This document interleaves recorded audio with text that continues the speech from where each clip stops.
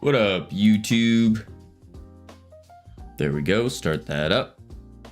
Bada bing. Bada boom. Then we give it a couple seconds. Just a couple. Not too crazy amount. And then, wait for it. Wait for it. Wait for it. It's going to start up any second now. It's been 22 seconds. Oh, there we go. Good morning, ladies and gentlemen. Boys and girls, welcome to today, the day where we quit. That's it. We're quitting.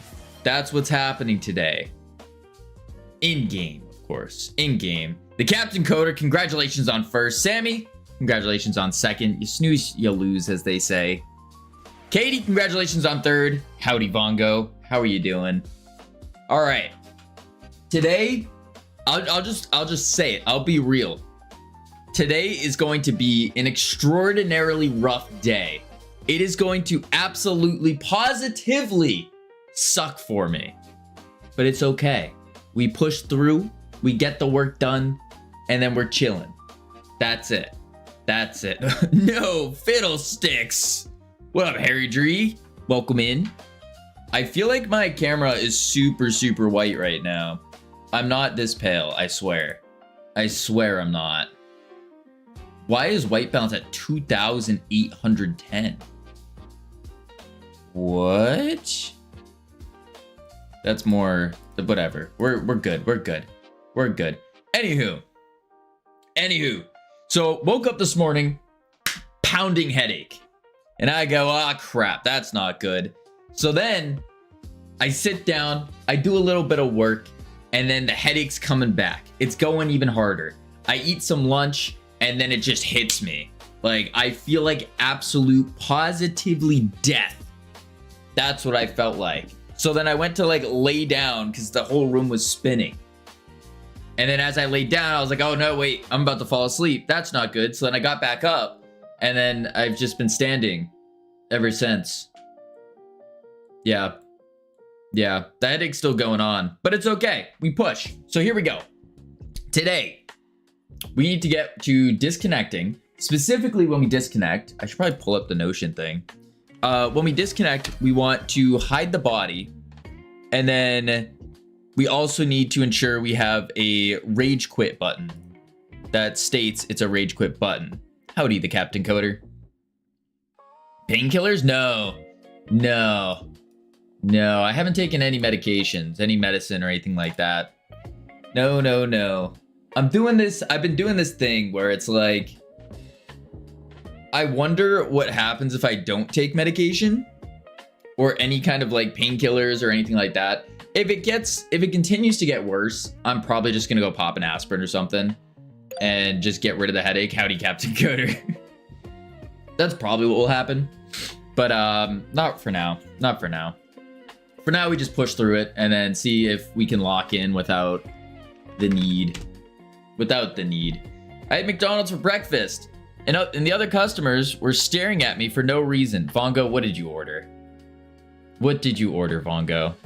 Kavino, Mr. D-Boy. It's official. I thought it was official tomorrow. It's official? I thought it was official tomorrow. Wait, is it today? Not tomorrow? No, not that. Oh. Forget my game. Okay, now you got me. What's official? What's going on? Link it. What's official? What's going on? The One Piece is real. Wait, what? Wait, what? Wait, what? What is the One Piece?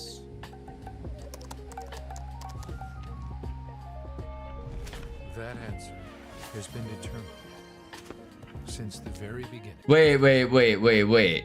Their official YouTube channel. Wait, why are they? I'll take the walk in a sec, but I don't want to spoil myself on this. Wait, what is this? I don't want to spoil myself, Mr. D-Boy. What is no spoilers? Okay, we'll take a sec. George, sir, let me do this. The secret never written down. kept in the mind of creator Eiichiro Oda.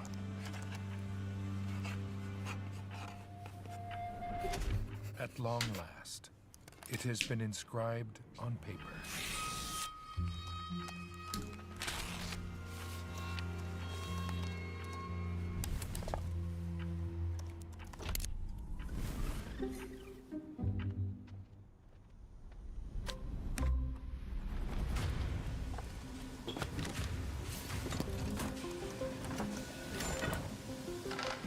This isn't what I think it is. This is not what I think it is.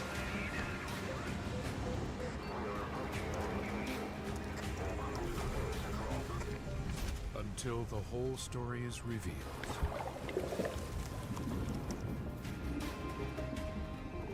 The truth will rest far beyond anyone's reach.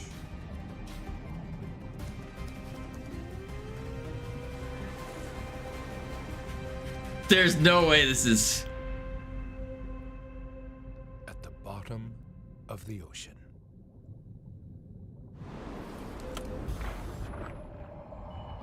I'll explain how important this is as a earthly event.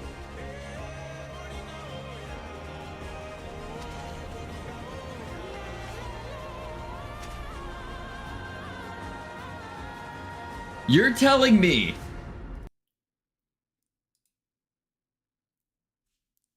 I'm sorry everyone, but I need to quit game dev, and it looks like I'm becoming a pirate now. It was good while it lasted. Ugh. Holy crap. Okay, let me explain what the heck that was for anyone that doesn't know. Well, now Yar from Yar Har Flashco. Indeed. Okay. For anyone that doesn't know what they just witnessed, what just happened, apparently the One Piece is real. Okay, Vongo, as someone who hasn't watched or read One Piece, first off, what are you doing with your life? Your life doesn't start until you read it or watch it. Highly recommend it. World-changing, life-altering, way different than Gravity Falls. If you thought Gravity Falls was cool and nice, you gotta see One Piece. Oda, my treasure. If you want it, you can have it. Find it. I left everything in the world to offer there. I don't like anime. Listen, Vongo, I didn't either. I used to have a disdain for anime. I used to hate it with a burning passion. I will never watch this garbage, ever. And then one day, my buddy comes back. My friend comes back from his study abroad in Japan. And he goes, hey, you want to come over? We can watch a movie or something, and I'll tell you all about Japan. It was so much fun. I go, okay. I go down. I get strapped down to the chair. TV screen turns on. Boom. And he forces me to watch anime. And then I go, wait a sec. This isn't that bad, actually. Hold on a second. And I go, well, wait. So yeah, we saw these ninjas jumping around. Okay, cool. But what about, is there such thing as like pirates? Because I like pirates. And I like the idea of freedom and all that. Oh, I need to start walking. Sorry, Georgester. I'll give you an extra 10 minutes. So then I watched One Piece, and I when I say I watched, I mean I fully degen binge watched it. Unless you have a $5 billion submarine, you'll never get it though. See, Mr. D-Boy, that's the language of losers. We will build our submarine, but also at the same time, I need to move this even more. At the same time, I don't want to know the ending. Like, I don't want to know it before it happens, you know? Like, sure, we could just give up everything right now, go get it. But if that has a spoiler for what the ending is, I don't know. I don't think I want to know it. Would be even more funny is if a sea fish bumps into it and it just floats back up. Nah, they definitely weighted it down. For sure. I hope what he wrote in there was not the actual ending. I hope so. You know, the one thing everyone loves, spoilers. Not at all. No way. As opposed to a landfish. Hey, there are such things as landfish, Katie. There are such thing. I've seen them. Yep. What is a landfish? You'll learn when you're older, Vongo. Anywho, I don't know what to think about that. Half of me wants to just go out right now, like drop everything and then go find it. The other half of me is like, well, if I get it, do I really want to know? Do I want to know the ending? I assume it's the ending, but then again, what if it's not the ending? Then I definitely want to go and get it. But if it is the ending, then I don't want it. It's a struggle. I don't know what to do now with this information. I don't know what to do with this information. Anywho, for now, we're just gonna keep doing game dev. Yeah. But shoot. Howdy, Jeff. Mr. D-Boy, that's making me question everything I want to do. Kavino, tricky. Game dev, how dare you? Oh, sorry. Is this a Jeff stream? Let me open Minecraft real quick. Oh, actually, no, I'm gonna open Hytale instead. I hope that made your day. Mr. D-Boy, it didn't. It did the opposite. It did the opposite. I now want to go, venture out to sea, but at the same time I'm conflicted because it's like, if it's the ending, I don't want to get it. I don't want to know the ending. I want the journey. I don't want to go cheat and get the destination because I already am confident enough where I would become the king of the pirates if I need to. I will do everything in my power to. I will coat my hands in concrete and say it's hockey and then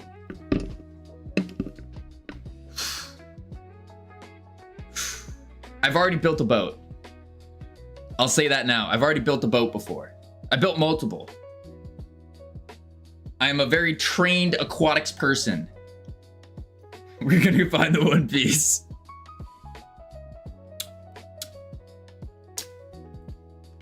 I'm tempted. Slash lick Kavino. No. There is no slash licking Kavino. No.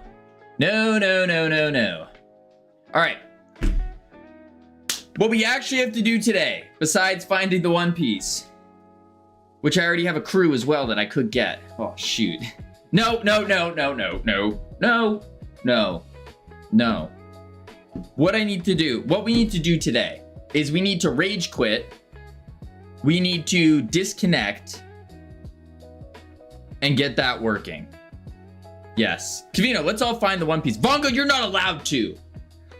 You don't understand what it means. No, I'm tempted. We need to find a crypto billionaire to find our expedition. No.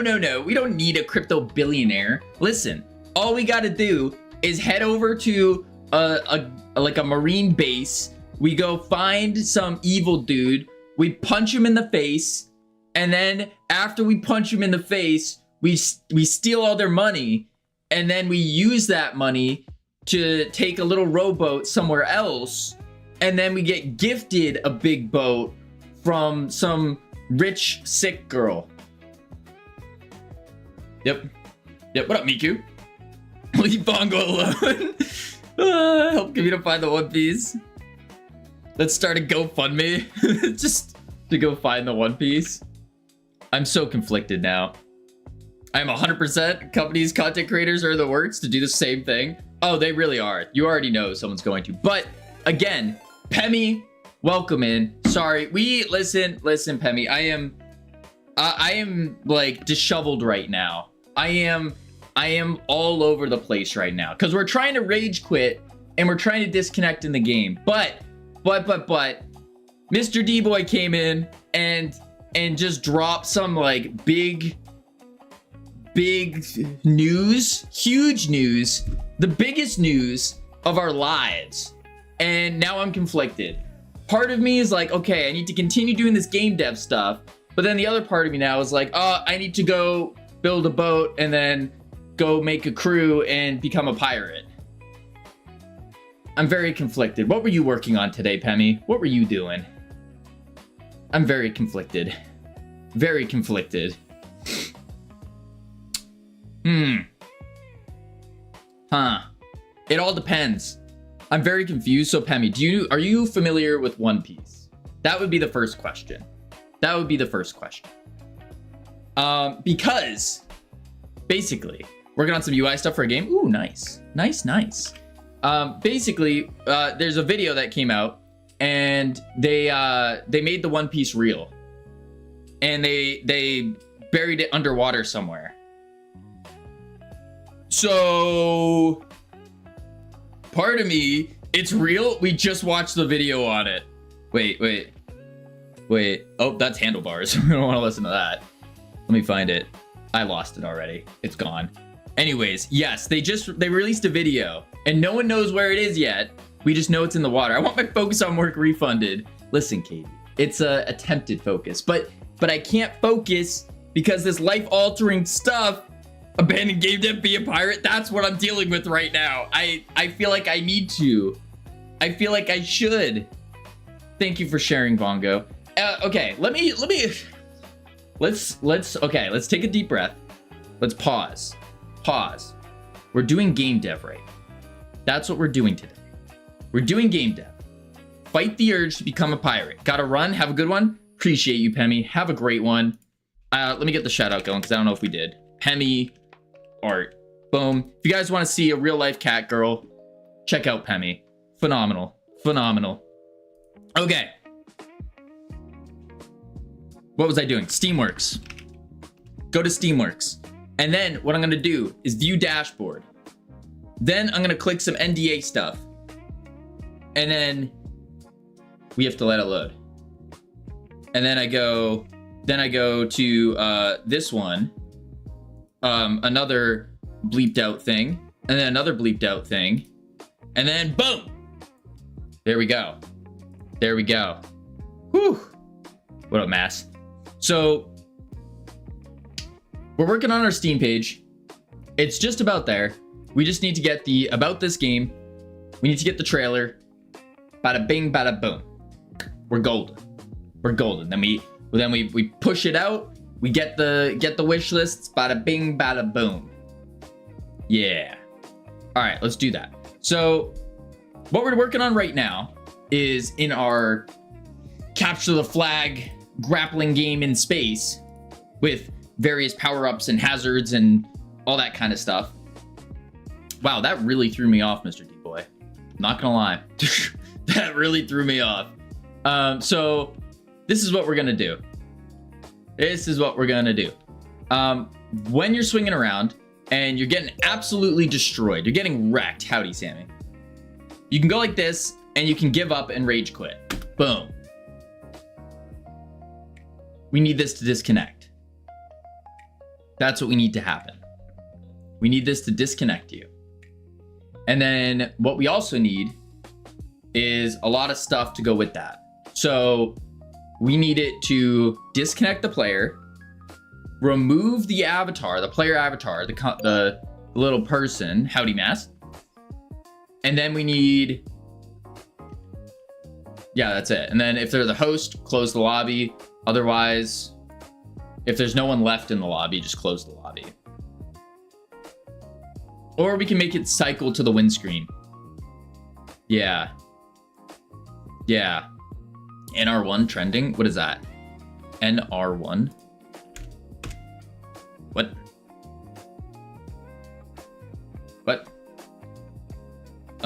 Profile. Boom. Bang. Oh, number one. Oh, NR number. I see. I see. I see. Boom.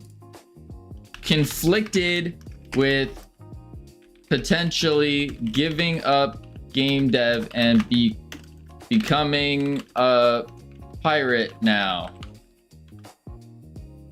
Boom. I probably shouldn't have posted that, but it's okay. It's okay. All right. Let's see here. Let's see here. Because piracy is illegal. Fun fact. It is. So like, but you know, you can be a good pirate. Anywho, we need to do disconnecting. So what we'll do is where we left off actually is when we were doing the, let's see here. Non-international waters. I see. I see. I think there's still something about being a resident of a country though. I don't know. Oh God, that's this. Why is my X blowing up now? My phone's blowing up now. Oh dear. Howdy, Simran. How you doing? Oh, boom. All right, let's see here. I'm a good pirate because I only on big corpse, not tiny Cabino Borky. Sorry, what? What? Dave Loveloft, hello. I need a code channel to lurk while I work. Well, Dove Loveloft, you have come to the perfect place. We are working on rage quitting in a game, specifically in our 3D multiplayer grappling game in space with power-ups and all that kind of stuff. The Steam page isn't live yet. Spoiler, it's not live yet. But what we're doing is we're working on refactoring our entire disconnect system. Because right now what happens is if someone disconnects, so like if this guy goes away, then the lobby just stays there. And then it's a mess. Yeah, so we gotta fix that. What does that mean? Dove Love Loft. So long story short, we got sent a video and apparently the One Piece which is from One Piece, like the anime / manga, it got buried underwater. Bada bing, bada boom. How much are you using AI? Not a loaded question, generally curious. Pretty much zero. Pretty much zero. So I started little backstory real quick, so you know what you're getting yourself into. A year and a half ago, intentionally, yes. A year and a half ago, I started game dev with zero program experience, zero game dev knowledge. And we've been sending it just about every single day since. So the thought process here is I'm trying to build a big game studio, Freedom Forge Studios. And for me to become a good leader of this studio, I need to know how to make games, and I need to know how to make them well. And so that's step one of this big 20-year plan, is get good at game dev. So AI isn't going to help me get good. I think it's a good tool, but it's not going to help me get good. And so I need to get good first. That's step one. Used AI. Unfollow. JK. Oh, never mind. What are we writing? So we're writing in GD script right now, which is Godot's built-in language. And what we're doing is we're looking to refactor how our disconnects work for Steam. That's the play. So first thing I need to do is figure out where the heck I'm doing this again. That's step one. After a year of experience using AI, I think it works well for small tools and shaders. Bad for mid to large projects. Yeah, I could see that. Howdy, Ika. I could see that for sure. Let's see here. Quick check. That we're refactoring as well later. Reset lobby host buttons. No. Transition the lobby. So actually it's going to be in the lobby here. Yeah. To do. Massive rework. So what I'm thinking is we're going to use a multiplayer spawner to create a player avatar. And then with the player avatar, we're going to figure out the team colors, figure out how to switch teams, and then on disconnect, we can then remove the avatar. Because what we're doing right now is we just have them in the scene and we're showing and hiding based on who joins. And then of course we change their name label to their Steam name. So that's what we gotta fix. Yes, yes, yes. I don't entirely disagree. I think AI is a useful tool, but again, to be able to use a useful tool, I think you need to learn the basics first. I don't think it's gonna be as helpful if you don't know what you're doing. Sorry, you explained the stack already? Yeah, it's literally just Godot, and then, which is the game engine. And then we're using the Godot's high-level multiplayer API for standard multiplayer stuff, along with Godot Steam. Kavino, can you say, sure. Ahoy, Mr. Kavino. I heart Funny Boys games? I thought, wait, you're alive? No, this isn't the actual iHeart. Coda, how you doing? Welcome in. How are you doing? I'm sorry for your loss. I heard about the pogo stick accident, and I'm sorry. I'm sorry. But hey, if you need anything, Coda, just hit me up. Just hit me up. Let's see. You didn't update the extension, so I can't test it today. Did I not? I'm pretty sure I did. Let's see. Let's see. Rumors of my death have been slightly exaggerated. Wait, you're not dead? You didn't go chasing a chicken and then get into that horrific pogo stick accident? That didn't happen? So you're actually alive and kicking. Multiplayer spawner for player avatar. Figure out team colors.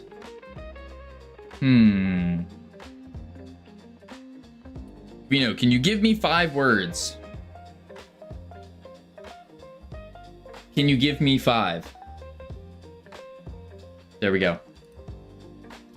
Multiplayer spawner for the player avatar. What up, Mandy? How you doing? Oh, that happened, but I'm alive and we'll be kicking again soon enough. Oh, okay. So you're in the recovery stage of the pogo stick accident. That makes sense. That makes sense. Bongo, I'm gonna give you rage, disconnect, amoeba,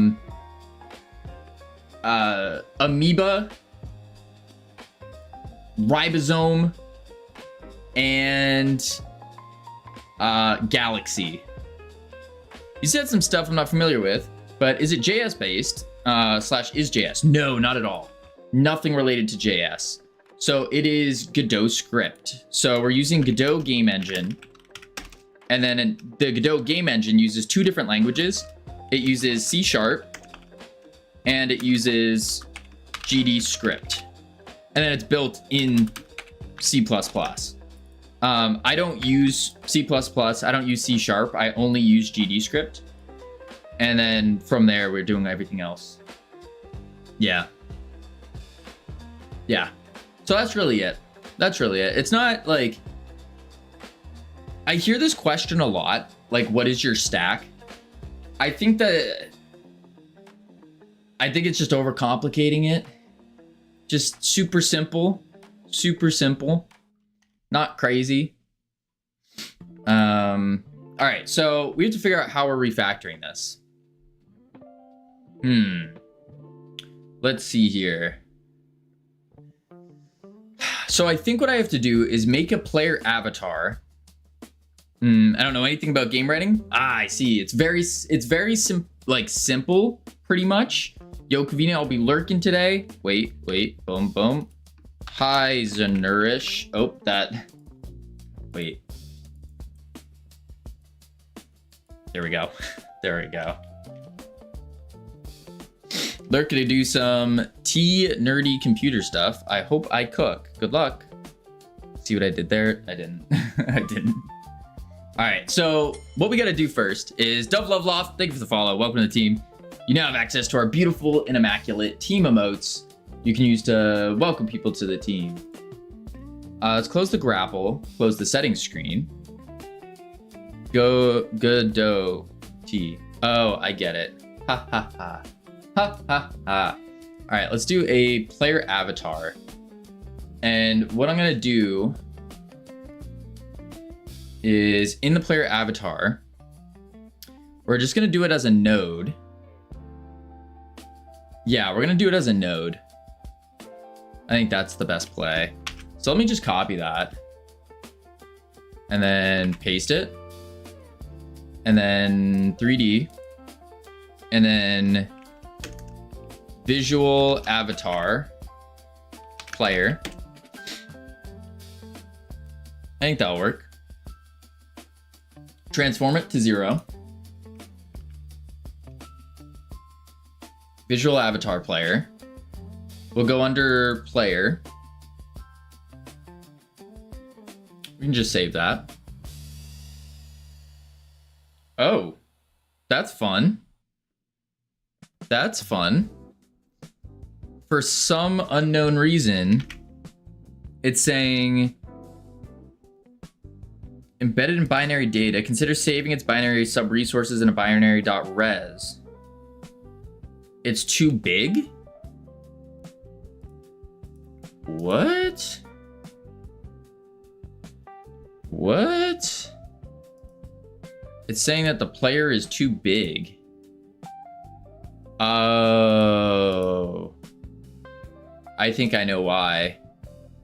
Okay, so what I need to do then is find the actual player model. And then I need to get a reference to the player model and use that as compared to doing a local instance. Yeah. Yeah. Okay. Let's see here. So also we need to heads up. Today we need to like fully lock in. I mean like lock in. Because we have so much work that has to be done before the end of stream. Because we're gonna run play tests on Wednesday and Thursday. Yep.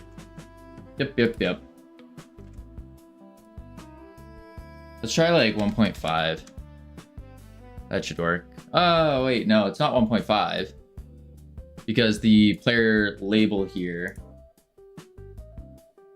is at 4.3, which means that this one is, Sammy, I said focus, not put on a stupid goose. Terrible.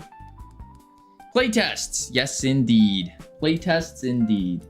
Because we need to get some gamers' feedback on the actual game and see what they think about it and what they want to see from it and all that fun stuff. Delete that. Now we can do edible children. Go to the astronaut. We need a surface material override. And I think I already have, I do. Astronaut red, astronaut blue, perfect. So that should be good there. We don't, why is it, take a hike. Ika, I'm already hiking. What do you mean? What do you mean? And watch this. Wait. Pause everything. Watch this. I try to lock in. And people just keep punishing me. They're like, no. We don't want you to lock in. No. But then the moment I go off track and I don't lock in, it's like, Cavino, lock in. Get this game done. How could you? What's going on? You're on a treadmill? I am. That's why I'm swaying so much. Because I'm walking right now. Yeah. You found some gamers. I know lots of gamers, iHeart. Part of the benefit of being an ex-degenerate gamer is that I know a lot of gamers. Yes. If you were locked in, distractions wouldn't matter. Well, you can't lock in if you have distractions, right? Right?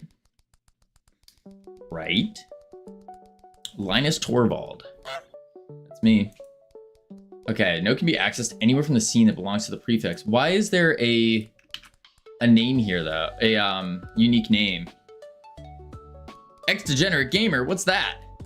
So I used to wake up in the morning, physically roll out of bed, land on the ground, and fall. And then from there, I would crawl to my computer, get up, and then start gaming. That's what I would do. That's what I would do. You woke up in the morning. By morning, I meant like 2 o'clock in the afternoon. That was my morning. That was my morning. Let me write a note. Boom. Did I or did I not redeem a push-up? You did, Ika, but you also redeemed a take a hike. So I have to wait until the hike's done in order to do the push-up. Oh, what a shame. What an absolute shame. Ah, dang. All right, let's see. Visual player avatar. Class name. Visual player avatar. Everyone spam push-ups. Let's not do that. Ika, do you want this game done or not? That's my question. Do you not want this game done? Do you not want it done at all? Were your legs paralyzed? No. No. To be honest, sounds like a typical, you were just a typical kid. No. No. Typical kid, that's not a typical kid. Not at all. Not at all.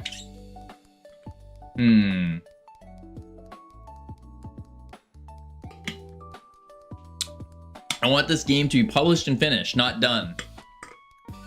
Done is published and finished in my book. We don't drop games. We're not like other game devs that will start making a game and then release them, or attempt to release them and then never release them. We don't do that. No. We actually release games. Indeed. All right, let's see. So visual player avatar. And then what we do is we need to get the astronaut mesh. And I'm going to do mesh. We need 2 constants for red mat.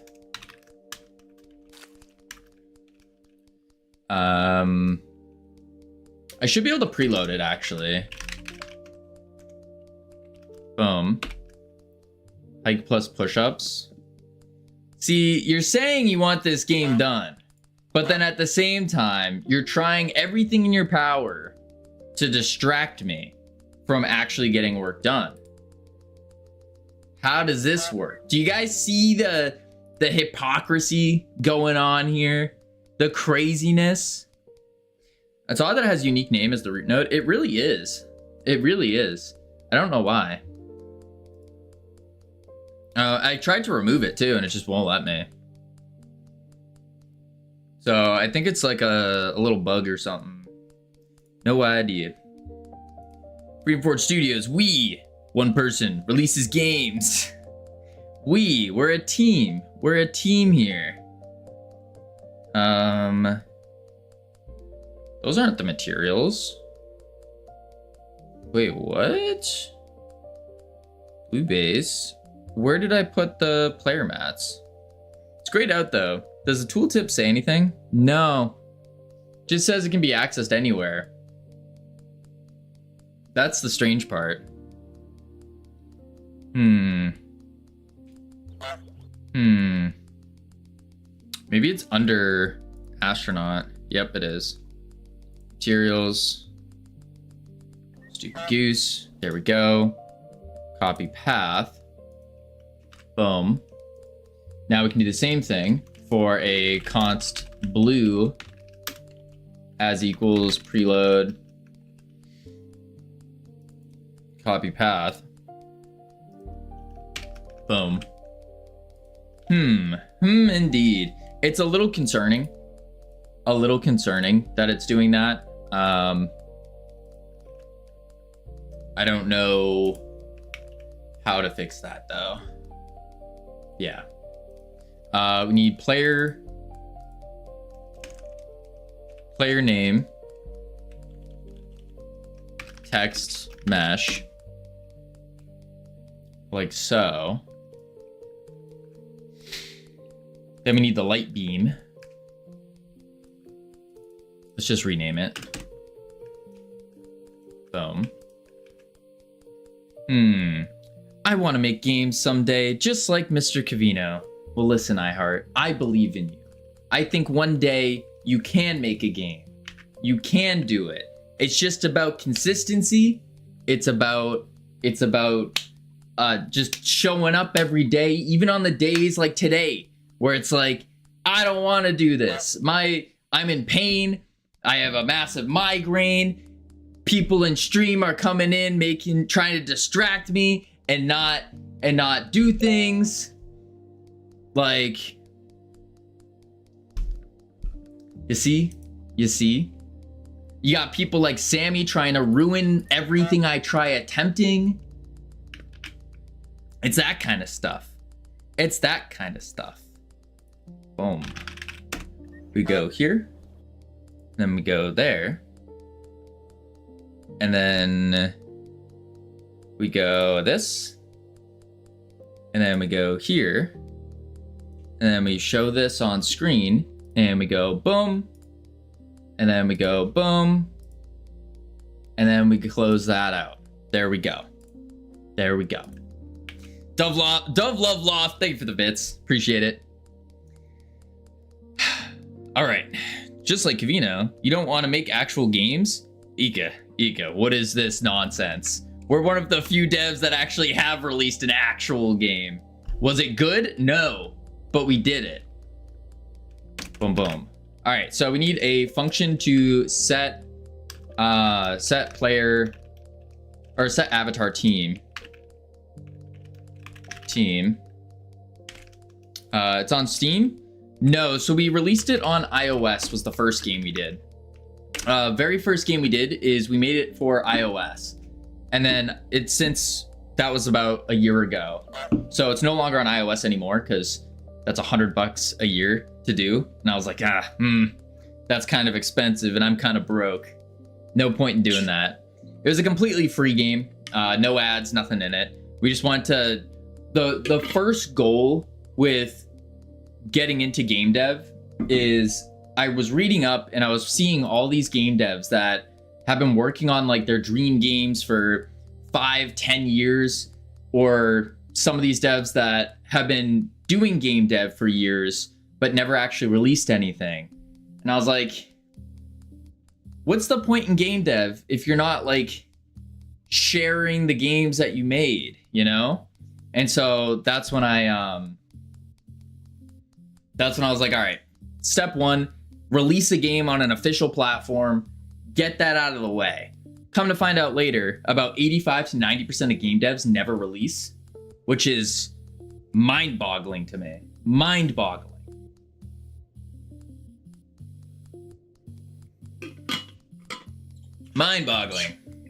I made 5 games and never released any. See what I'm saying, Ninja Sky? You just gotta release. Does me being here count as game development contribution? Is there a cert to add to my LinkedIn? There are no certs, no.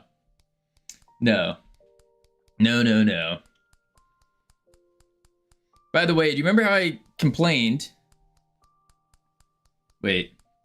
Remember how I complained I don't get clients while I open Fiverr today? Randomly, turns out 6 days ago, someone actually purchased my gig, so now I have 3 days to finish it. I didn't get notified. Interesting. You really couldn't have picked a worse platform. Which one? I released a game dedicated to you, Mr. Cavino. Want the link? Nope, I'm good. I'm good. All right, let's see here. So set avatar team. And I think what I'm going to do is do a team as a global team. Like that. There we go. Comment Sammy's redeemed. There was no comment. Redeemed comment and code. He ignored me. Yeah, I'm purposefully ignoring Sammy right now. Let's see. Boom. Bam. I'm refunding everything. Why would no? Don't do that. Sammykins. Boom. No. See what I mean though? This is the annoying part of streaming. I understand what Ironic's saying. Today's one of those days where I'm understanding it more. I'm understanding it. I try to lock in. I start the stream off saying today's a terrible day. It's actually awful. I feel horrible. And then boom, people are just like, no, don't do work. Don't do work. Wait, let me draw everyone real quick. Let me draw them. There we go. Drawing everyone real quick. Every single one of you. This is all of you. No, don't work, Kavino. Don't work. Don't work, Kavino. See that? See that? I understand Ironic's, what Ironic's saying. I understand Ironic's anger. It makes sense now. I get it. I should even update. Still in Christmas aesthetic. Even me? Not you, I heart. You're fine. You're fine. You're fine. Okay. Comment and code. Wait, but I didn't see what the comment was. Oh. That. Dear God. Dear God. You have cultivated an environment that is not conducive to game development progress. Yes, that may be partially on my fault, potentially. 3D, 3 Mar. There we go. Okay. Can I turn the I can turn the goose off now. Let's lock in. I agree. Lock in, because today's work is going to be extremely complex. Arguably, one of the most difficult things to do in game development, which is disconnecting properly. Arguably. So before we do that, we are trying to create a player avatar so then we can use a player spawner to set all of this. What I'll do is set avatar team. I also need to get a... Maybe what I do is I do a export var pure ID as an int. Yeah. Oh yeah, disconnect handling is a bear. It's a bear. And then we say if is server, because we're gonna want the server to call this. Any peer call local. Let's see. We're gonna do the multiplayer manager dot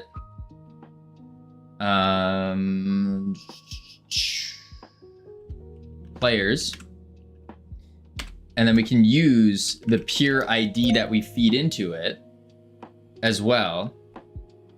Isn't the owner the pure ID as a string? Is a bear is equal to is a big challenge. The owner of the pure ID as a string. Is it?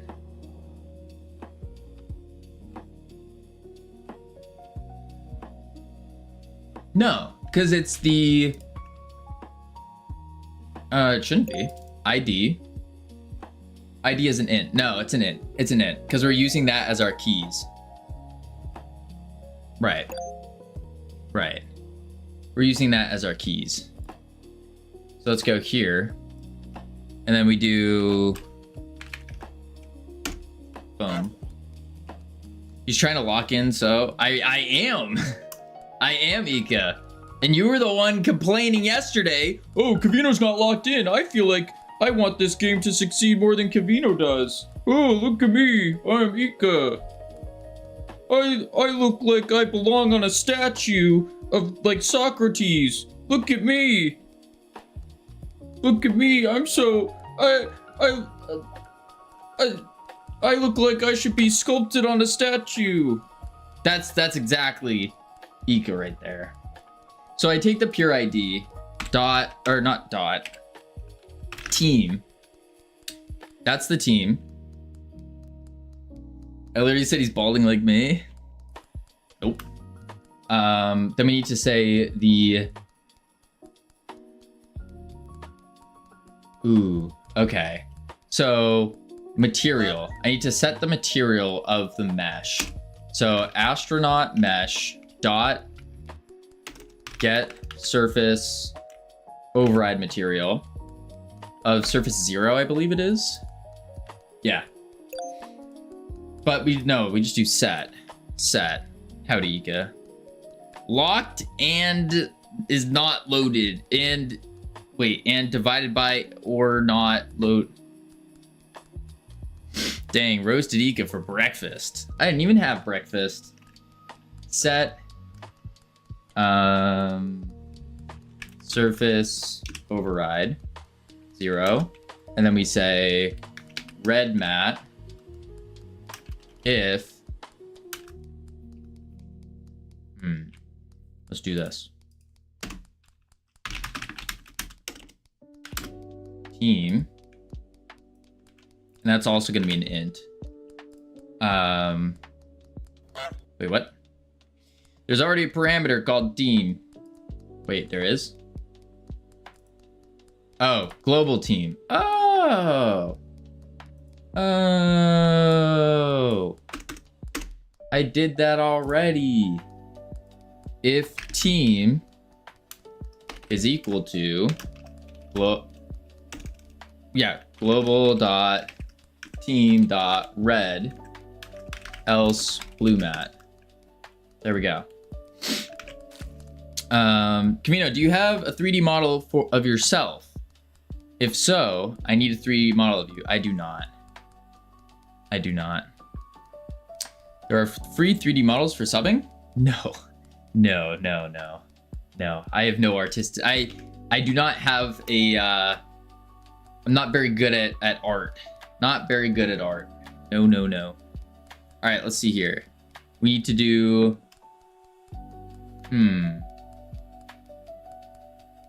Code is art. I see. 3D art. I guess unless you're considering 3D code as maybe. We need the player name label dot mesh dot text equals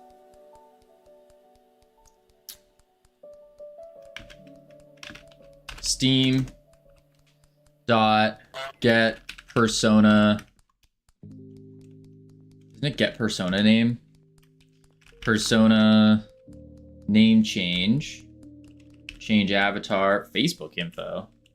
I didn't know I had access to that. Get persona name. Oh, it's all as one. Okay, not underscored.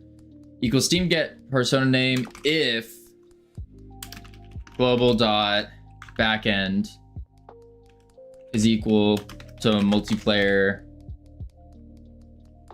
player dot why is that? There we go. Multiplayer manager. I cannot type. Manager dot backend. Is it a global? I thought it was in multiplayer manager. Global dot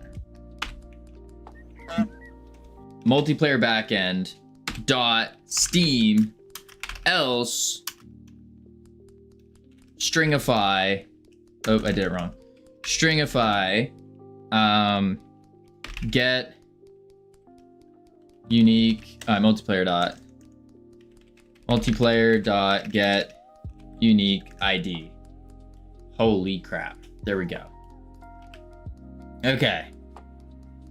Code is a tool, but you can make art with code. That's true. That's true. The Captain Coder did it. Only reason I didn't drop any is because have to pay for copyrights, etc. You don't have to. Not sure if UE covers me. Yeah, you don't have to pay for copyrights. If you think it's worth it, then speak to an attorney or a lawyer to see if it would be worth it. Most of the time, though, it's not, unless you're planning on the game reaching like, which I guess you always should plan on it reaching success.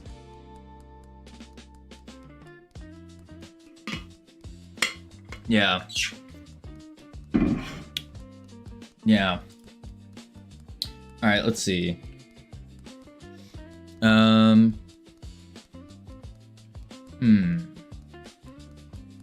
Player name text mesh.mesh.text.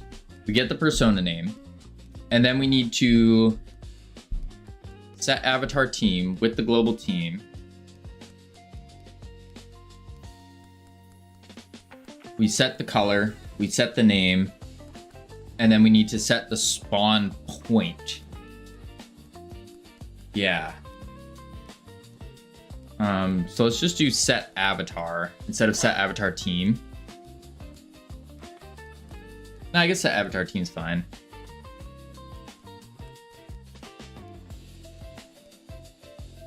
Yeah. And then what I need to do as well is a spawn point. So I need to set a spawn point. Did you go at 2v2? Not yet. Not yet. This is kind of part of the process of getting to 2v2, because now that we're doing it this way, we're no longer gonna have a set specific like 2 character bodies that are just there. Now we can spawn them in. And so what that means is if we want to expand to 2v2, we just need to put another spawn point down, and then the spawner should take over and do all of this stuff. Should. I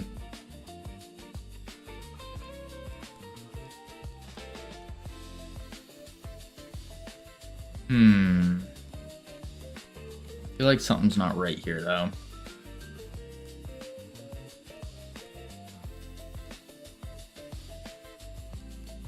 Something doesn't feel right. Let's do a... Let's see. Set avatar team. It does the mat. Does the global. And then we can do...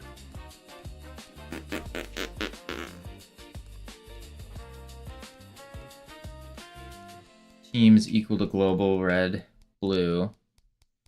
That's the name if the backend is Steam. Otherwise, we just slap in the pure ID. I'll be lurking, no audio. Sounds good. Appreciate the lurk. I guess now what I need to do is set up the toggle ready. Yeah. Func toggle ready is toggled. Cool. Void. And then we just say, what is it called? Light beam dot visible equals is toggled. Bam. Same. Hope the game is done when I get back. Maybe not that quickly. Maybe not that quickly. Also, rip Xbox. Look it up. What happened to Xbox? Did Steam make their move?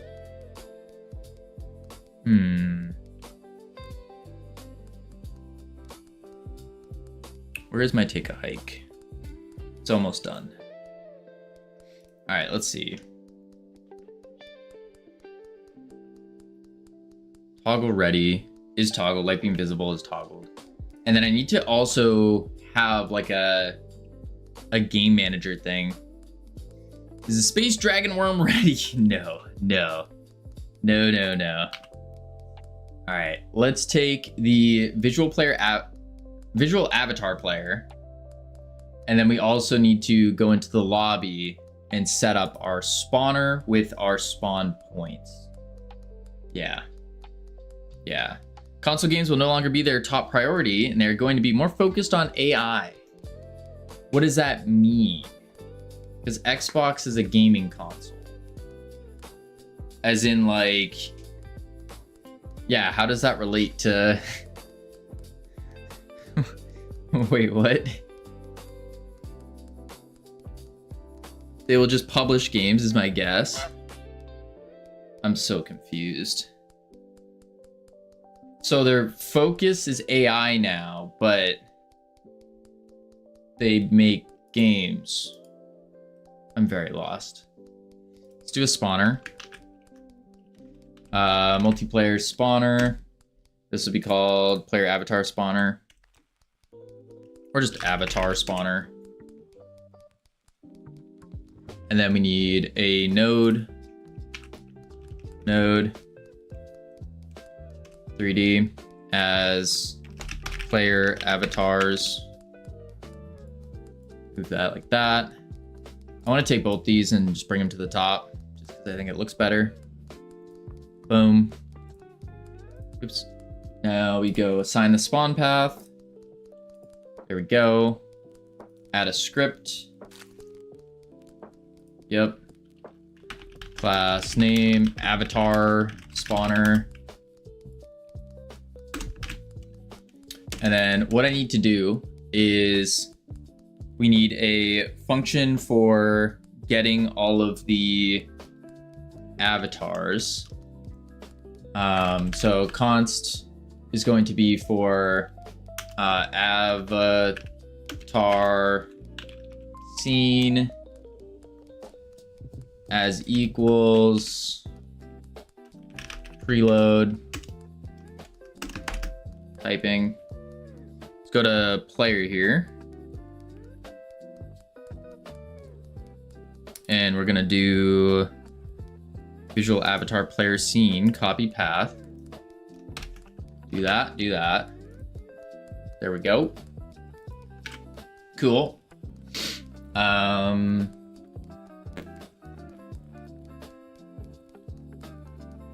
Yeah.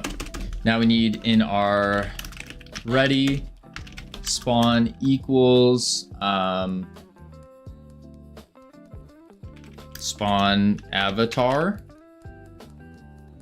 Then we can do a function for spawn avatar. Void. All right, actually it needs to bring back a what did I call it? Visual player avatar. And we say return avatar scene dot instantiate. Cannot assign a new value to a constant. What?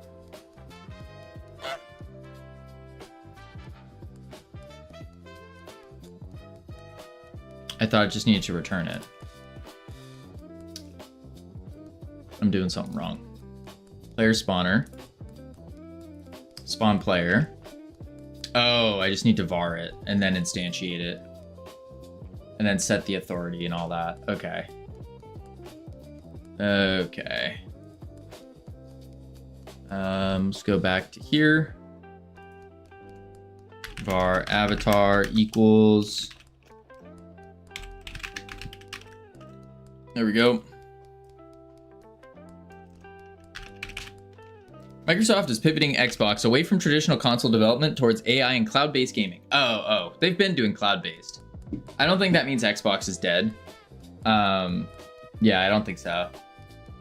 I think it's more so, oh, it's spawn function.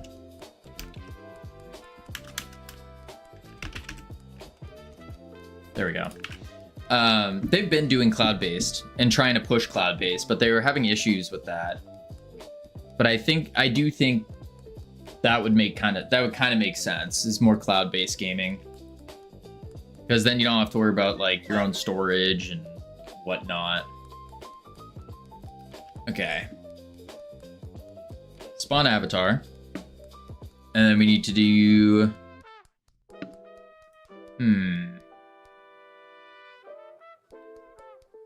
Yeah. So I need to, when I spawn this avatar, I need to set their team. And I probably need to provide a dictionary as well.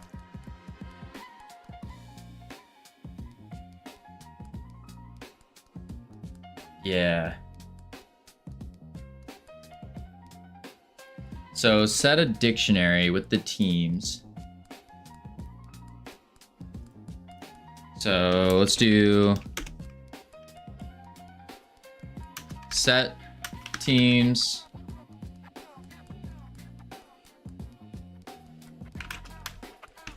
Spawn players or spawn avatars. Move teams. Something like that. Yeah. Yeah. That's the play. Okay, turn off this goose. Boom.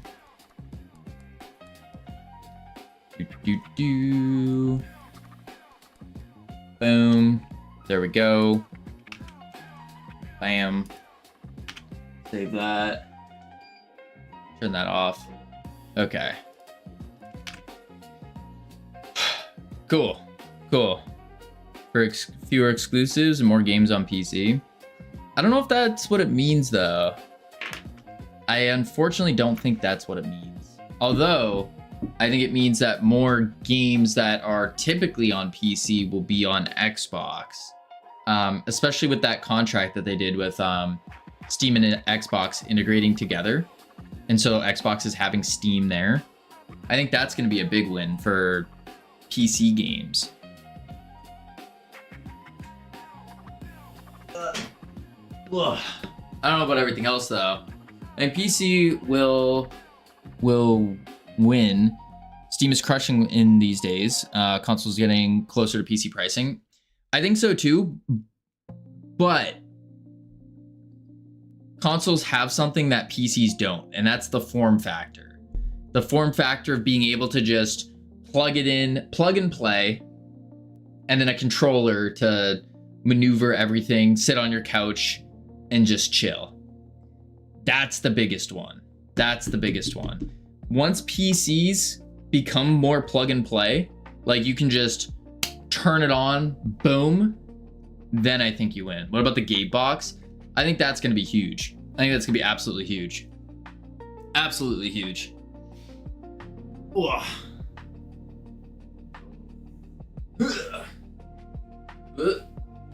Boom.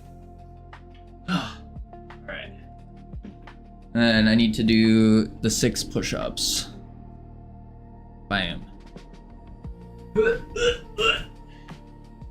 1, 2, 3, 4, 5, 6. Now we can actually lock in.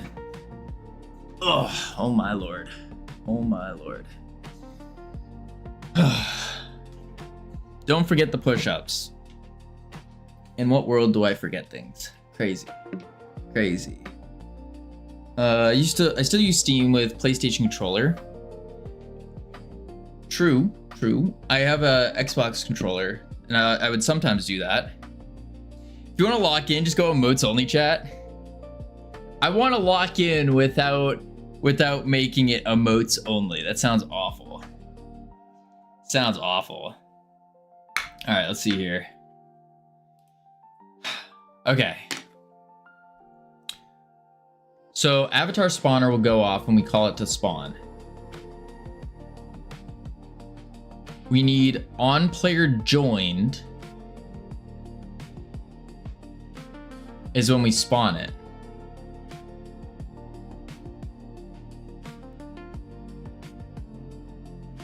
Yeah.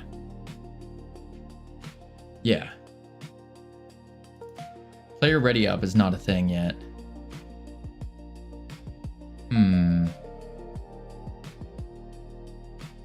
Someone keeps spam calling my phone.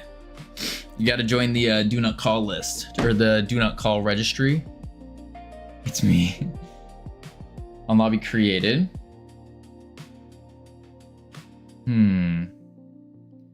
Transition to start. Ready up button. I don't think cloud gaming will ever work out for competitive gaming where milliseconds matter. Yeah, probably not for competitive. Probably not. But you never know. Maybe they'll find a way to make it instantaneous.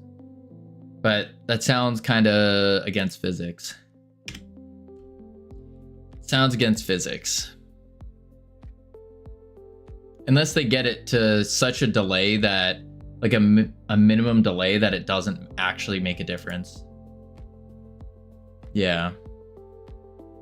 I had Stadia. I loved it, but I'm the minority. I don't know what Stadia is. Okay. We have ads playing right now. I'm gonna check on the words real quick. Heading to level 1. Lots of fun. Then when we come back, we're locking in to rage quitting and disconnecting. Yes. Yes, yes, yes. Boom. There we go. Now the real content begins, words. All right. I'll be right back. I'm just gonna go cry. Boop, boop.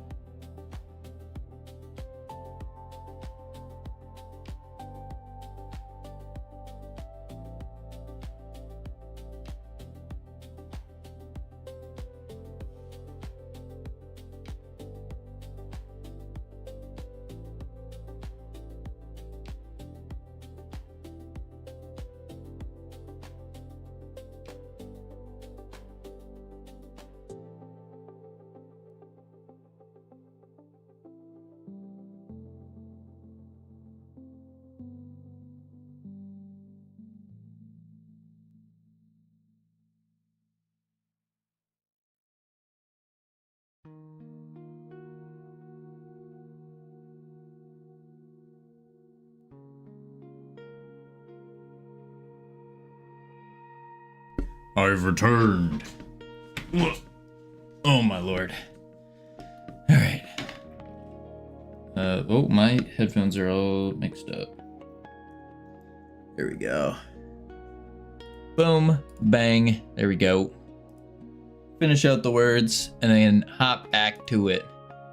Hop back to it. Let's see. Do that. Boom. Boom. Go. All right.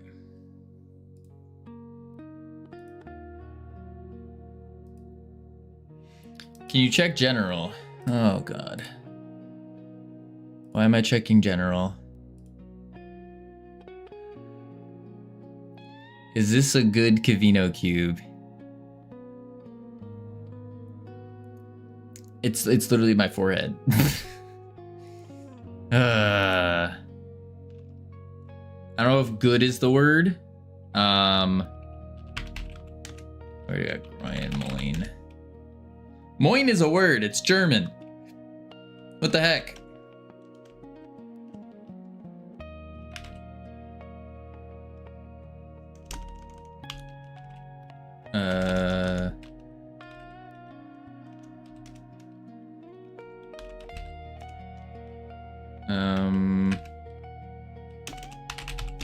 horn.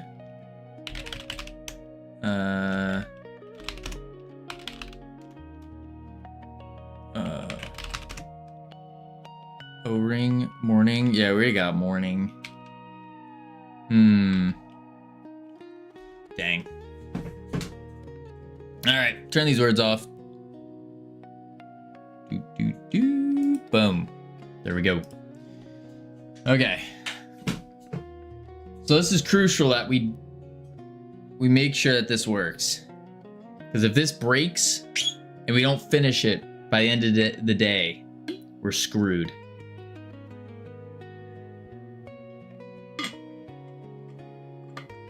All right. What up, Mitron? So what we need to do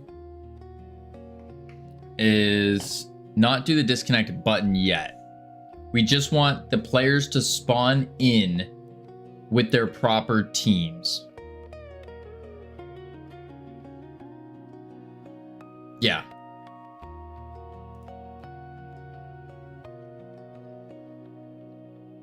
So I need a dictionary as well. Right. Lobby settings menu. Actually, let's go to the map, player spawner. This can be very similar. And then I can also do a on disconnected and clear it. Yeah. The do not call website's borked. Real.gov website, by the way. Yeah, it is. But yeah. Spawn player. Oh, interesting. So when we're spawning the player, this is where the team is getting set. We actually don't want that.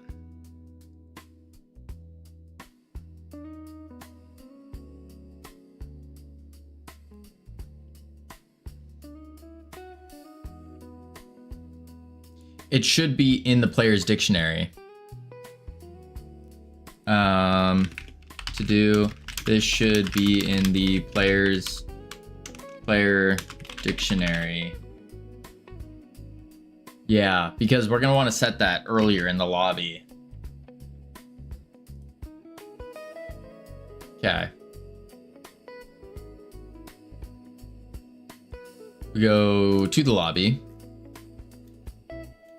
And where are we connecting? So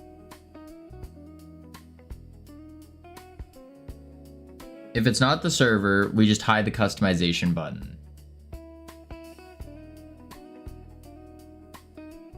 Where are we doing join? Would that be in the lobby? Quick question, how can I add a sprite to one side of the mesh instead of it stretched weirdly so it's all over the cube? That's UV editing. So what you need to do is bring it to Blender, and when you have your cube that looks kind of like this, what you can do is press tab, grab the, do tab, let's see if I remember it, tab, then A, and then unwrap, so you're gonna press U. Can I not do it in Godot? No, you cannot, unfortunately. Or at least I don't know how to unwrap a UV in Godot. You could mess with the UV. That might work. So what you do is you come to like the material and you go to UV1 and you can play around with the scale and offset. That might work. Might. Depending. Chances are it won't though. Chances are it won't. 3ds Max easy. It's just a mesh instance, not a GLB. Yeah, you can still mess with the material. Yeah, mesh instances have materials. You can either use the surface override or you just go into it and you do the material. And then again, you mess with the UV. That might work. It's a little dirty, but it might work. Otherwise, you have to bring it into Blender, to my knowledge. Lobby browser. Get fake lobby list. Okay.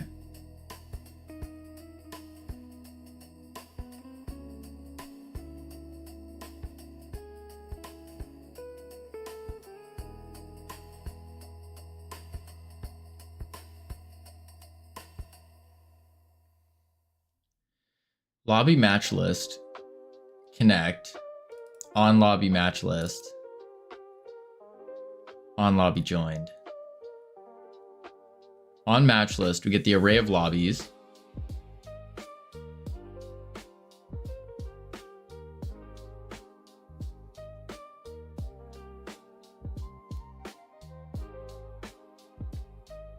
Okay.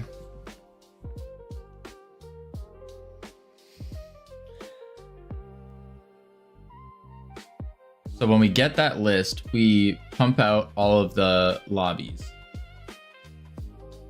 When we go to join one, we get the lobby owner.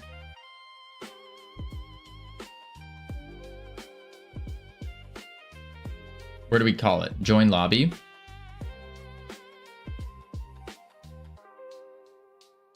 Join lobby with the lobby ID. Okay.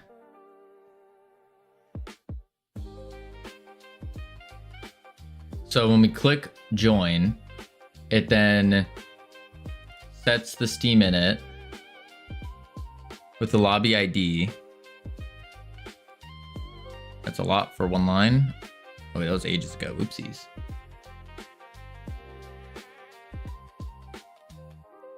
Sets the lobby ID to the one we join.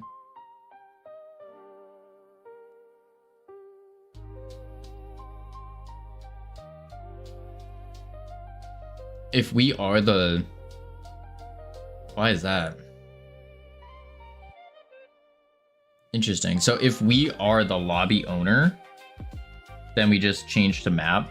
This should never even occur in the first place, but I guess it's a fine check to have.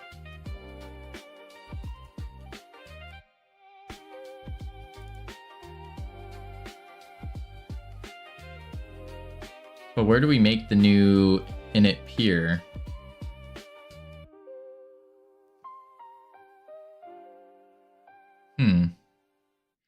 We await the player synced. What's happening there in player synced?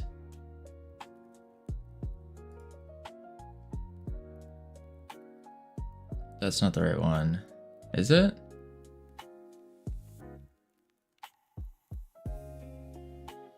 Deep duplicate with an emit. Spin the Kavino simulator. Oh, found a program called Armor Paint. It allows you to paint / add textures to the meshes. Oh, that's cool.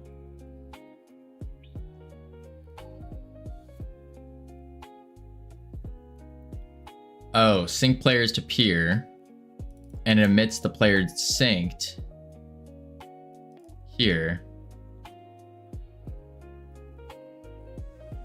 when it finishes.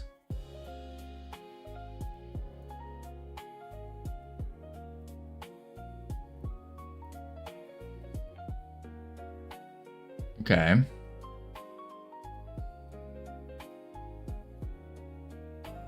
Syncs all player data to specified peer, or to a specific peer.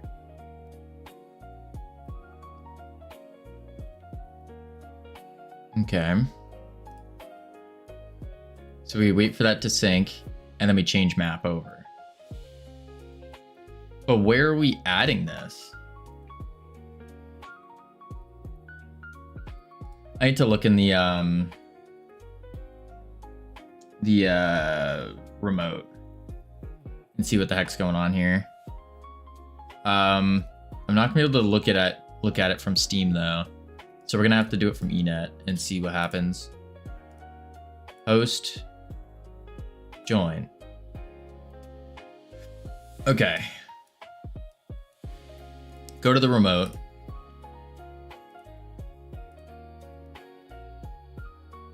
Session 1.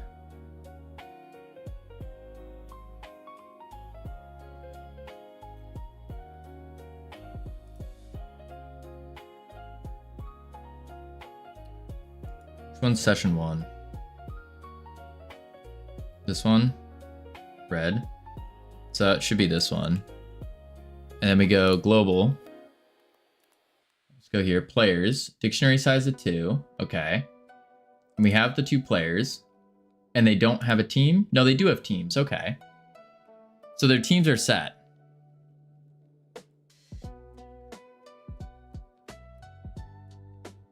Okay. So it did make the player. Let's look at the remote on session 2. That's synchronized. Okay, where did the team get set? When you're releasing Game of the Year Enhanced Edition, we have to get the game out first. That's step 1. Set player name. If players does not have the pure ID, okay. Then we do player name. Team. This is what we need. So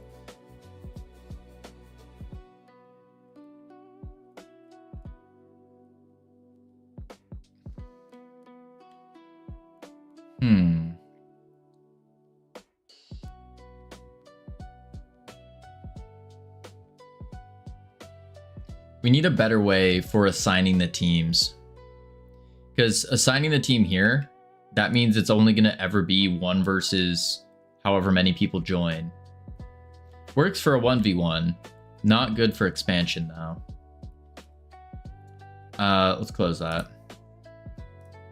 We're going to open up, what do you call it? Cooties. And see what was going on there. It's in 4.5. Try that out. See how Bear Like Lion does the teams, and then go from there.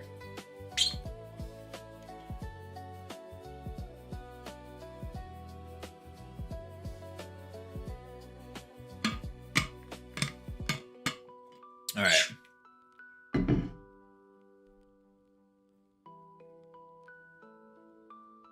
So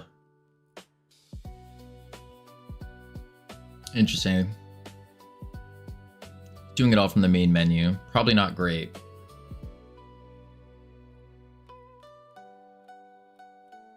Lobby name.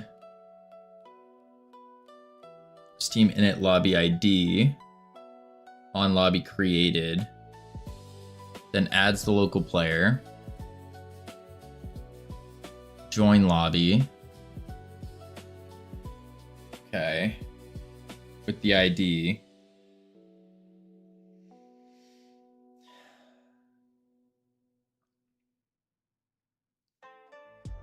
Okay.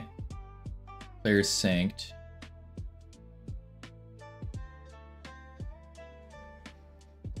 That's the distance filter. Quest lobby list.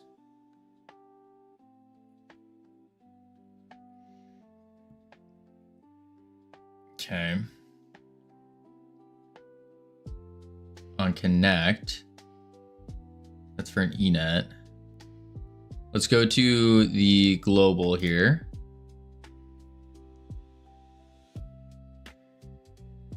Character name score. There are no teams in Cooties though.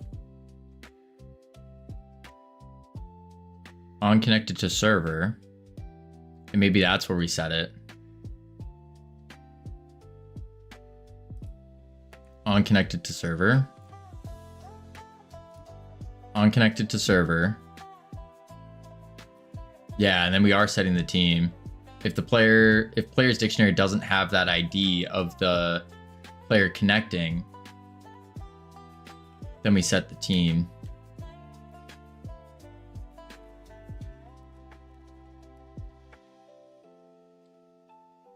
So what we actually need is we need this to loop through our players to set their teams.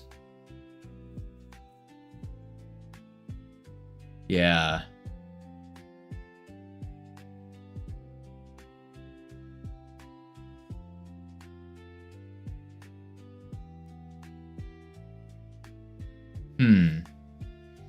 How does that work though? Because it's on an individual joined basis. So as they join, we need to get, let me write this out. So as they join, it'll do like the server. As they join, they need to see what team to go to. So this is going to be red, blue.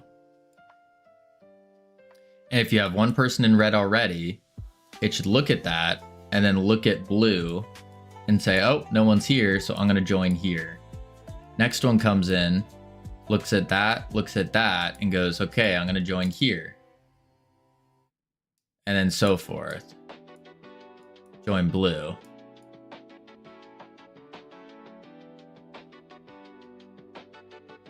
That would be the setup, I would think.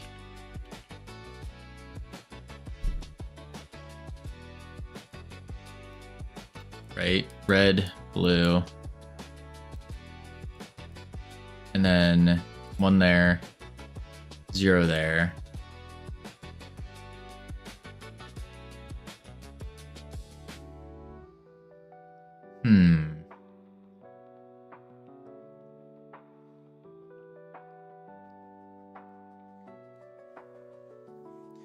So I guess I could do what's going on? I'm thinking about how to properly set the teams, because right now the way we're setting the teams is really dirty, and it doesn't allow for expansion. So I'm trying to get this to a point where we could easily implement 2v2 if we wanted to, or 3v3. So right now what's happening is, or 1v1v1. That would be sick too. We'd have to add another color. I think something like a free-for-all would be a little, I think that's a little too much right now, because that requires adding in a whole new base on the maps and then going from there. Yeah, because then you need 3 bases or whatever.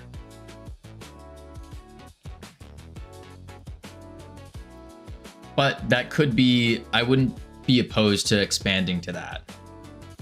For now though, we need to get just using 2 different teams, red and blue. I think that's gonna be our easiest solution. So this is the function that a client calls when they have connected to the server. Yes. So what I'm looking at right now is when a client connects to the server, this happens. This gets called, I think it's actually from the host, actually. Well, no, it's from the peer. When the peer connects to a server.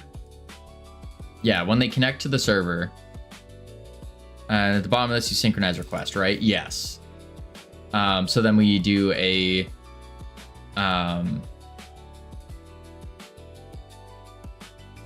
set player name.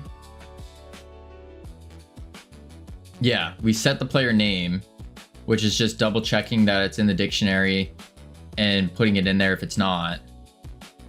And then if we're the server, we sync it back.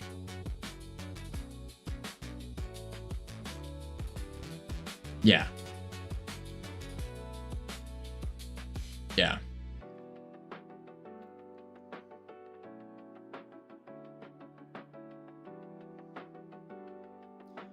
So what I'm thinking is, would it make sense for this script to have some functions for setting teams and moving people across the teams?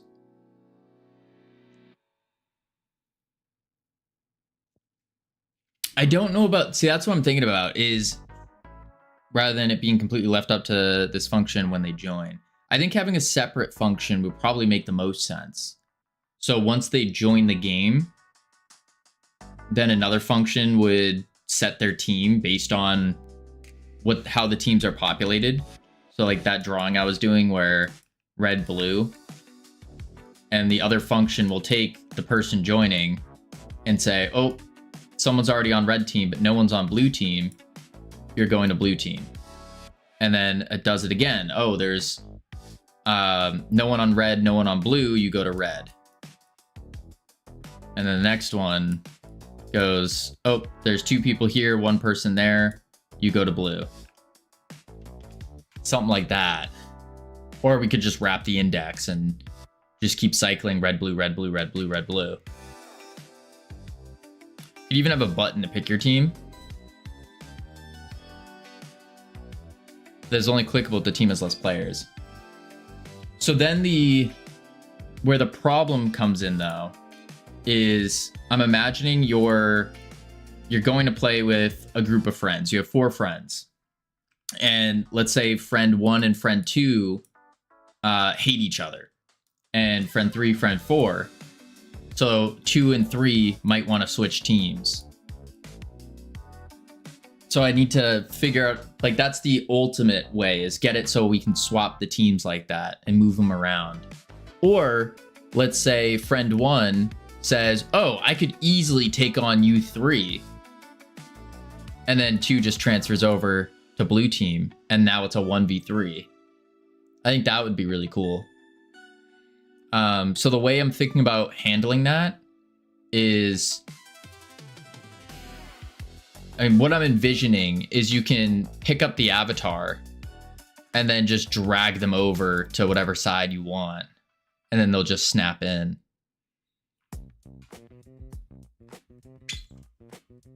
So functions that swaps teams in the player data? Yeah.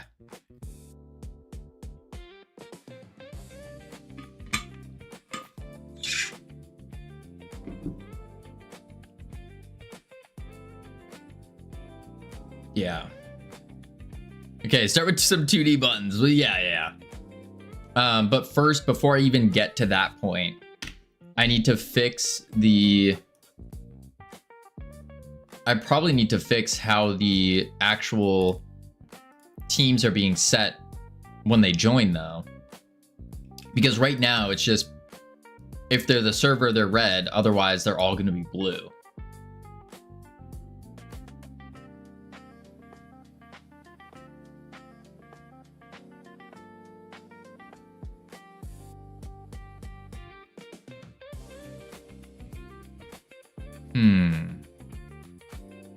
Maybe the team shouldn't be set when they join.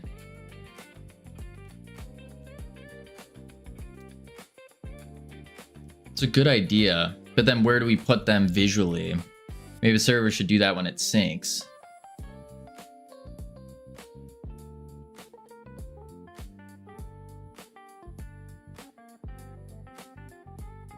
Server should do that when it syncs. I'm also trying to I think I'm taking it and making it too complex, because I'm trying to visualize how how that would look in the game. Because if I have the visual in my head, then I can go make it.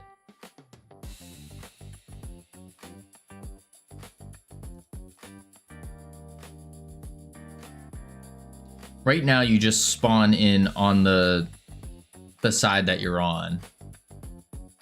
But I guess before that, we have them select a team.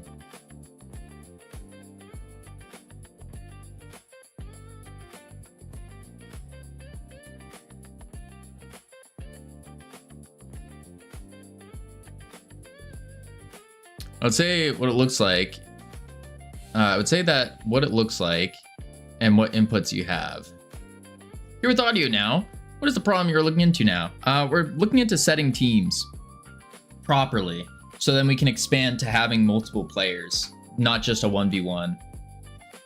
Comes right after you have the backend for it, right? Well, so that's the thing, is right now, the way it's working is when you create a player, when you connect, before you even join the server, really, right? Oh no, it is when you connect to the server. So when you connect to the server, you get set, your team gets set.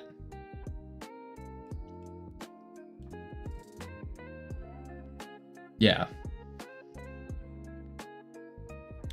And then when you join the server, it double checks to make sure you are indeed in the player dictionary. Otherwise, it'll add you if you're not, and set the team.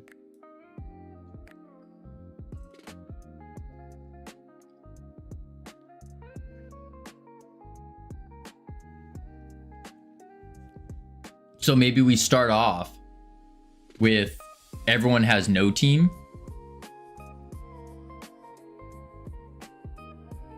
Why not set 50% of players to team red, 50% team blue, unless they want to have elo and stuff too. We don't want to bother with elo and stuff like that. The whole idea is that I think setting it 50-50 first makes sense. So you join, let's see, red team, blue team. The host is on red, new player comes in, they immediately get set to blue. New player comes in, immediately gets set to red. So now it's 2v1. And another player comes in, they get set to blue. That would make sense. But then we're looking at, okay, we need to be able to swap these teams as well, because let's say friend 1. So if you have friend 1, 2, 3, and 4, if friend 1 is like talking up big game, is like, oh, I could take on all 3 of you at the same time, then we need 2 to be able to transfer teams to blue. Or if they want to mix up the teams, a little team randomize button type deal. That one's not as difficult to do. But being able to swap teams as well. So I think that's part of it. Step 1, get it filling in. Get it just to fill. You're thinking mostly in terms of UX or on a technical level? Both. That's kind of my... I think it's a bad thing that I'm doing, but I need to like envision the UX and the UI design before actually making it. I need to have that like visual image of it, and then I can go ahead and make it. I think that's part of it. So yeah, let's start off with the teams just going back and forth. Spawn red, spawn blue. That's good for some things, yeah. Visual construct, as one might say, yeah. Yeah. Good for some things. But this is the kind of code that should work, whether it's a button, physically jumping on the platform, or using console command. Yes, yes. Yeah. So the code should be completely independent of potential inputs. Gotcha. So this is what we do then. This is what we do. I have a headache. Oh, me too. Me too. What we can do then is we'll have them so they spawn like this, and it just keeps going back and forth between red and blue. I think that's step 1. Then we make a separate function that's independent of everything that will change the teams. Yeah. Yeah. Yeah, I probably should. Absolutely not. I disagree. I disagree. Burnout's fake. All right, let's see.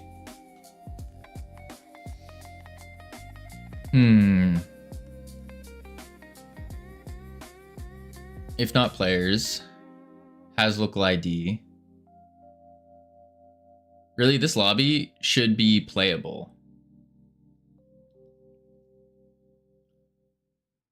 You should be able to jump over to the platform you want to spawn players in. That sounds sick, actually. That sounds really cool. But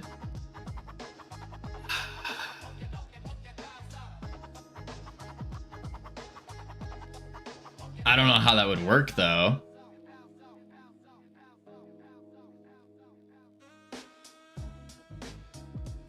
Because then we'd have to have character controllers.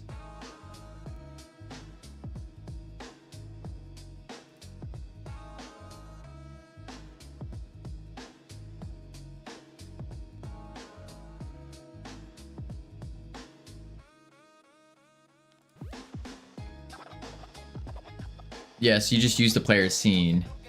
But we need a... To do the player scene... One Piece. Oh. Wait, but how does that work? It does it do this where it's like it splits in half and it would go like that. And whatever side you're standing on.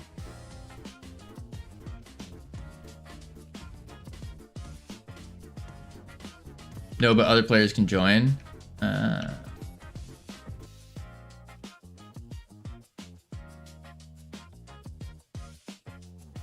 Give me the invite. Oh, I just closed it.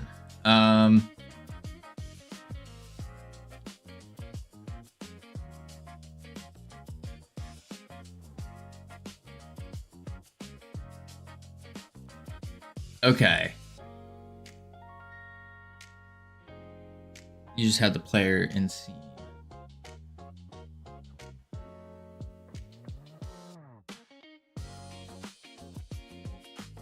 That's the thing for release.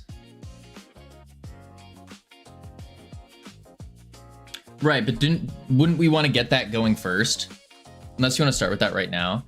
I kind of feel like we should, because what we're working on is the disconnecting, but disconnecting and being able to quit is so heavily tied to joining that it's like, I think we kind of have to do that, right? So maybe what we do, I mean, the playable lobby we don't need. This lobby screen is where? What's the word for it?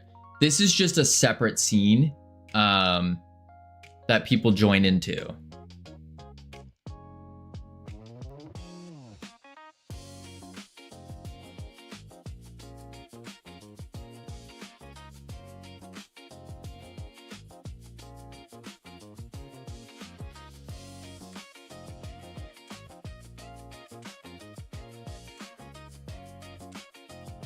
Wait a sec. Okay, hang on. This might have just simplified everything by if we make it playable. So we make the lobby playable, right? Anyone can join. And then you just go, let me do like a top-down view of it. So you have like a top-down view. And we can do like a little shuttle door thing. Actually, I think that's how you do a door. And then we have red and blue. Or something like that. You spawn in with no team. And you have to go select your team. And then the game can start. Then you can press the start button. Which would be like in the center or something. So it's a full playable room where you can mess around with things. It's lit like what I'm envisioning now is a lot like a lobby, like in Among Us or Repo. Yeah, you make a 3D button that the player presses with the grapple. Exactly. Exactly. I think this should be rapid instead of having 2 games. What do you mean by rapid? More than half have pressed it, the game starts. Right, like a little countdown. We do like a 3, 2, 1, boom, it starts.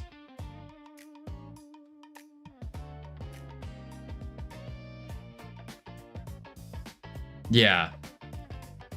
How does every major multiplayer game work? Like this. You're in game within 3 clicks?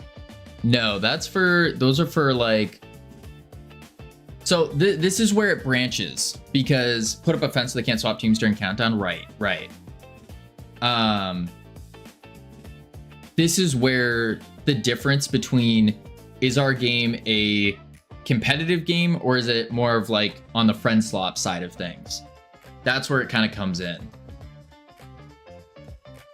Minecraft? No. Nothing related to Minecraft.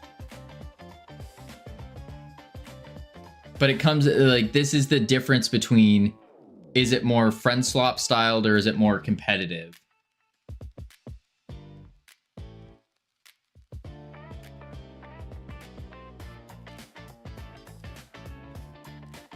This is 3 clicks. This is join lobby, click lobby, ready lobby. Right. Well, I guess it's 4 clicks because you have to set your team too. And you have to move to which team you want, right? I mean, the playable version, yeah.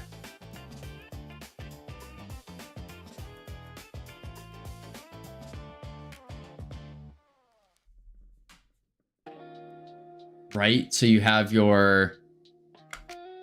Ika, think about it more, more on the lines of like Among Us or Repo when you think of the lobby.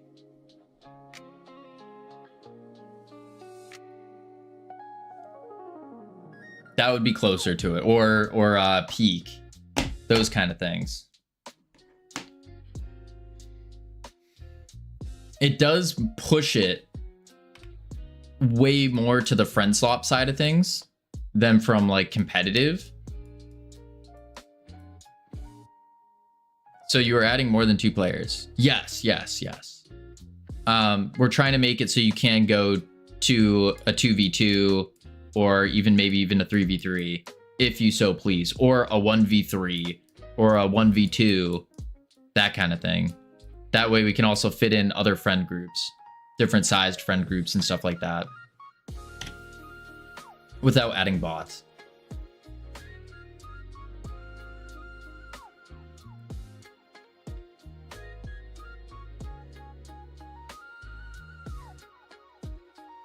We'll need more skins then. Well, yeah, this would also open the door. You don't want to be against 4 twins. I mean, yeah, this opens the door to being able to customize in the lobby. So you could go in the lobby and customize your character, or we add it in the main menu as well, which just would pull up that screen. I think that could work.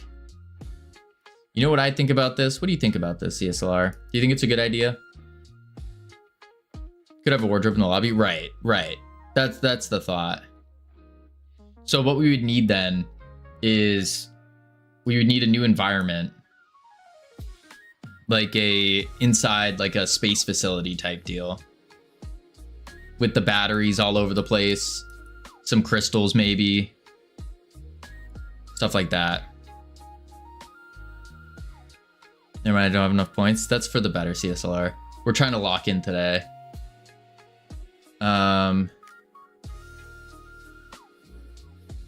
Yeah, I think that's a really good idea, actually. And that way, if you're the host too, and you're waiting for people to join, you can still move around. You're not just sitting there at a blank screen.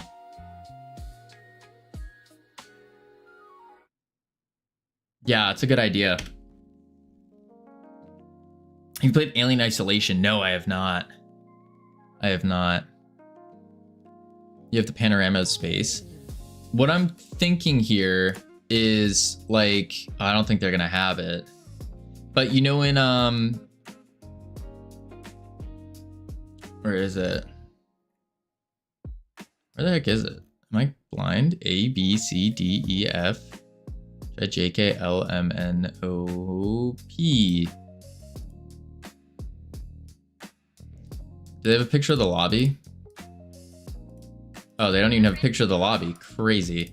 In Peak, you have a lobby where you're in the airport. It's just this big airport. You can practice your climbing. And then you just go to enter. Boom. With us, it would be, there are 2 ports for the teams. So you have like you're in a space station basically. And then there's just the red team, blue team, and maybe like a button in the center to start the game.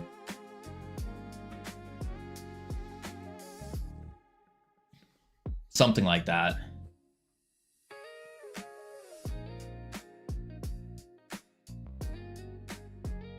I think that makes sense.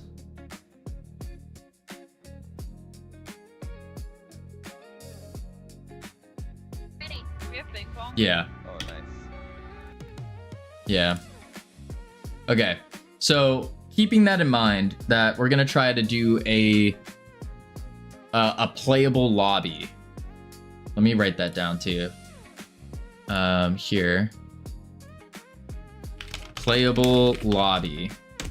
So the key elements to the playable lobby. Key element. Let's just write notes. Boom.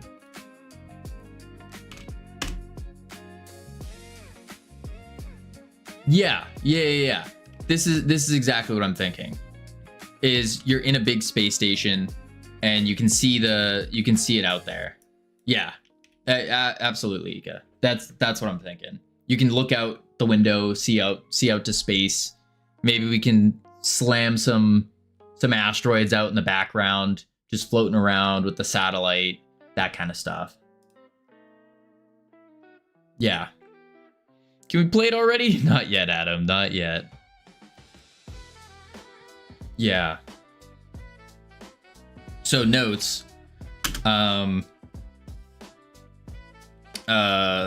Can switch teams. Can customize character.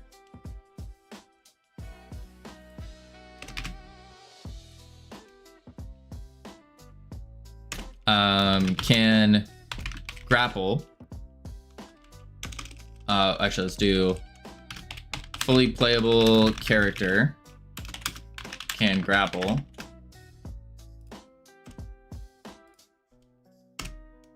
And then we'll do like a theme in a space station. In a space station. Batteries plus energy crystals all over. Have you seen Squid Game? I have not seen it. I know of it though. I do know of it. Ah, yes. Apex Legends has a collaborative with a series about piloting giant mechs.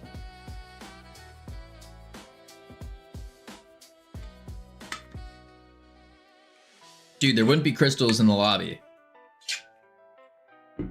That's a good point. That's a good point.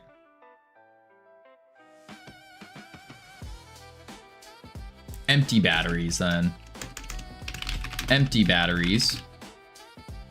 Or maybe you have a used up crystal. Well, no, because they explode. They implode. That's right. Yeah. Do you know where the players teamed up? They could split the room in a few sections by team. Yeah, we could do something like that. Make like captains for each team. I think that would be too far, is making the captains part. I think that you kind of leave it up to the captains part, you leave it up to just the social status quo stuff. Yeah, might want some stuff to practice movement. I think that makes sense.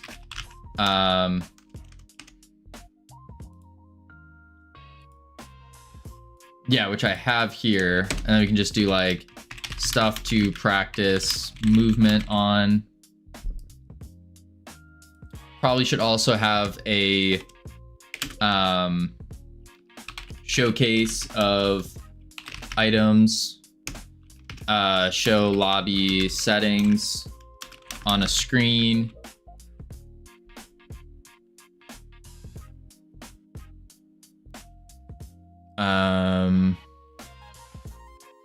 This was right. Yeah, absolutely. Let's see, what else is the theme stuff? Space station, empty batteries, maybe like a picture of the crystals to show like, hey, because this lobby is also technically working as a tutorial. Yeah, shows the goal. So TV shows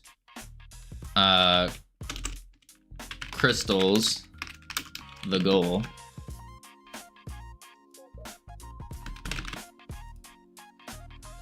Yeah, that makes sense. Wearing plasma cannon picture.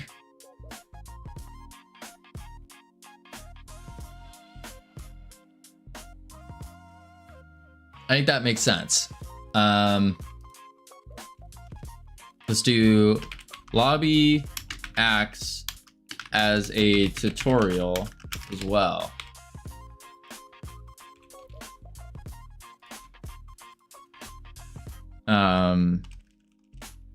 As a visual tutorial. I think that would be cool. Like make like a balcony platform so people can jump around. Yeah. Yeah. So the lobby will be big enough. I think that would be good. Yeah, I think that makes a lot of sense.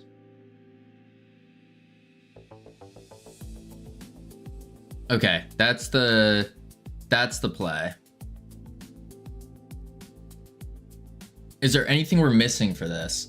Because then this is gonna make connecting and switching teams a lot easier. A lot easier.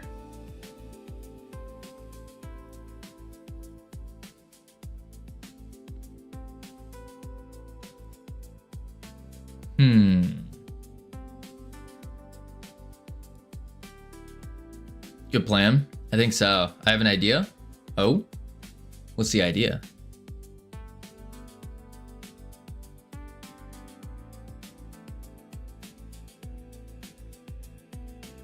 Which means also I should probably get rid of the...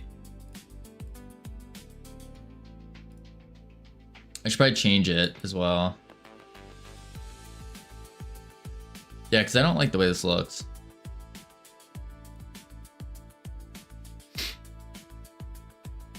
Oh, it's like buttons to change team.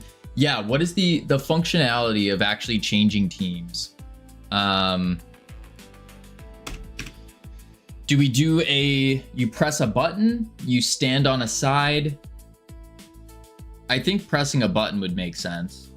And everyone starts off without a team. Yeah, buttons you press with the grapple. I like that a lot. I like that a lot.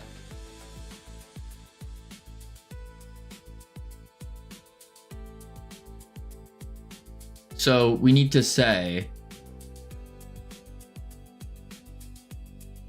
let's see.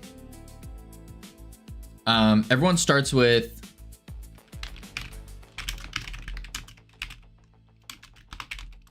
maybe we start off with random teams doing the 50-50 split. So as they join, it goes red, blue, red, blue, red, blue, red, blue. And then you can shoot grapple at team change button to change teams. Something along those lines.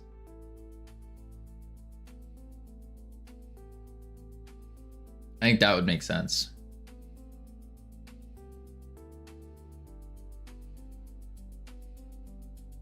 Server sets your team to player size modulo 2.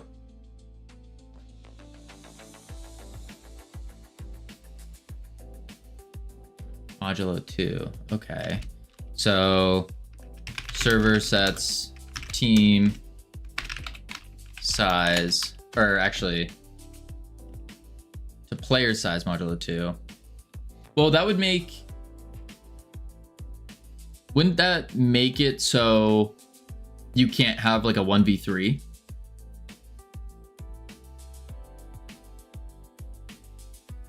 Oh, this game needs fun music. Yeah, we haven't done the music yet. We haven't done any of the music or sound effects yet. Oh, when they spawn. I see. That makes sense. Players, team.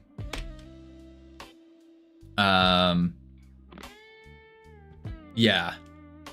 Yeah, team. Actually, let's just do team size modulo 2. Team.size modulo 2. That would make sense. Yeah. Just right, so not enough players for like 3v3. You need 6 out of 6 for 1, 2, 3. I think this is good. So it starts off where we do a team size modulo 2. So then it will just keep going back and forth. And then you can change it in the lobby.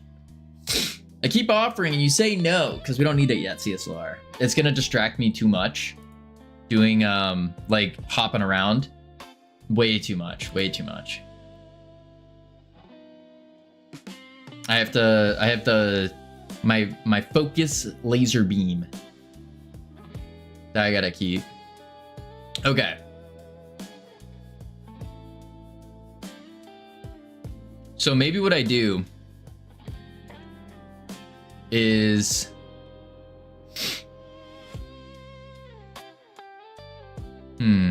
meanwhile, the only way I can get stuff done is by bouncing around. Yeah. Not me. I have to like do one thing and then continue to do that one thing. Okay, so what I can do here is, I guess what I'll have to do is, if you start making a new lobby, don't use any models. Use placeholders for overall scale. It'll be much easier for me. I was just gonna use, what do you mean by use placeholders? Like I was gonna just do CSGs. Make a CSG box that is 10 by 20. Yeah. That's what I was going to do. Is I was just gonna use the player models. So I'll use the players. Those are the only models I'm gonna use, because then I have full functionality that we need for movement and all that fun stuff. And then just CSG boxes for the rest. Yeah. Basically the same thing you have in the test demo room. Oh yeah. That's what I was going to do, is a CSG box and have that set up. Yeah. Okay, so let's do this. Lobby scene, because we're gonna rename this all to lobby later on once we delete the old lobby. I don't want to delete it yet in case we don't finish it. That way I can still play test successfully. Lobby scene, we'll do another node, and this will be the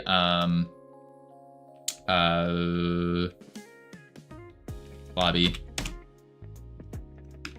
Add a CSG box and bring it to 0.5. Use collision. Transform. Oh wait, negative 0.5. Am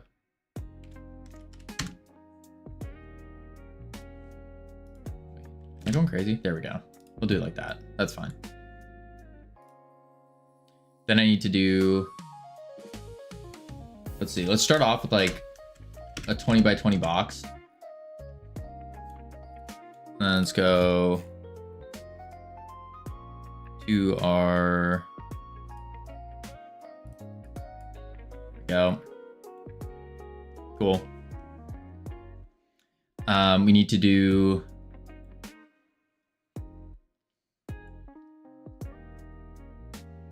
so basically what we're gonna need is, this needs to extend out a bit, because we're also gonna be grappling in this area.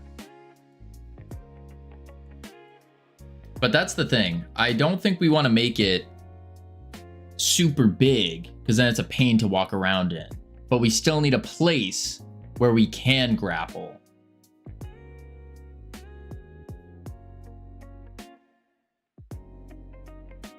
That's the tough part.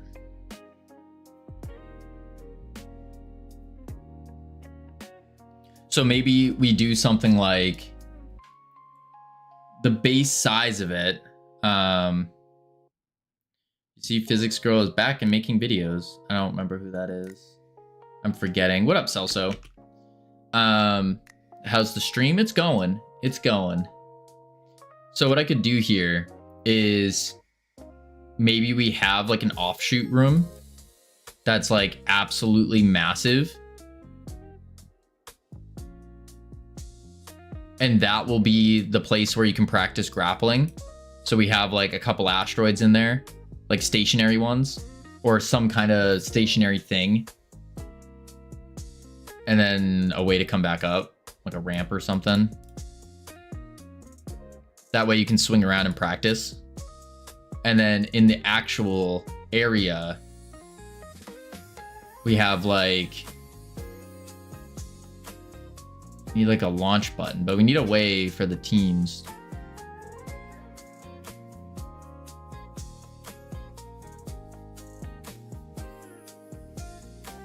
Launch button, need like a team selector, and then like a TV to show the settings.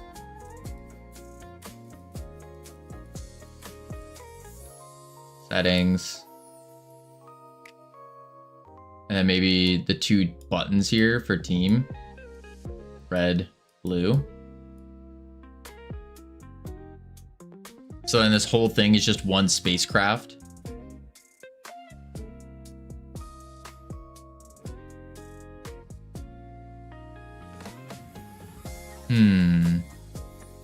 Oh, grappling mechanics should have physics in the line. What do you mean?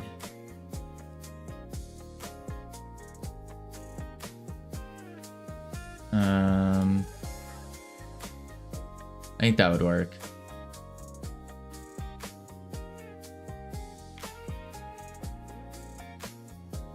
And I guess batteries. Just all empty batteries all over the place.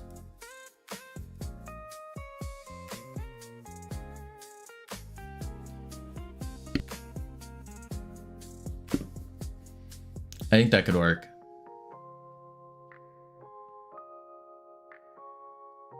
Does this make sense? Having like that separate room for practicing?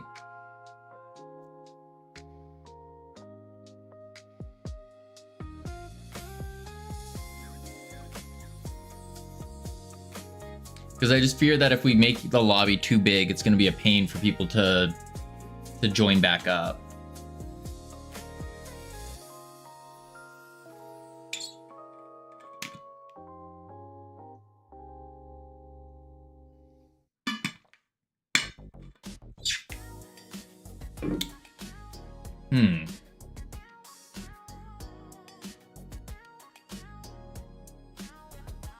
Yeah, I think that's the play.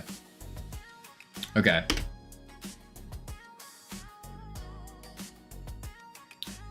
We need a environment. There we go. We need flexion probe.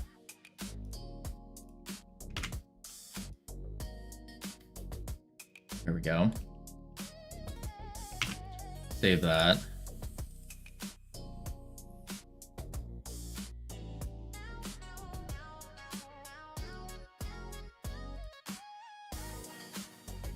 Then we need a player spawner.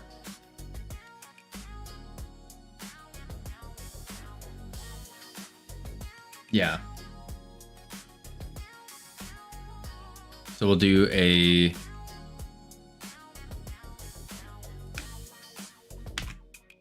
basically copy and paste that. Because I think I can just do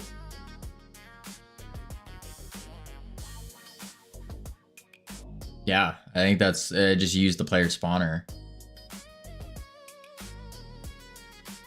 That makes sense.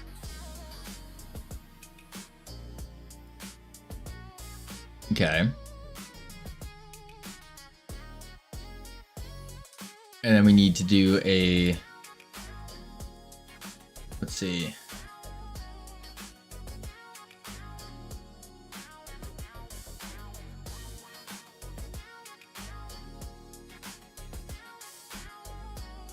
Get unique ID. Heck yeah, brother. Indeed. So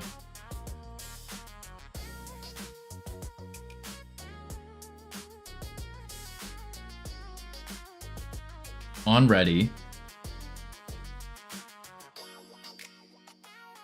We create the lobby.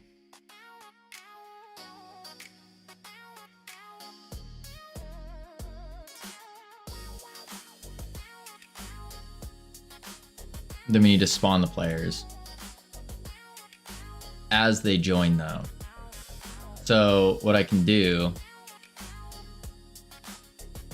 is say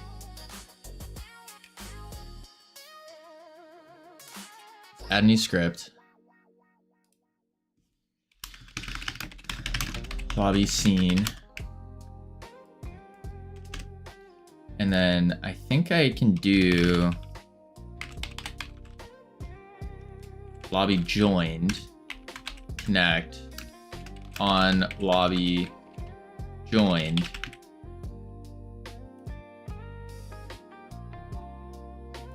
And then we do a func on lobby join, taking in a peer ID as an int. We then can tell the player spawner to spawn the player in. Oops. There we go. So we do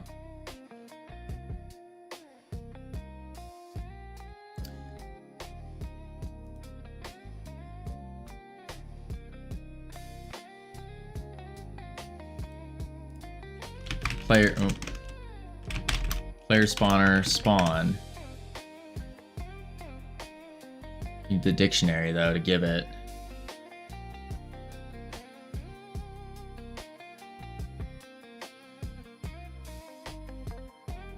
Which would just be the global, wouldn't it? I think it would just be the global. For peer ID and player keys. And we're spawning it with the peer ID.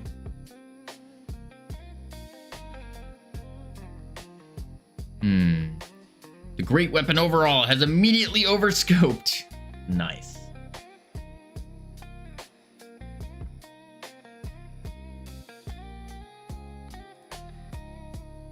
So player spawner.spawn dot call, or actually player spawner call deferred. Spawn pure ID. Combining like all of my ideas from the last 3 weeks. Oh dear. Okay.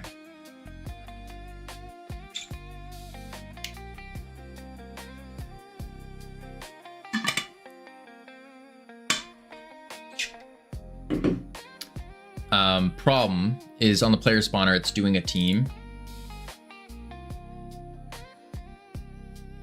We don't want that.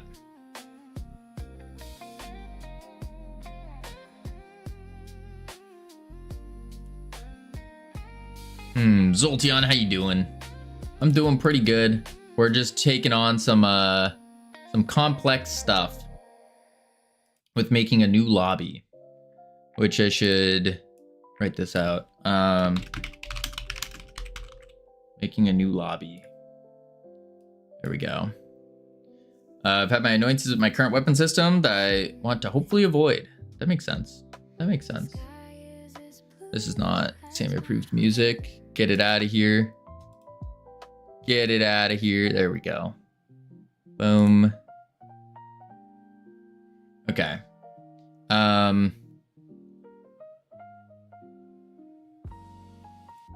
Let's see. Next. Next indeed.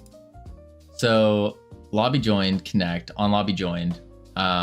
We then call the spawner to spawn that pure ID that just joined. So when it calls spawn, which is spawn player, it takes a player scene, sets its authority, sets its ID, sets its name to be the ID.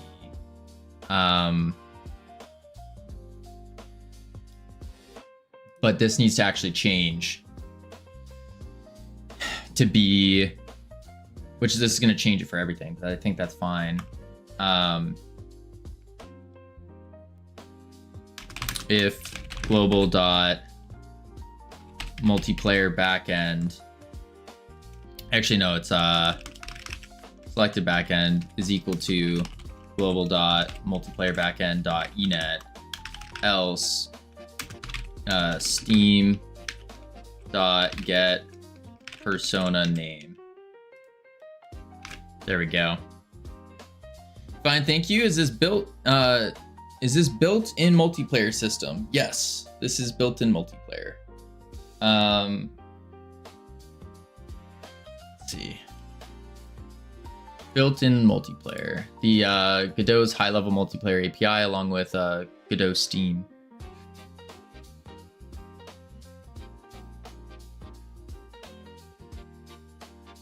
Yeah, that should be fine.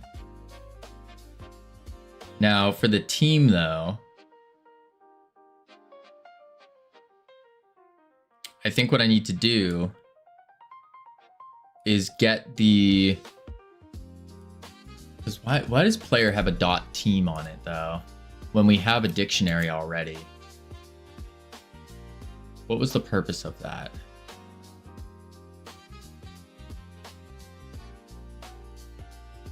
We have the assigned peer and we have a team. Let's find where we use this. Okay, we're setting the surface material override of the player mesh to that.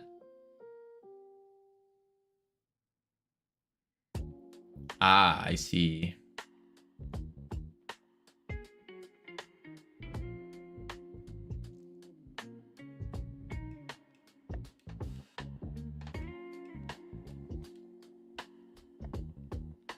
I see what's going on. So when it spawns in, it does it all.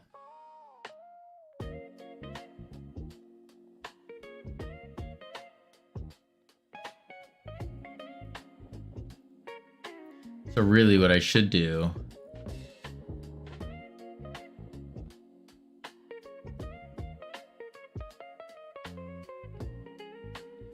set the player name instead.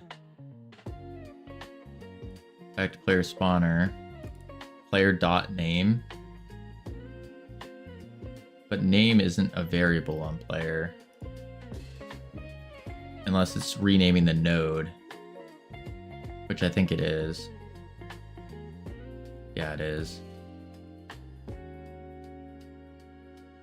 So I should be okay with actually not doing this and just setting it to the name.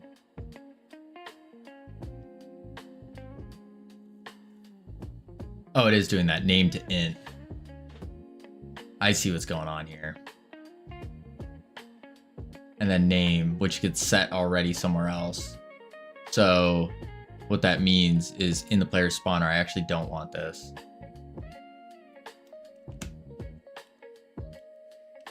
Okay, it's a little backwards.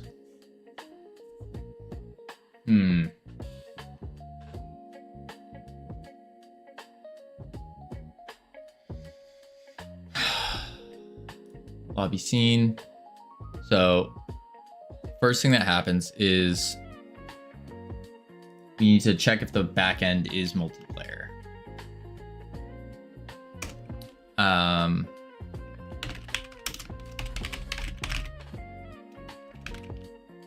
It's actually in global.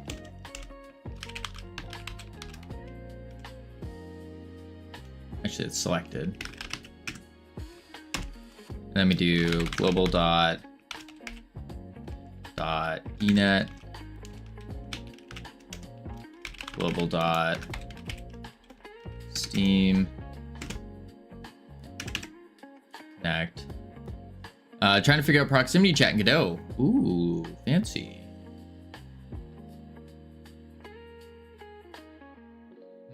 I think there's a proximity chat plugin that works really well. I think so. You pinned a One Piece video. I did, Sammy. I did. What's the emote for? Tell me you're uncultured without telling me you're uncultured. All right. Let's see. Match global selected backend.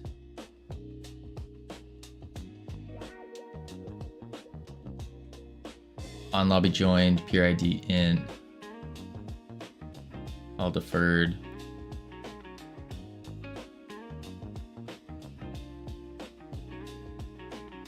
There we go. I bet you watch it in English voiceovers too. No, you'd be incredibly wrong. Incredibly wrong. I actually read it. That's how cultured I am. Let's see. In English. Pronounced Reddit. I read it in English. Yes, I do. The only dubs I think I've watched is Ghibli. No, I read the English translations. But then I do the back-end research to make sure that the English translations are proper. See, there's X accounts for people who go, wait a sec, this English translation's wrong because they meant to say this instead of that. Huge difference. Huge difference. I'm on day 573 of my Japanese Duolingo streak. That's crazy. That's crazy. I will not be learning Japanese. I don't plan on doing that.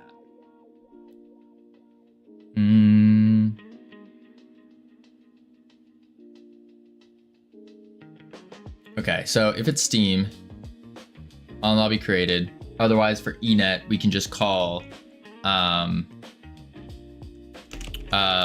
multiplayer Howdy King Cats dot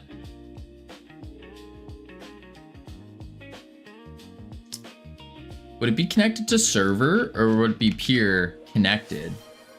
I feel like it would be peer connected.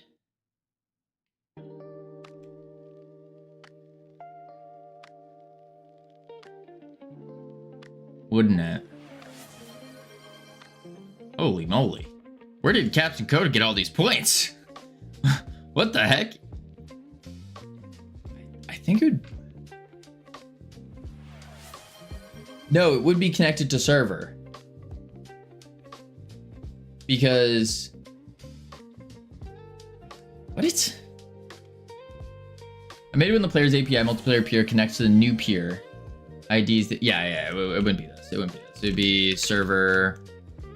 Connected to server.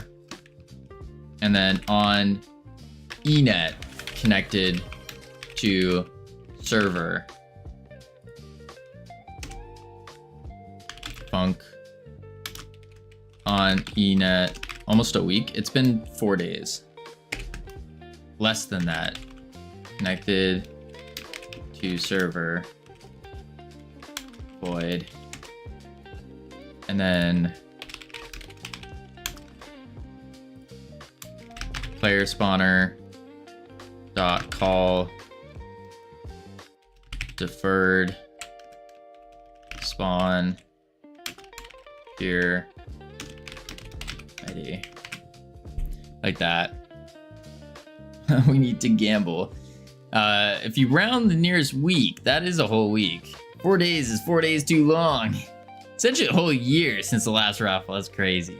Crazy. I want to gamble. We don't do gambling here. No, sir. What's wrong with this? Connected server called. But is Signal? Oh, oops. It's like, what? There we go. If we... what to raffle? We could raffle off the badge I won.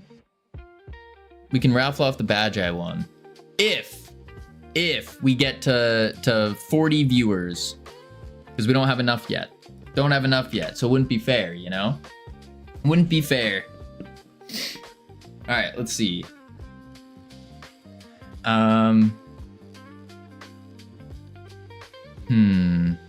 We are not enough for you? It's more like we need to add more to the competition, you know?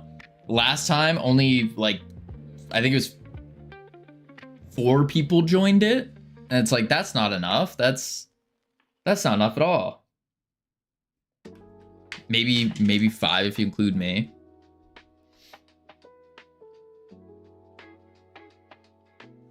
So you don't want us to win? No, I want there to be some competition. That's all. Because winning without competition, that's not fun. That's not fun. Let's see. On lobby joined. Pure ID. Stop point farming.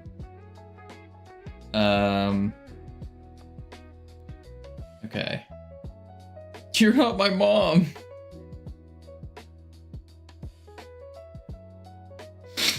You can't tell me what to farm. Let's see. Match global backend. I should probably do this if it's the server though, right? Rage quit. Exactly. Where am I? Exactly.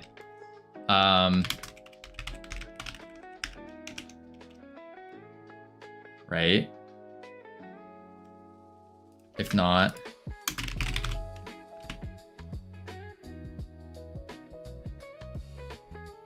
I think that would work.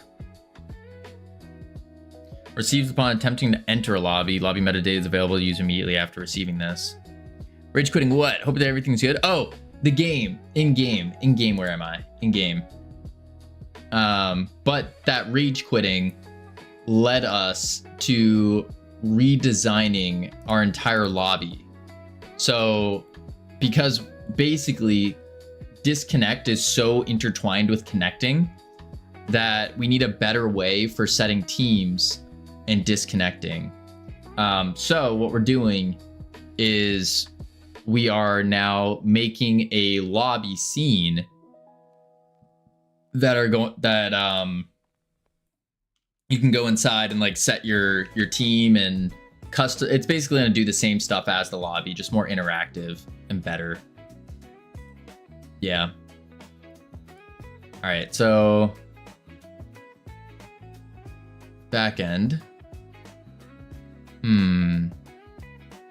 Should farm money instead. Money trees are a myth. Crazy. Crazy. Are money trees a myth? I don't know. If you plant $1, maybe you will sprout one. Murder mostly. Working. Let's see.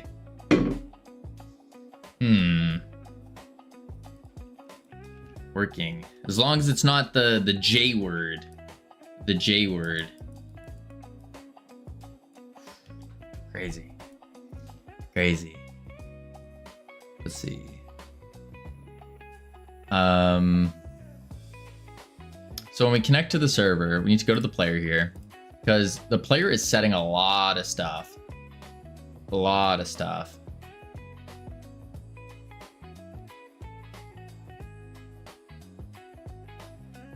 Scoreboard scene current player camera pivot. It's pronounced Jorb. Okay, so this is another issue. Is the player is trying to get references to things that it shouldn't. Making good design is the hard part of programming. Yeah, for sure. Yeah, it's a big issue.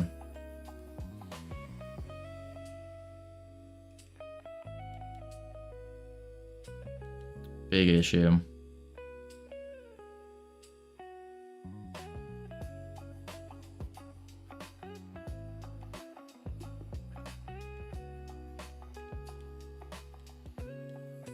Should you get nodes and groups spawn?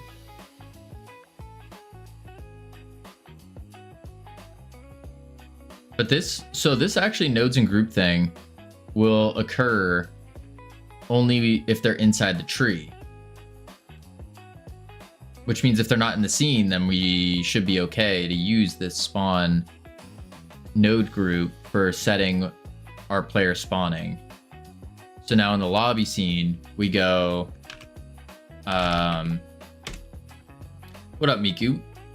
You're not even ignoring me last time? My apologies. I read it, but then I was like, I don't want to go for a drive. That's crazy.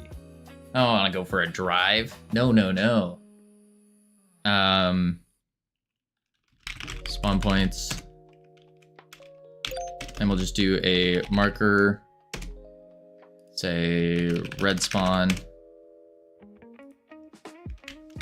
Marker. Blue spawn. But I'm a safe driver. I make you take a seatbelt.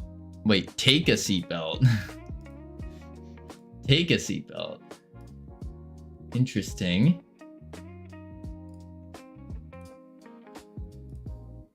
Okay. I go, hey, if you're not going to put on a seatbelt, then we no drive, no mo. Gotta bring your own. Yeah, bring your own seatbelt. Manually install it. Let's see. Just for now. Okay.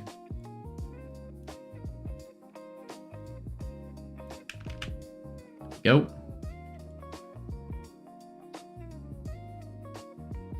So now that should get our players going. Next problem is this one. Scoreboard scene. Oh wait, no it isn't, because that's on our thing. So, but we do need a... We don't want to show the scoreboard though while we're in the lobby.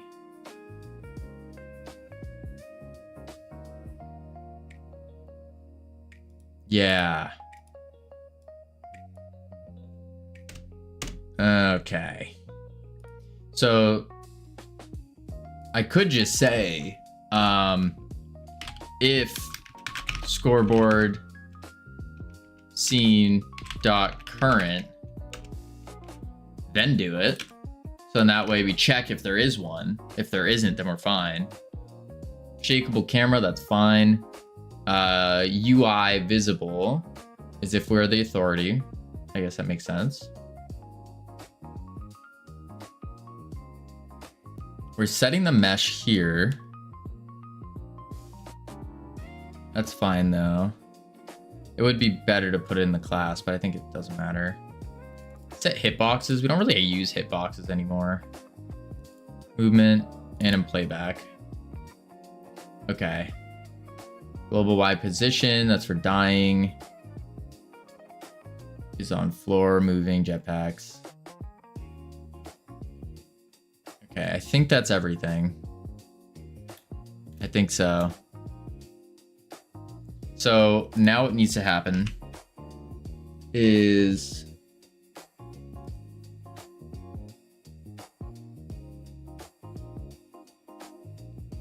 let's see.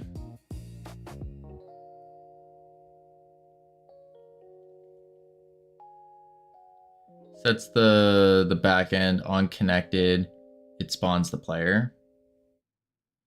I guess we just see if this works now and go from there.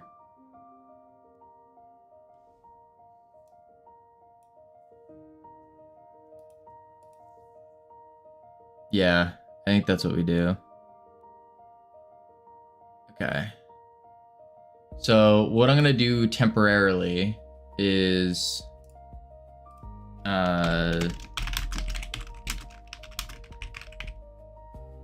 commit that.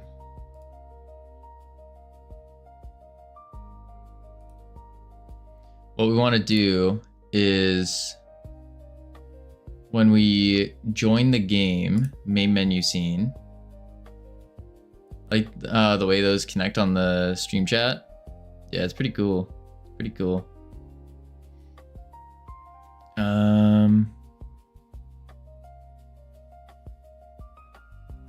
Transition to lobby types. Held input. Host rock. On join. So this is what we're doing right now. That's the lobby browser. Where's the host rock? Host rock, lobby types. And then we need private lobby. Create host. True. On public lobby, we don't create a host? What is that doing? All right, but first we have ads coming up. I'm gonna check on the words real quick. Heading to level 4, not a bore, and then we come back because I need water. When we come back, we'll continue diving into this and figure out what's going on. It's not perfect on Twitch chat, but you can have both. You can't have both. It haunts me.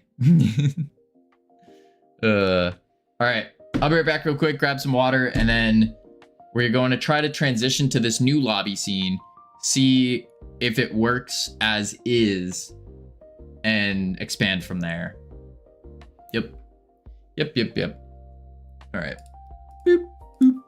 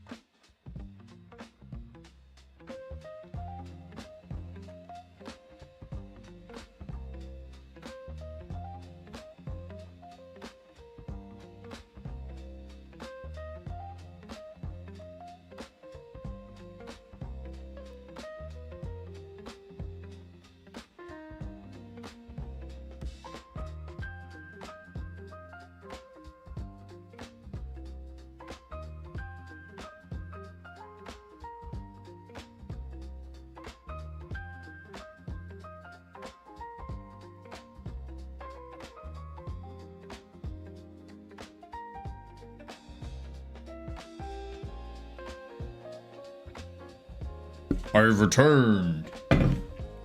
Why the heck are we on a hype train while I was gone? What in tarnation? Boom, boom. Beatus, thank you for the prime. Appreciate it. Could have used that prime anywhere. And you chose to use it here. I appreciate it. Crazy. Crazy. Words bring in more subs. Apparently so. Apparently so. Just starts a random hype train while I'm gone. I understand. I get it. I get it. Dang, gamer pumping at 41. Dang. That's insane. All right, let's see here. So, what we got to do is I'm going to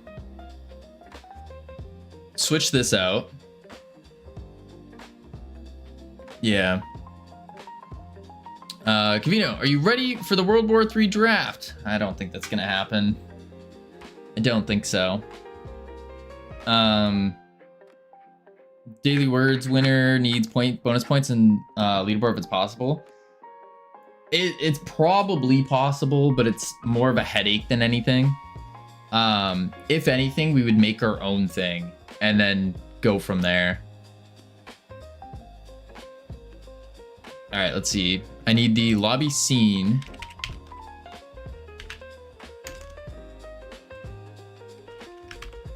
This guy. Copy path. All right, back to lurking. Sounds good. And then we're gonna do global dot change map to this one. And then same thing here. Copy that.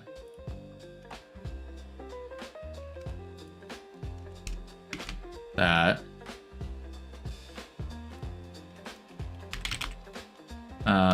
Temp changed. Lobby changed. Global dot change map.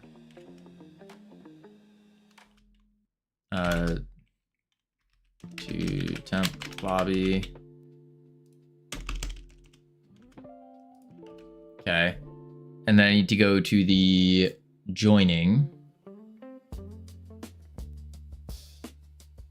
Well, let's see if that works actually. So when I press host, it should bring us to the new lobby scene and create a character that we can move around in. That's the hope. Host, private.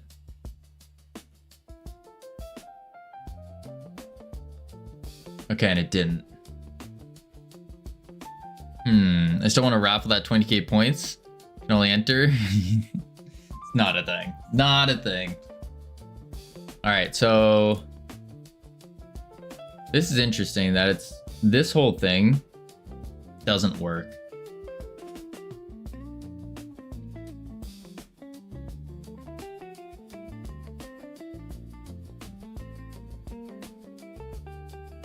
Yeah, we rigging raffles? No, no. We don't want to rig raffles. Let's do this. Print. This is the server. Save. Come on, 6 more viewers. Tell your friends, tell your goldfish, tell your dog, your cat, your mom, your dad, your grandma, your grandfather, your uncle, your aunt, your cousins, your second cousins, your local farmer. My cats could care less. I see. Let's do this.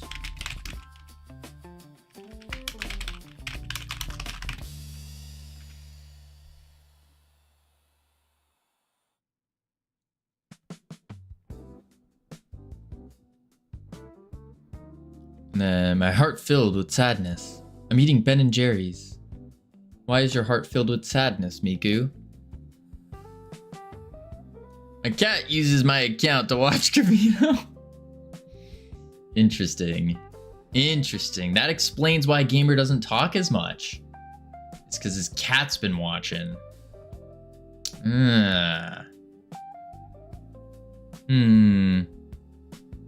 it's going slow with stopping.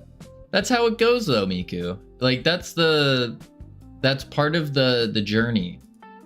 Is you know you're making good progress and it's gonna be a long journey. And so you gotta celebrate the little wins. Which is something I've been doing. I've been trying to do this year, especially, is celebrate the little tiny wins, like fighting the urge at one point. That's a win.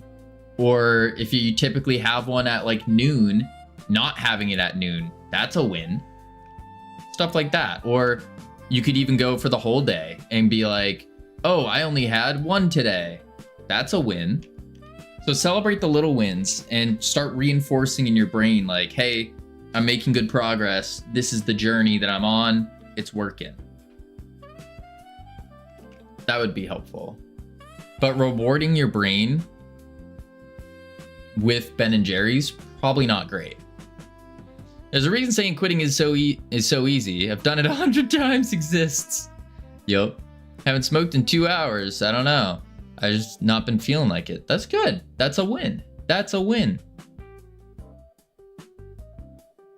Let's see. So instead of eating the Ben and Jerry's in sadness, eat it in pride, in happiness, in celebration.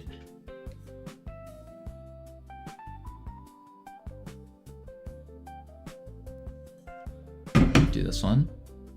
No, I want the host to do this first.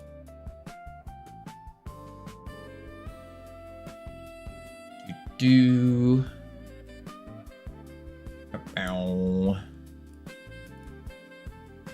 right, this is the server, but it doesn't connect.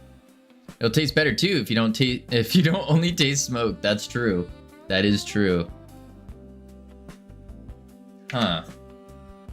Okay, so the multiplayer connected signal connected to server doesn't work.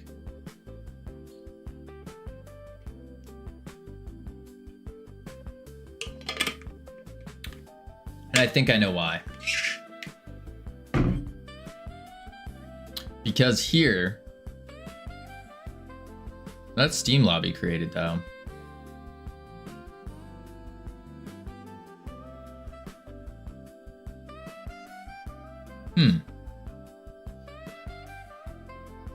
What about eNet?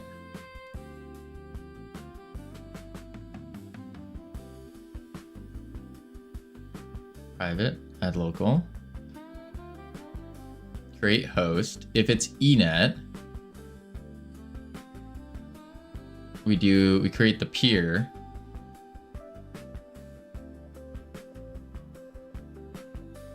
So maybe it does have to be peer connected.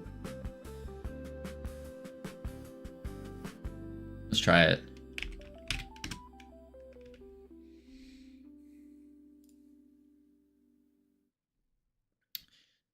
Do. Boom. Private. Still nothing. Check the remote out.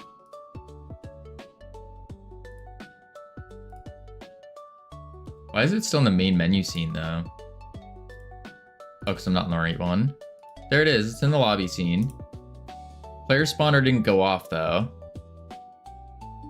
Switch computer. I have 3 laptops. Dang. That's crazy. Okay, so the spawner did not work because it's the wrong signal we're getting. Didn't realize you left. Was fast. Very fast. One in the kitchen, one in the living room, one in the bedroom. Dang, that's... I wish. No, I got one in the office. That's it. Sometimes I'm here, next time I'm there. You know laptops move, right? Not if you bolt them down.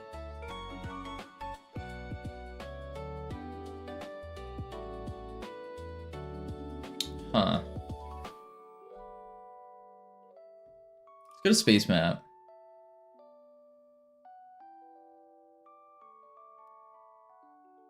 Maybe it is just spawning.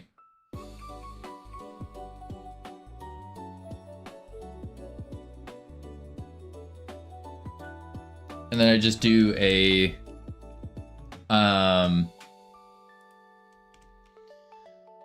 if here dot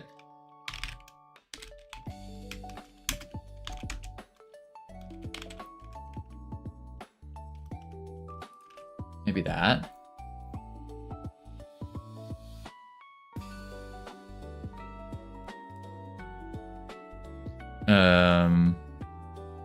I only have 3 desktops in my office. Only 3. Nothing crazy, just 3. Captain Coder is the guy in the chair. Been here so long, I've fused with the chair. We've become one and the same. I am no longer the Captain Coder, I am the Captain Chair. Oh, there we go. Sick. Okay. We did it. We can now spawn. So now what I want to do is bring the Captain Chair origins. Coming this summer. You've heard of the Captain Coder, but do you know the origin of the Captain Chair? Coming this summer to a theater near you, exactly. This is some deep lore drop. I have 4 cats, but our biggest one could technically count as an extra 3. Once a mild-mannered teacher. Now, streaming turned the captain mad. Summer 2026. 1 PC wasn't enough. 2 is not enough. Need a 3rd thing. Heard Camino won a 6th grade spelling bee. Which word put you over the top? Boat? Iridocyclitis, actually. 2 was good enough for streaming. Oh. I would watch this. I think I would too. Dude, looks sick. Game must be done? Question mark. Love Loft. I appreciate the enthusiasm, but no. No, it is not. The game, like the base game, yes, we have procedural generation with the asteroids, all that stuff works. The lobby is what we're setting up. Our remaking, sorry, because this is our old lobby. But then the captain got a taste, and the hunger could not be fulfilled. Coming this summer to a theater near you. Watch as the Captain Coder embarks on their thirst for RAM and VRAM. The insatiable hunger for RAM and VRAM. Find out summer 2026.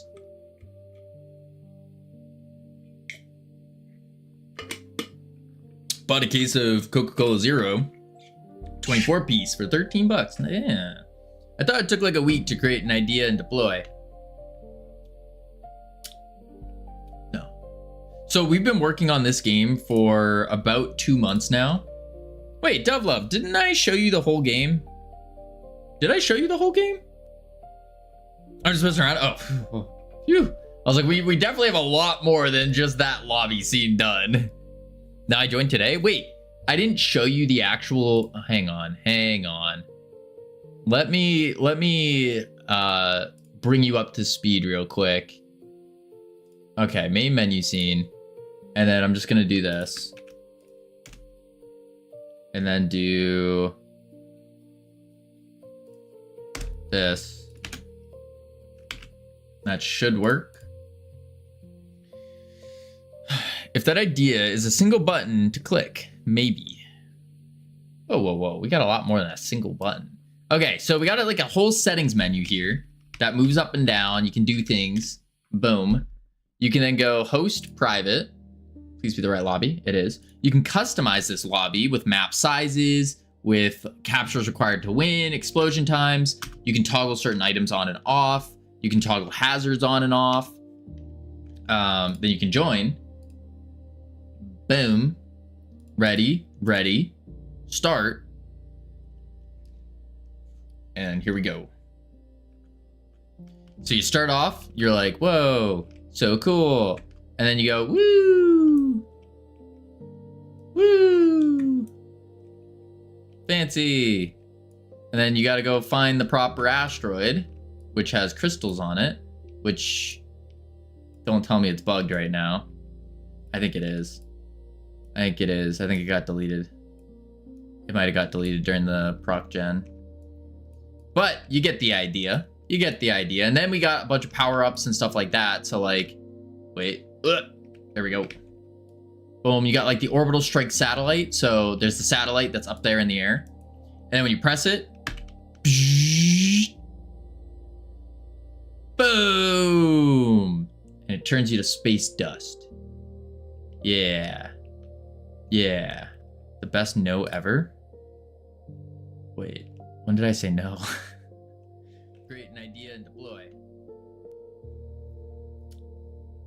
No. Wait, what? Create an idea and deploy.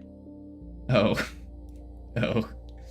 But yeah, that's basically the game. There's a bunch of other power-ups. There's hazards where the asteroids will explode.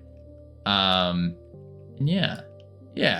And flag capturing, that kind of stuff. But for some reason, the flag has not spawned. Yeah. Boom. That's the game. All right, so back to this new lobby. Boom, boom. And then, oops. There we go. Now everyone is gonna think I'm an idiot out of context. I guess not a stretch. Ah, you're good, you're good. Let's see. That's on me for not showing it. That's on me for not showing it. Let's see. Do you hate watching yourself on video? I've always wondered if everyone hates it. At first, yes. And then I started rewatching every single stream. I don't do it anymore, just so you know. But I used to. So when I first started streaming, at the end of every stream, I would rewatch the stream in its entirety. And I would literally take notes and say, oh, I didn't respond to this message. It took me 12 and a half seconds to respond. I need to cut that time down. I went too quiet here. I was quiet for an entire minute. And I would like write those kind of notes down. Or, oh, I could have turned this comment into a bit. Write that note down. So I did a lot of that kind of stuff. That I did that for about a solid 3 months, every single day for about 3 months. And then I stopped doing that because that's a lot of time. Y'all are so lucky that you talk properly. Who says I talk properly? I'm relearning how to talk. Oh, don't you worry, Ika. Just from streaming, you end up not talking properly, and instead it ruins it all. It ruins it. Kavina watches a clip of him. Oh, we're not doing this again. Nope, I'm not clicking it. Nope, I've fallen for this trap before. No. No.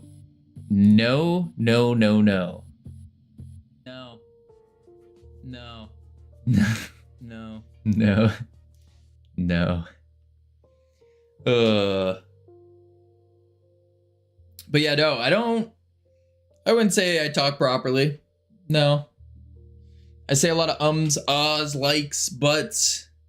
And then also another downside to streaming is when you're talking in real life, you get this thing where butts? We don't do no butts. Wait, that sounded weird.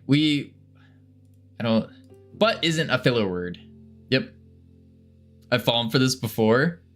King of Cats. There was a time where it was the clip was called Kavina. It was like Kavina watches himself or something.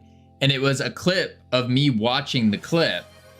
And then someone took a clip of me watching a clip. So then I clicked on it. And then I went like watching a clip of a clip of a clip. And it just kept going and going and going.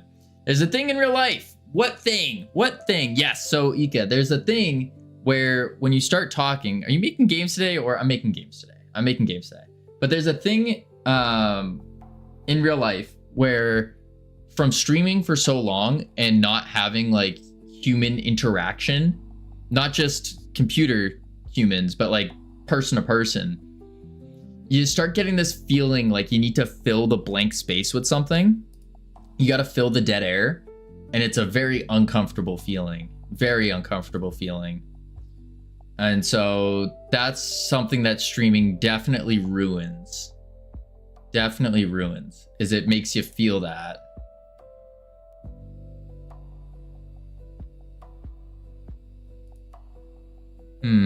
Not gonna do it for me? That's what I thought too. What butts you doing for game dev? Don't worry about it, Decoded Logic. Also, have you found a grandma yet? I have not. I have yet to find a grandma. Yeah. Hard part is that you are the only one really talking. True. Very true. Because for me, it's awkward silence that gets me. We're just bots. I mean, chatters. I've been talking to my computer for years. Interesting. No, it's very strange. Where's my join button? I was looking to use a grandma. Where is... I've been looking for the join button, but I don't see it. Join lobby. On join lobby pressed. On public lobby, private. On join rock. Change map. Oh, to lobby browser. And then from the lobby browser, we're gonna go on lobby joined here. That's for Steam. This is not Steam. Oh, that's the Steam lobby owner. That's just a double check. On lobby joined. That's again for Steam though. Join lobby. Create eNet client. Change map. This is what I want. To do change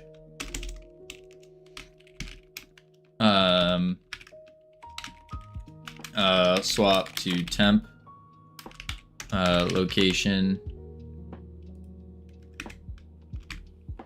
There we go. That should work.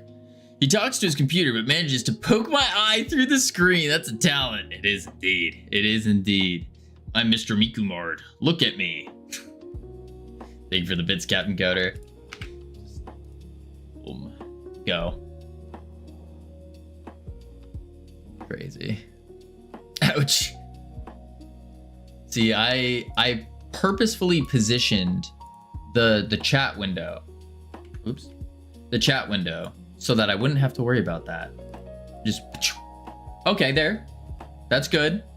We see that it joined. Problem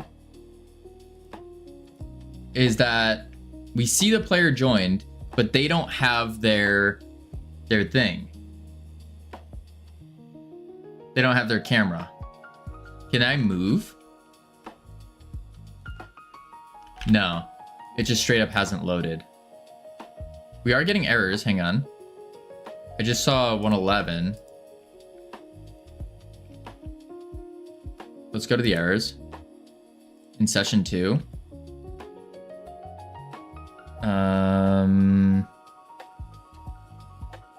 Physics interpolation 3D camera triggered from outside the physics process.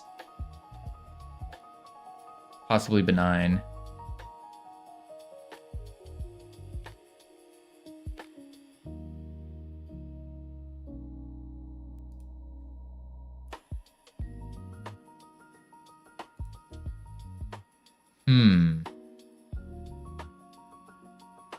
Why did that not work?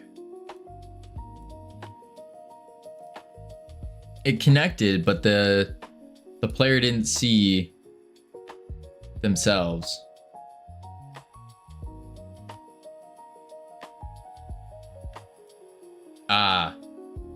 Wait, on connected, we get the pure ID and we spawn with that pure ID. Kavino looks very much like Dynamite Disco Daddy. I am not a father. No, no, no. No, no, no. Not yet. But soon. Not soon. Eventually. Eventually. We will have a little Kavino army of game developers. He's the last code bender.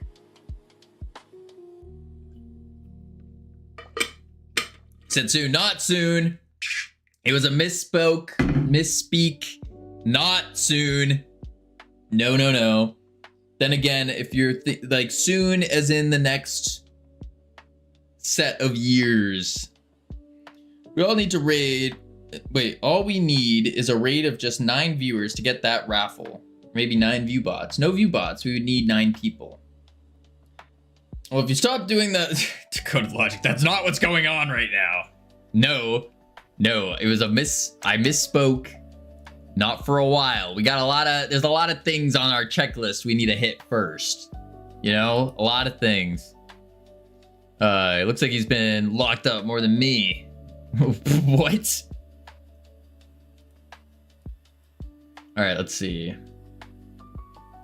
Paul Deferred isn't kidding. If we get IRED on, we can use the raid to channel redeem. That's true. That is true. You could. You could. I'm already regretting this great weapon overhaul. That's usually how overhauls go, is you regret them in the like during, but then once they're done, it feels good. Let's print the pure ID.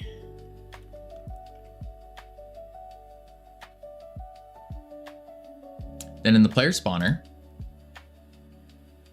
spawns in a player. Player then comes in, howdy cam, and what if I? But what? Blah, with what I have planned, it's. I cannot speak right now. With what I have planned, it's gonna be complicated, but should be worth it. Yet another day and yet another Taco Bell. The bell tolls for me. I actually feel so much better on this new shift. Good to hear, Cam. That's good. Okay. We need to do shakeable camera current is equal to multiplayer there.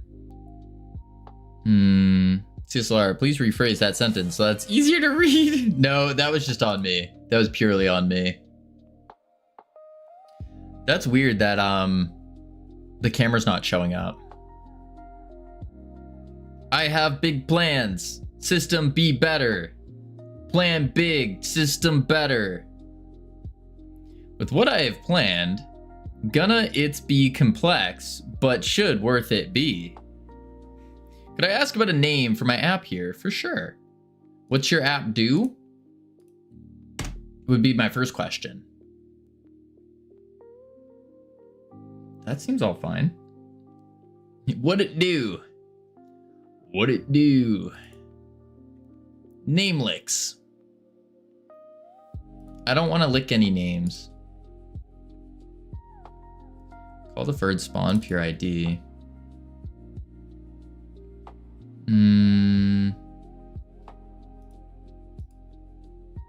Spawn player, scene, authority.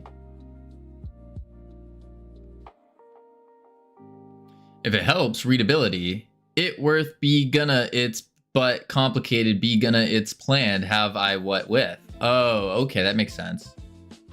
I still have Resident Yap Lord title from that one raffle, and I don't know what it means. I don't know what it means either. Why not? This is how you build your immune system. Namelix. It's a secure deal building app, so you don't get scammed by contractors, homeowners, freelancers, marketplace, resellers, etc. Thoughts on Botonic? A secure deal building app, so you don't get scammed. That's interesting. Sounds like platonic. It does, doesn't it? A secure deal building app, so you don't get scammed. That's interesting. That's very interesting. I've always taken the approach of like safe deal. Yeah, safe deal could make sense. But then again, I'm thinking in terms of if I go to send someone a deal or a contract, do I want to send them, do I say, hey, let's use safe deal. We use Botonic for our deal system.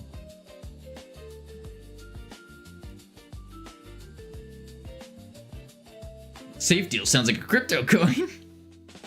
I think Botonic sounds fine. Yeah, I think that sounds fine. It has a ring to it. Sounds like a bank I wouldn't entirely trust. Yeah, it does sound banky. I came up with Magnetter. No, I don't like that one. I don't like that one. I don't like Magnetter. I like Botonic more than that.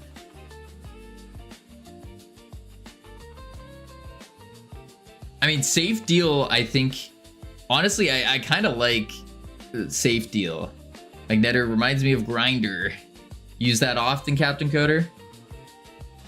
The one thing I really want to do with this is have a modular animation system based on events. fancy.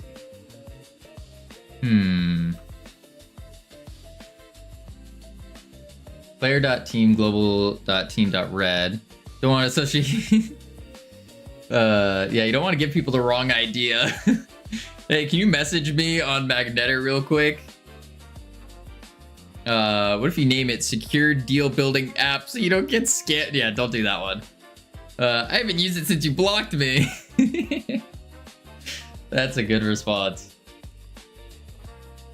Player dot. That's weird.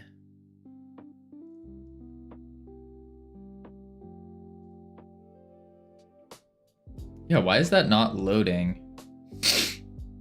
Let's see what pure ID is getting set.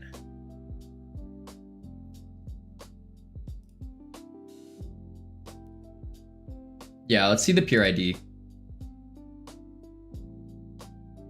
I don't know, I kind of like Safe Deal.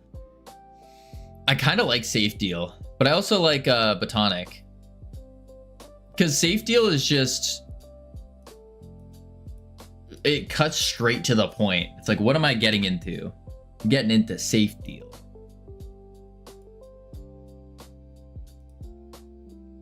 Yeah, it does say the proper one connected to server. But for some reason, we're not seeing the camera. Safe Deal is taken by an AI shopping app. Ah, I see. That would make sense. That would make sense. The idea is to have a list of events. Oh, I read that, didn't I? Oh, wait, no, I didn't. They would animate off of that, so I could do safely on mag release, bolt lock pack, mag insert, bolt return, then safety off. Huh. Yeah, we need to use my really amazingly incredible idea. Oh, what? So why is the camera not working here?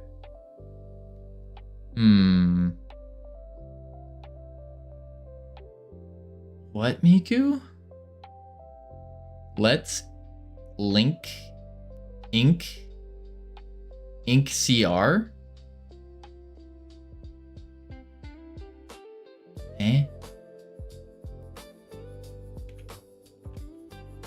Link our batteries together. What batteries? Trying to save you time. What batteries? Confused. Okay, why is this not working? Oh, because we need the server to call the spawner. That's why. That's why. How do hieroglyphics save time? That's me. That's my question. Okay, hold up. Hold up. Well, no, this is server doing this though. Unconnected. I guess I need to say, like, if not multiplayer is server return. 2G4 equals 2 go. I'm very lost, Miku. Yeah. I feel like the app safe deal doesn't have much traction. I would definitely take a look if you're in the US, especially. Take a look at the USPTO and see if they have that trademarked. Okay. Still nothing. But it's still appearing.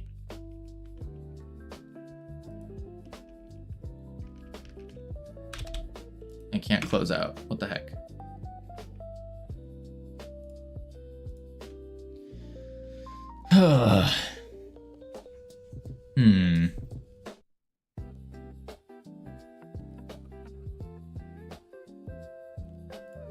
Read the errors.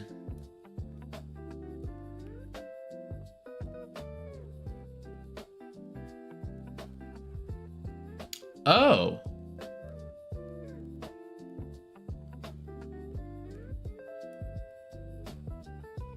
What's going on here?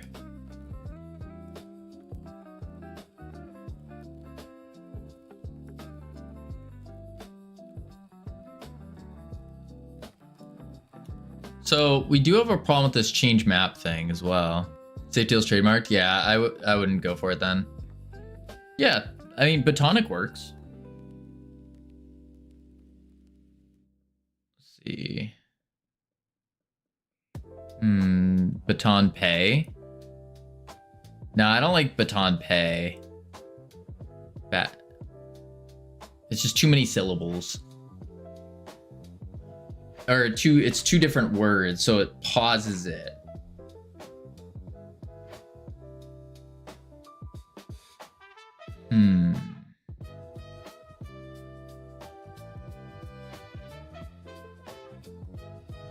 Not Baton Play. We don't want that.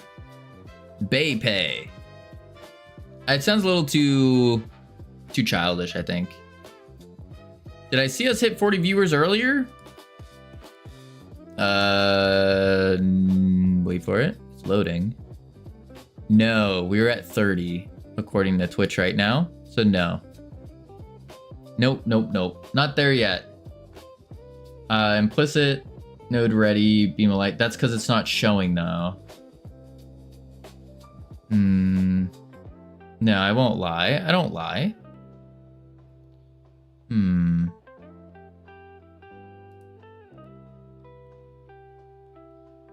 Players, camera pivot. Yeah, so the camera. It's so weird. Because we're spawning it with the proper ID too. Connected to server.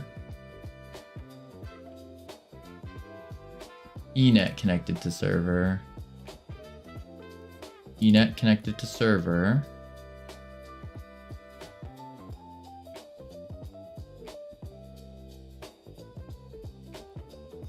Maybe it's not here.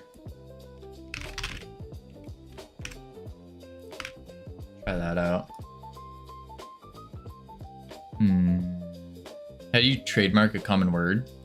It depends. It's for very specific use cases. So for example, Apple. Apple has nothing to do with the food. Therefore, it's under the...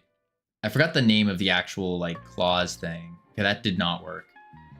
But if it's like a random word that you are associating with like technology or something that has nothing to do with technology, then it's unique enough to where they'll allow it. Yeah.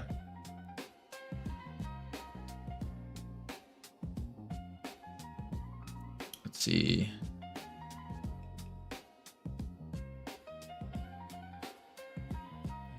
Server.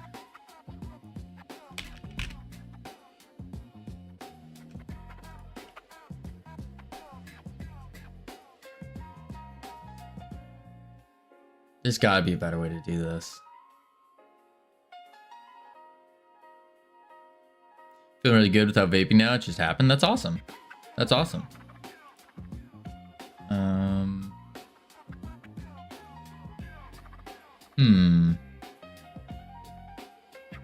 There's a... I don't think I'm using the right signals here. What if I say blue raz?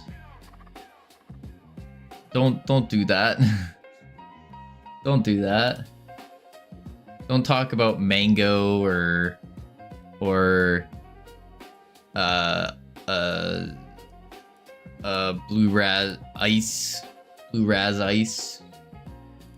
No. Okay.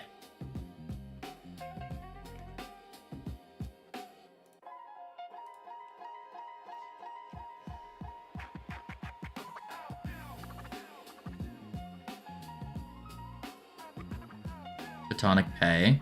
I mean, if it's a payment system, then yeah, that could make sense.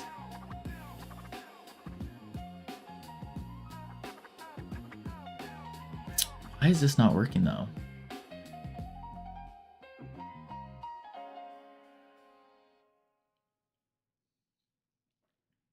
Connected to server goes off. I think it's because the...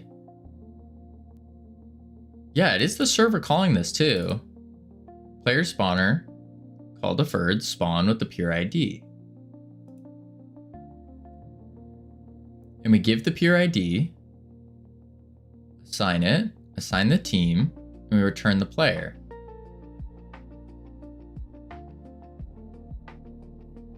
Are you pulling events? What do you mean by this? So I'm trying to get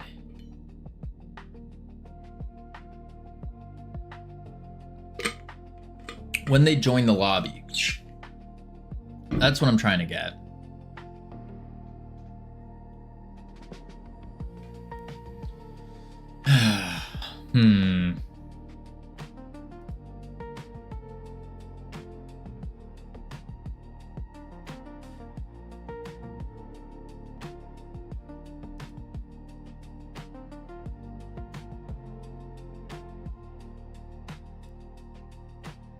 What was I doing in the space map?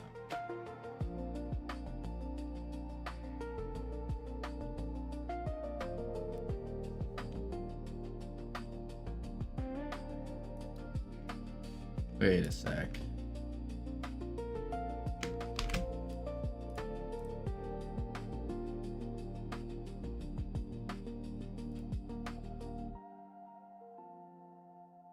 That's just for pause menu.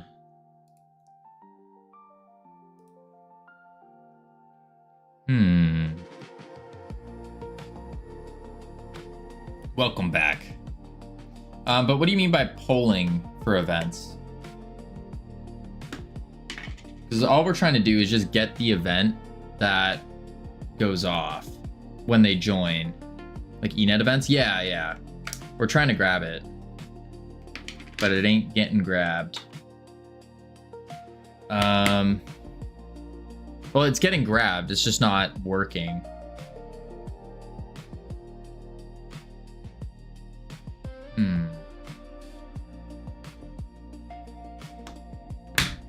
eNet connected to server. Nothing is blocking it. Something might be actually.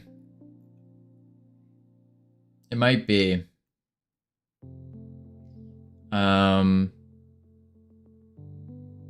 Which would be over. Hang on.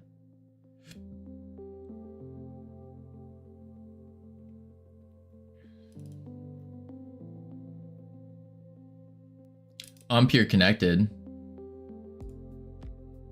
Yeah.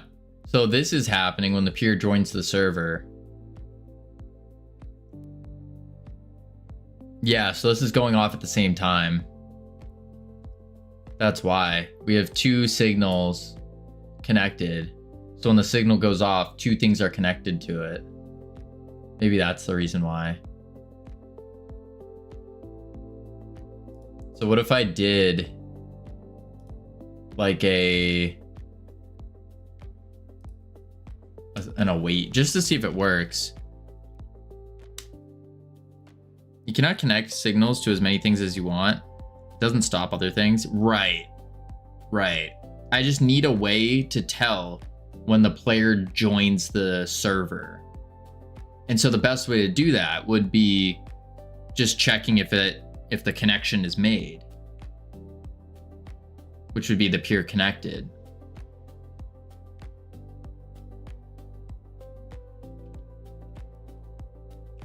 I mean, I could put an await in here, but this feels wrong if I do a timer of like 1 second. And now it will wait. And then the idea here is that it goes off, but what signal is connected to this function on 25? It is right here. Multiplayer peer connected. I have to change the name of this function because I thought it was server connected, but it's not. Peer connected is the one that works.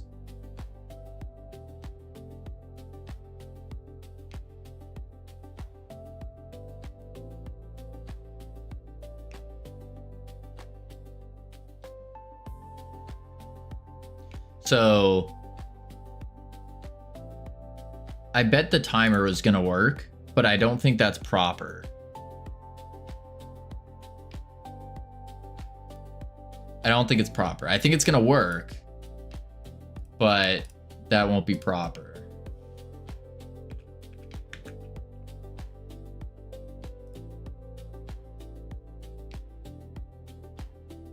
Interesting. It does not actually. But we can see, if I can move, that'd be so cool. Okay, it's all broken.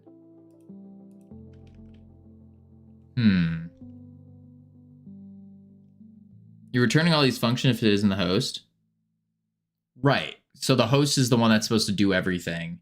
And then that just gets synchronized over. So the idea here, that means your client isn't spawning anything. Well, the host is the one spawning it. And then that synchronizes over to the client. So same thing like we do in the actual game, where we say, hey, if it's the server, then we're going to spawn the player. So only the spawner's only getting called by the host. And then when it spawns in, that's when the synchronizers take over, and that synchronizes to the client. That's the intention there.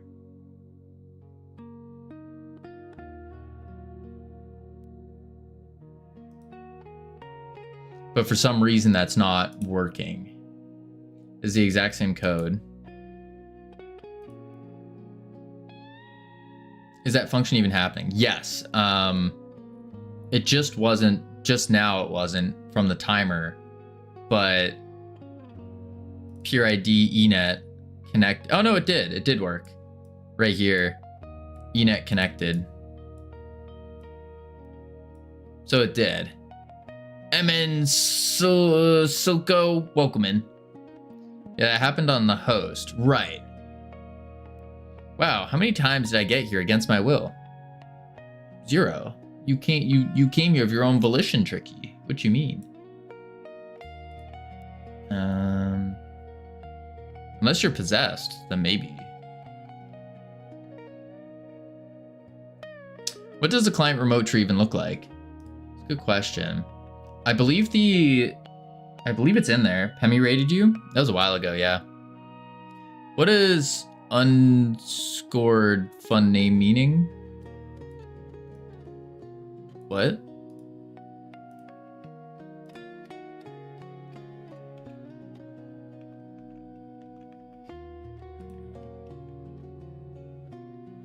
Remote. Here's the client. Curly hasn't seen your drawing skills. Right, because then Pemi would get jealous because they're so good. MNS Silco, thank you for the follow. Welcome to the team. You now have access to our beautiful and immaculate team emotes you can use to welcome people to the team. Okay, so it does have both. Make sure that they both have both. Ah. No. Okay. Session 1 doesn't have anyone. That's what I'm saying. Yeah.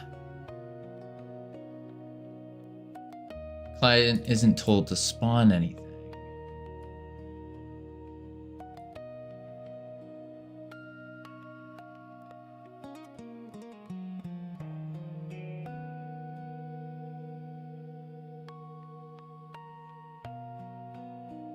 But then why? Because we don't want the client to run the spawner. The spawner should be purely run by the host. Like what we're doing in the space map, where we are saying, if it's the server, then call the player spawner.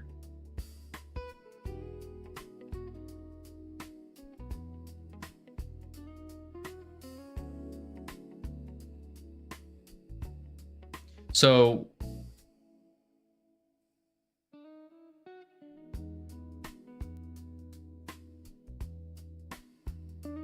if it's the server, scroll up to ready.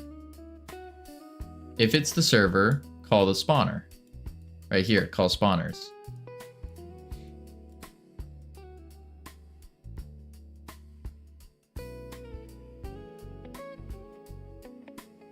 I could do this one.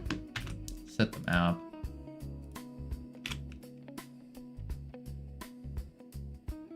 Oh. So here, if it's not the server, we return.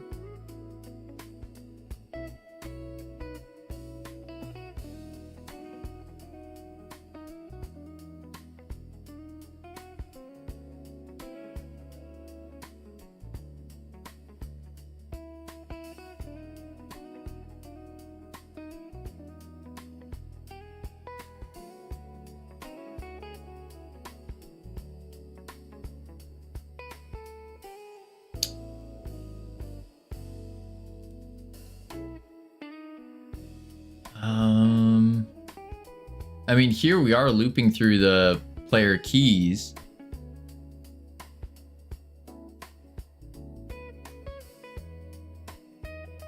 So maybe I do run the loop from the server.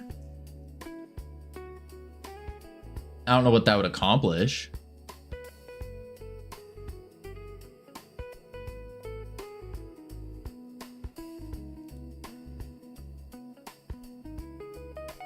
What up, Miken? How you doing?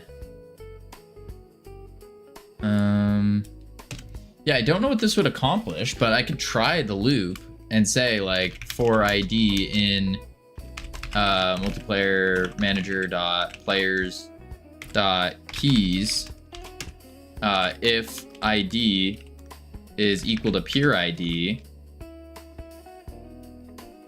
then player spawner dot spawn ID return, something like that. Chilling in bed, thinking about being productive today. Listen, Mike, you gotta just send it. You just send it. You just jump out of bed and send it. That's what you gotta do. That's what you gotta do. Good day, Hypnotic.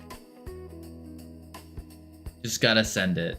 Even on the days where you don't want to do anything, on the days where you're like, oh, I could be productive, but I don't know. Just gotta send it. Join. Fake.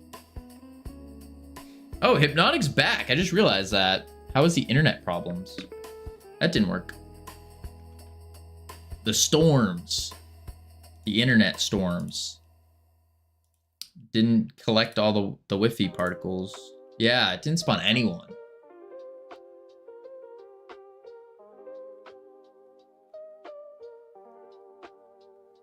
Maybe I need to like... Oh, still having internet issues? Oof. Don't worry about that.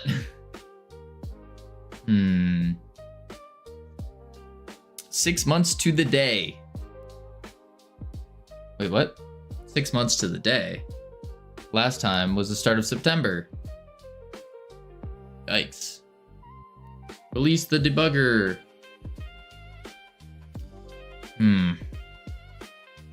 I wonder if we have to like manually call to synchronize.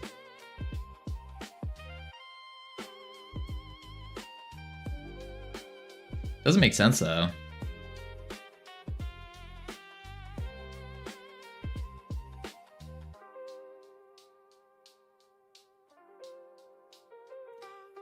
Wait, what if we're not going to the proper lobby? What if we are going, this lobby scene isn't the proper lobby and is a different lobby than this lobby?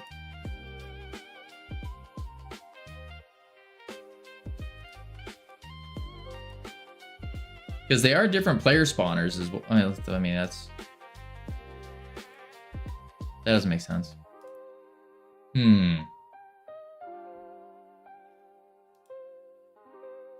Huh.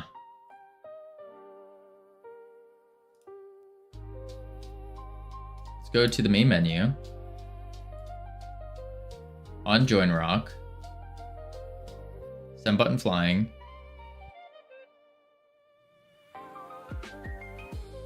Lobby browser scene.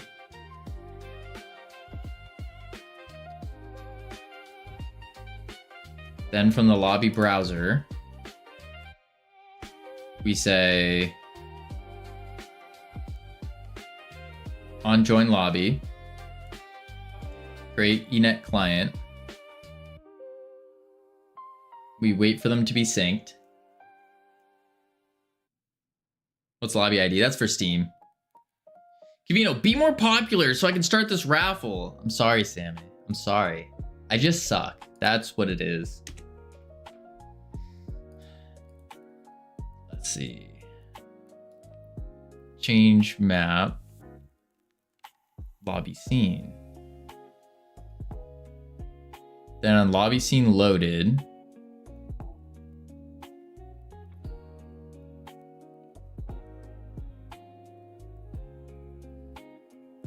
Where do I actually change map to the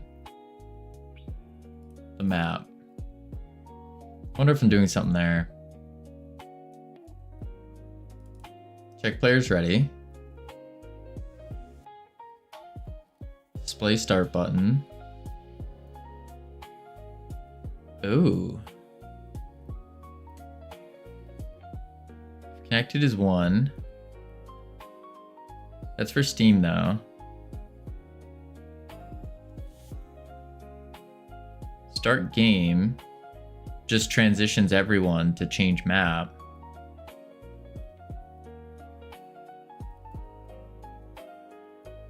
I wonder if that's what it is. Is I need to RPC to change map? Because it connects before we change map.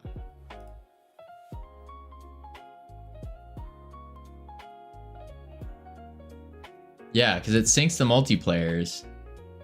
So maybe I do need to. Let's do this. Func temp wrapper. Path as. Let's do this. Temp wrapper.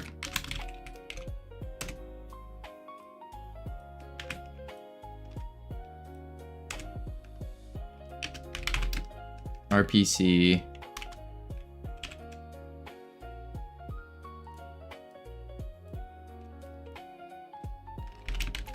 Temp wrapper.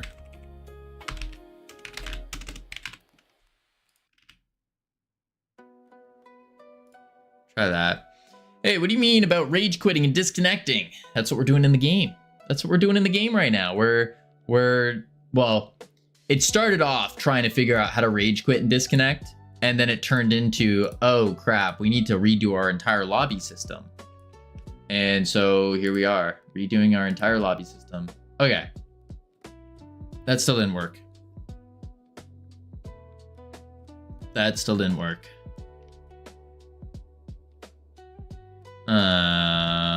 Pro raging, not programming.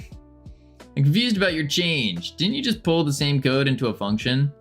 Yeah, but I wrapped it to be an RPC, a remote procedure call. Dude, nothing on your client is spawning players. Right, but we need to figure out why. What happened to the Goo Wizard? Goo Wizard, that was ages ago. That was ages ago.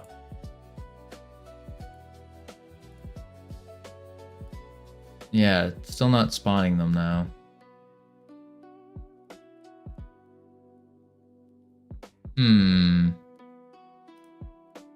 You and me both. You and me both about not understanding things. Oops, actually. But yeah, I know it's not spawning things. Like that's the obvious. But we need to figure out why it's not spawning things. Because we don't want the client to spawn. We need the host to spawn for the client.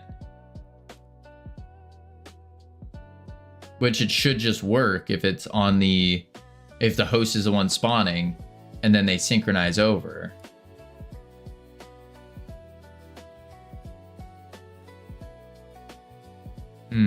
Spawn function runs? Yes. Because we see it on the host.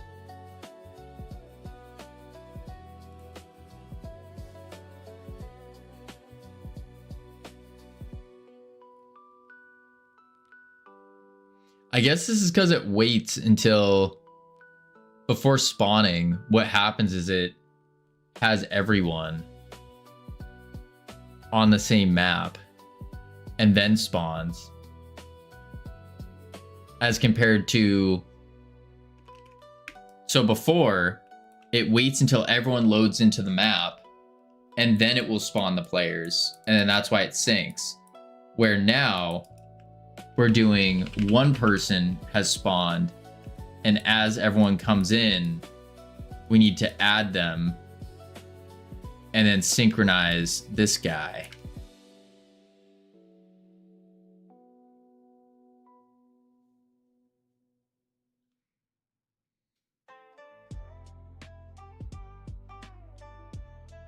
Because if I make the client just spawn, call the spawner,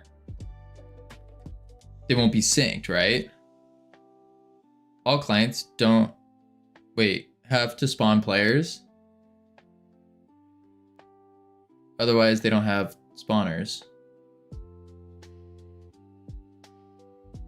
But then how is it working in the space map? Because in the space map, it's only the server that's spawning them.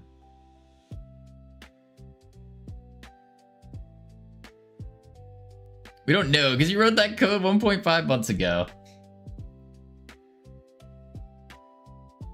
Right, but we can just read the code and see if it's the server, then we loop through and we spawn them all in. I think it has to do with how they're coming in. I could try doing remove the server part and see what happens.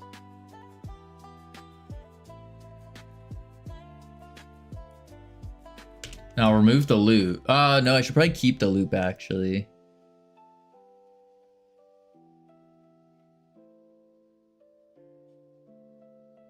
Can we see your prints? There's nothing much to it. So let's try this. Let's try call deferred.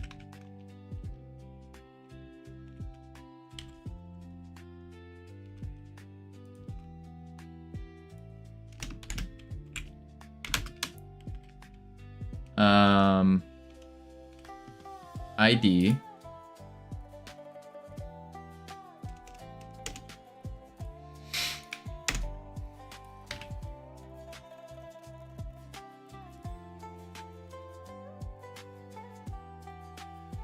Try that out.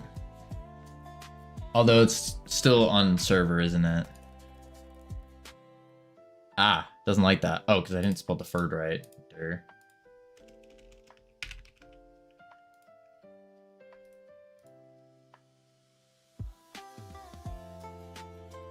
I don't think this is gonna be good though.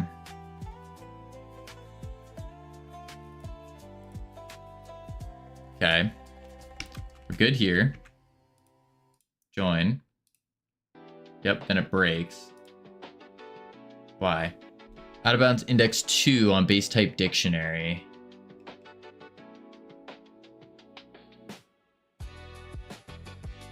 What's the dictionary saying?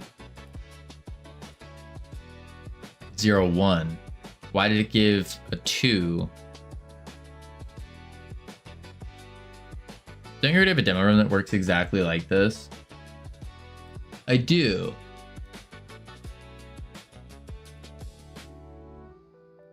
What did we do differently? If it's the host, create the server. If it's the server we spawn, it's the same thing where we're waiting for the server and then the server spawns it. And that's it.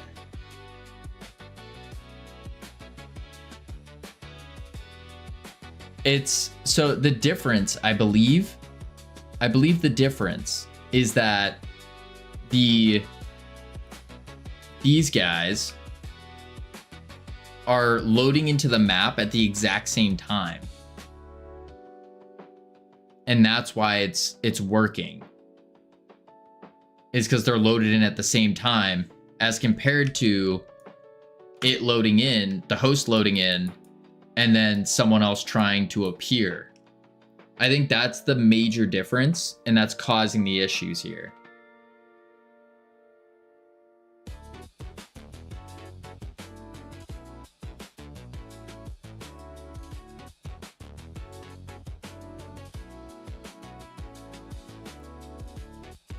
Crazy stuff, this game development. Yeah. So what I could do is respawn, maybe? Maybe? There we go. That's not true, Sammy. We're at 39 right now. 39.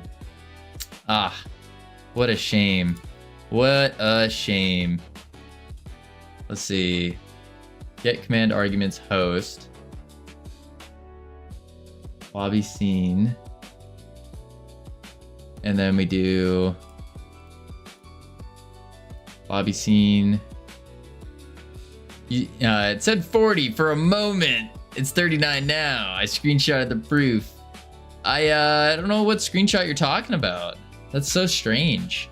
Screenshot. No, I'm looking at it right now and it says 40. Oh, okay, we can do the raffle. It's 40 now again.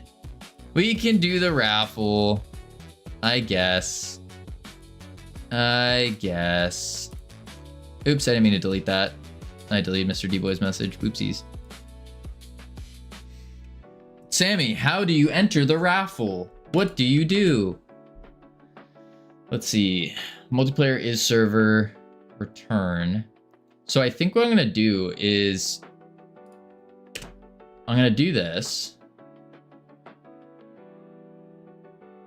And then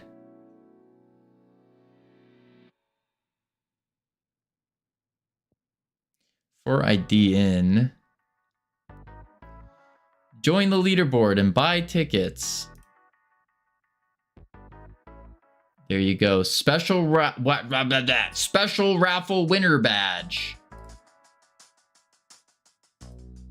Boom. Bang. There we go. Go to raffles at the top and then you click enter. It was a good project. Sad to see it go. What do you mean ironic? What is this doomer talk here? It was a good project. Sad to see it go. Look at this. Look at this. What do you mean? It hasn't even left the station. It's fueling up right now. Crazy. Crazy. Those are all fake screenshots. Fake? I took all of these. Every single one of them. What do you mean fake? As the game doesn't even work right now. No, the game works. The game works. And every line of code breaks it. That's not true. Might as well have made those screenshots in Blender. That's wild. The only thing I have to do is just change which map we spawn to. And then the game works. Then it works. But we're trying to get this new map thing to work. That's the step. So I'm going to go back to here. Copy. Go here. Paste. Okay. Underscore that. Delete. Delete.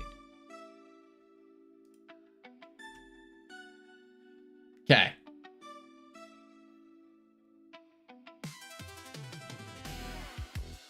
That in theory should work.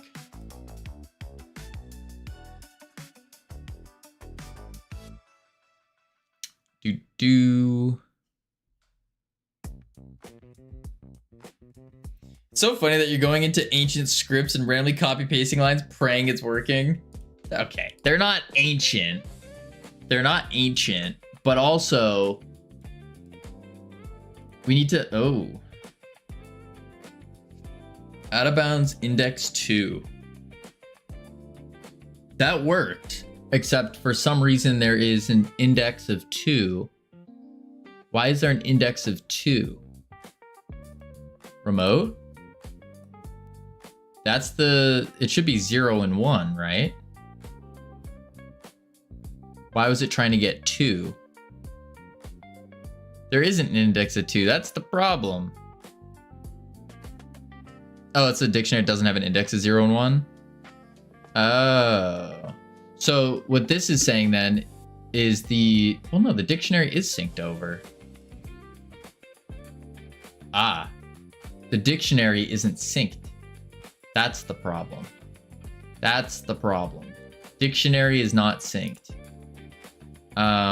That's because I need to do this. Await get tree, or await multiplayer manager dot synced. Players synced. There we go. Because the player synced is the one that double checks the dictionaries. Host.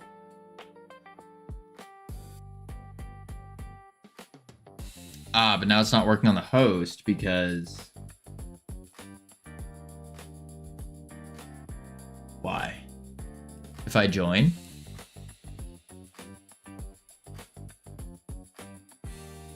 Yeah, it's just awaiting the sync that never happens. But why is this even going off? Oh, because it's calling this function. So not synced. Let's do... Just to see it in action.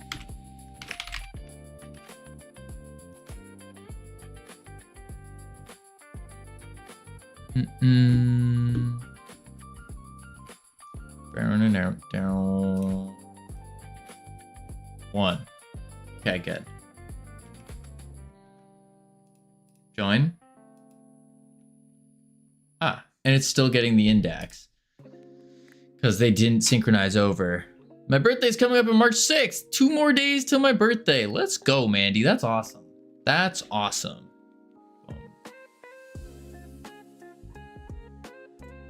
Boom. Rage quitting. What's happening? We're not actually quitting, Misty. No. It's in-game. In-game. Let's see. Andy. Wait. 5? 5 more. There we go. Alright, let's see here. You have multiplayer manager. Correct. And we take the multiplayer manager. And that's different from global. Correct.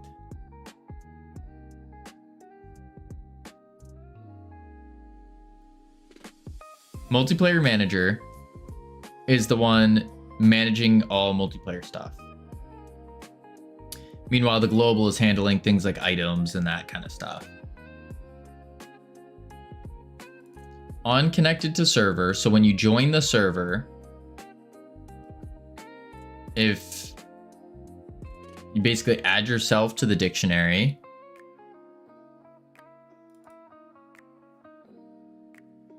set player name, so the server then checks if that pure ID is within its dictionary, sets it, and then gets the sender, sends it to the right back to sync that dictionary. So global receive players sync here. Players synced emit. So on players synced is when we need to do it. So if I say, instead of the await 1 second, didn't I do this though? Multiplayer manager dot player synced. I thought I did that. And it didn't work.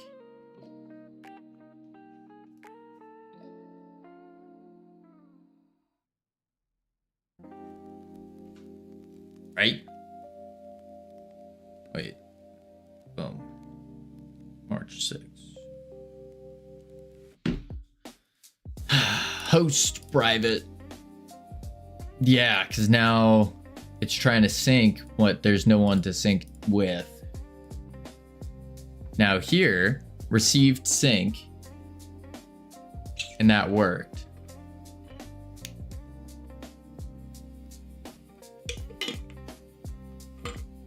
and we see the 2, which means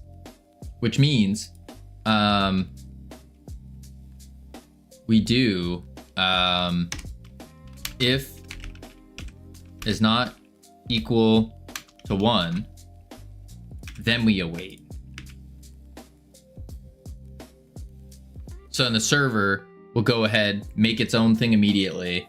When someone joins, they'll wait till they sync and then send it. No one else is gonna enter this raffle. I'm gonna win it. You gotta hype it up more, Sammy. You gotta be like, whoa, this raffle. What can you win from the raffle? And you go, well, you can win 3% bonus points for life. Whoa. Okay, that did not work. That actually is worse. Let's go into the remote. Is it synced? Dictionary size 2. Dictionary size 2. So the dictionaries are synced. That's good. People were hyped until you held us back to 40 viewers. Well, I was saying there weren't many people that joined last time on the raffle, so we just wait. We wait to increase the odds, the chances, all the chances. Right here, boom, log in. Raffles. Enter. And then I can go win it again. Boom. All right, let's see. Steam Connect. So if it's Pure ID 1,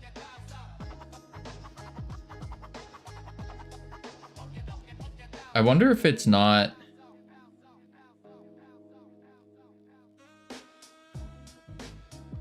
And then I remove the server part.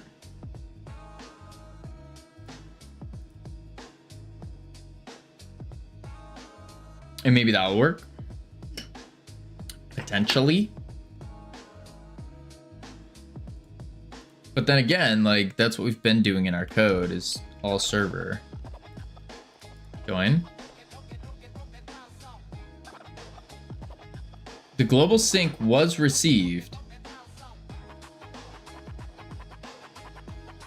Global sync was received. Because it was received, there it is. Let's go into lobby scene. Players were not spawned though.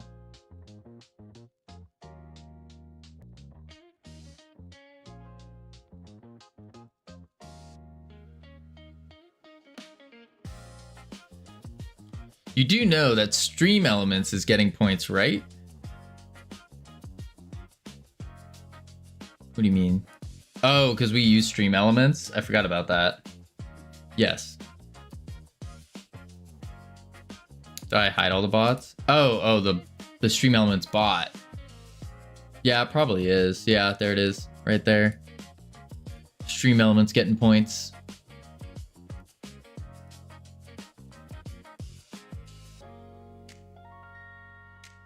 That's interesting. Let me close this.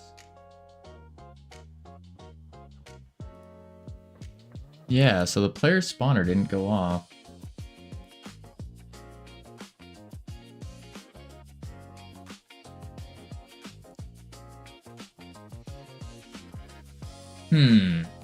If the player spawner...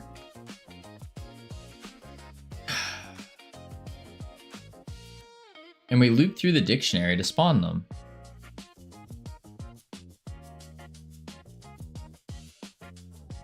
We set the authority.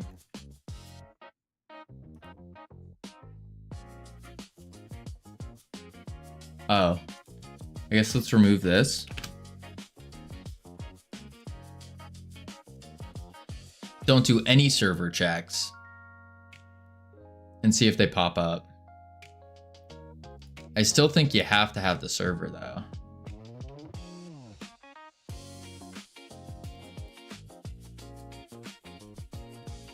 No. Internet just dropped again. Whoa.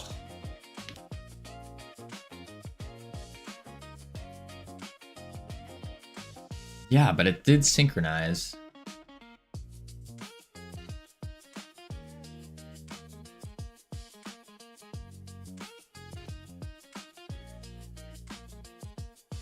I wonder if the await isn't working.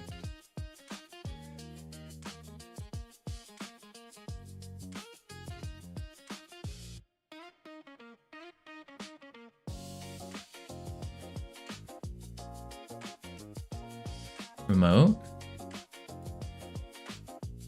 1. So it didn't get the second one.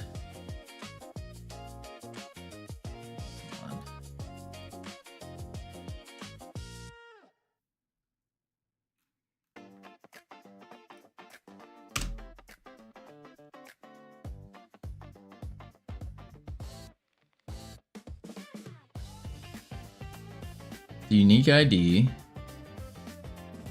is 1. Call it. And then we connect the signal. Oh, wait.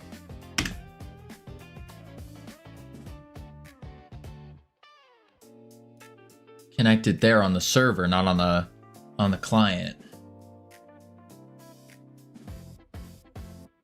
Maybe that's the play. Okay.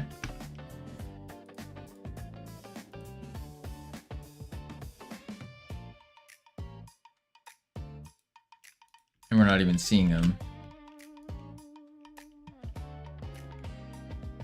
So we're going backwards now. I'm trying to get a Swedish streamer I watch who does cooking streams to make chicken fried steak. Ooh, Mars, that actually sounds so good. That sounds so good. I could go for a good old chicken fried steak. That sounds so good. So good.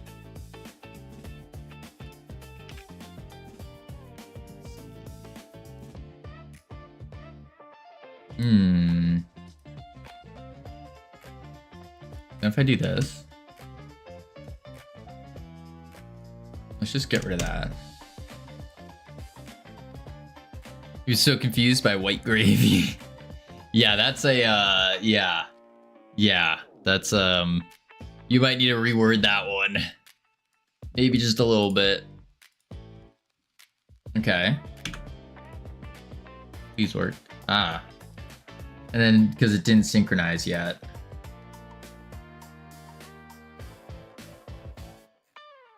So then if I come back here, multiplayer is not server.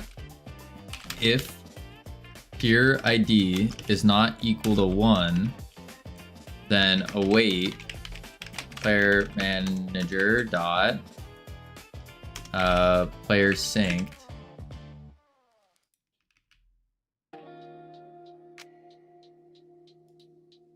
And run that. Hopefully.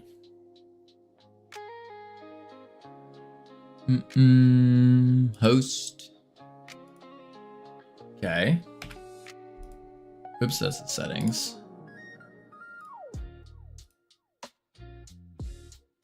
The sync went off, the spawning did not. Remote. We got 1 player. No player. But the dictionaries are good.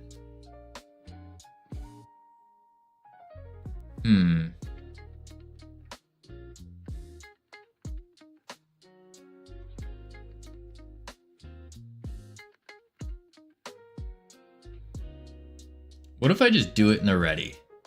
Just loop through in the ready.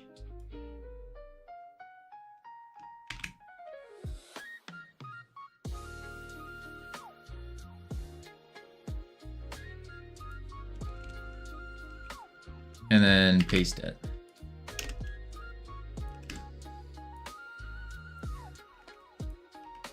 Okay. But first we have ads coming up. I'm gonna check on the words real quick. Heading to level 12.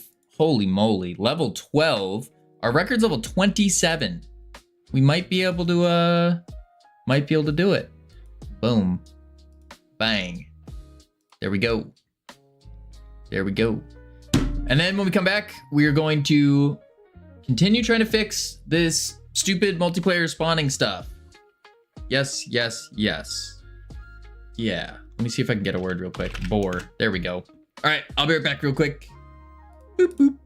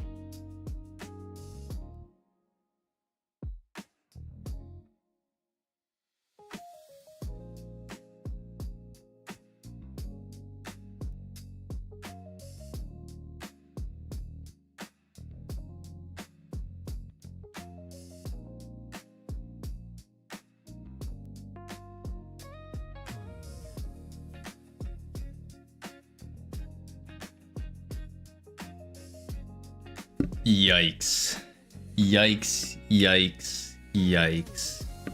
I have returned. And apparently we failed. You win some, you lose some, I guess. Alright, let's turn these words off. Boom. That Bowyer was a word, but it's showing as a typo on my Firefox. Why didn't anyone help me? It's a great question. Very great question. All right, let's see. Back to work, back to focus, locking in.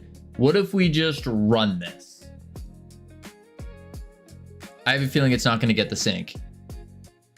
That's my guess. What if I do on synced? I think it's completely wrong to only connect peer connected on the host.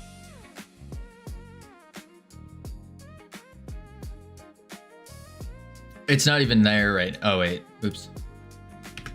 Turn that off. So we'll run this, but I have a feeling instead of doing peer connected, we do the sync. So we say on player synced, then spawn it. Oh, but no, that wouldn't be good though, because then it's going to respawn every time we switch teams. Yeah, it still didn't work.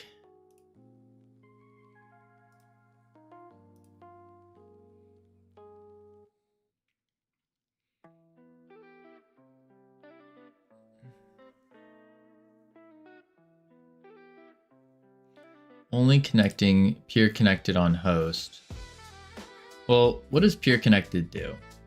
Peer connected emits when the multiplayer API's multiplayer peer connects with a new peer. ID of the new peer. Client gets notified when other clients connect to the same server. Upon connecting to a server, a client also receives this signal for the server with an ID of being 1. Then we have on peer connected. So when the peer joins the server, we're saying if their ID is not in players, then we add it. Update player data. Which is RPC ID. So if the server already has that,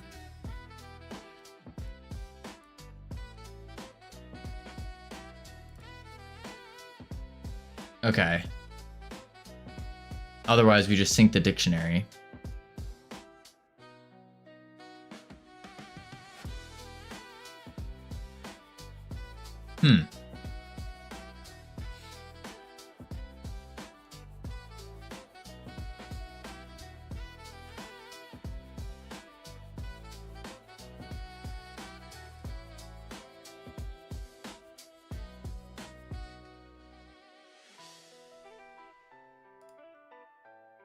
But we can't do on peer connected because that's two connections for one signal that are going to go off at the same time.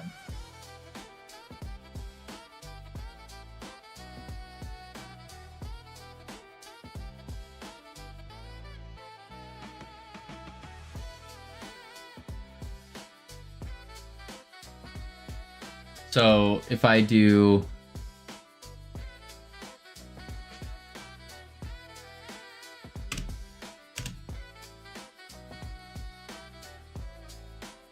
can you connect multiplayer peer connected and ready here on everybody? Yeah. When we did that, it didn't work though. So if I do, oops, this,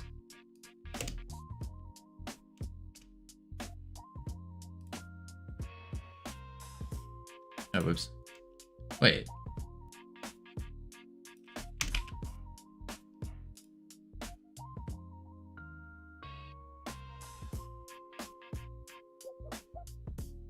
Expect a colon or when after match. Oh, because I deleted the backend part. Whoopsies. Global dot multiplayer backend dot enet. So here it is here. And there's no server check. Just making sure that the enet is the backend. We're gonna comment that out. Comment that out. And now it's gonna spawn everyone and print spawned. The peer ID would spawned. That's all that's gonna happen. The problem though, that why this isn't gonna work is because the dictionary isn't syncing in time.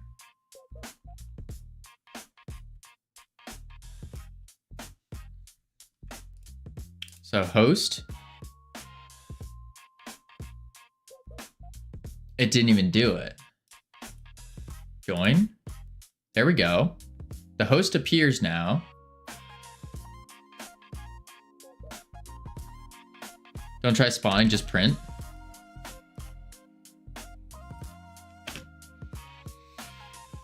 Printing from who connects. Print.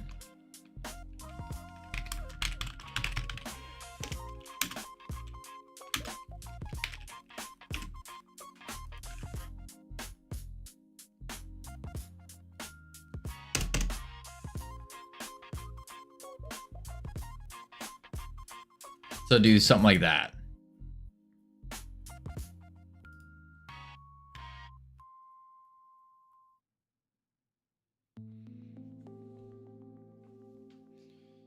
All right. Host. Private. So this one is easy, right? When the host starts, he has to spawn himself, so he can't wait for a peer. Right. Right. Mungo with the 40 stream streak. Welcome in. Can't wait for a peer to connect. He has to make a player with peer ID 1. Right. And then this one joins. And it says that that one spawned in. And it connected. It also said that once that one connected, then they all spawned.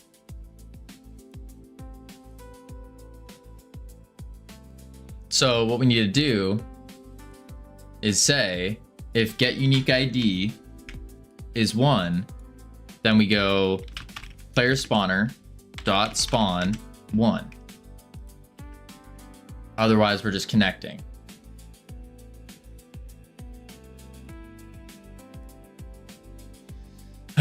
Something like that? No, not like that.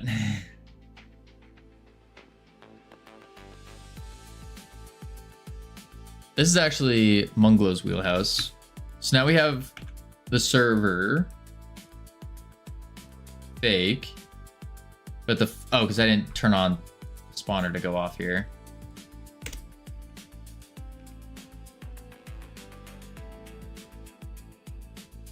On host ready, you add the host as a player.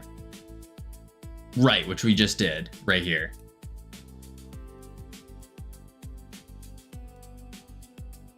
So So what we're trying to do is we are, instead of spawning everyone at once like we did before, we're making a lobby. So you can just, no, it's in ready. Do we not want to do that? On host setup ready.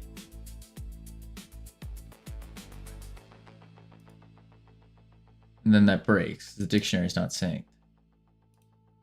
So what we're trying to do is we have this lobby scene. And what we want to happen is when you first, as the host, you start your lobby. And you can run around, you can do whatever. And then when someone joins your lobby, they need to appear and be able to run around, do whatever. But they also need to see whoever else is in that lobby. That's what we're trying to accomplish.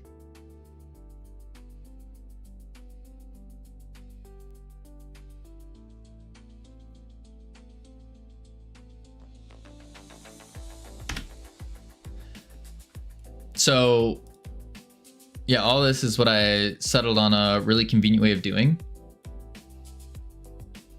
Oh. All in the multiplayer lobby repo. So we have our lobby scene, right? What happens is you press host and then it transitions you to this lobby scene.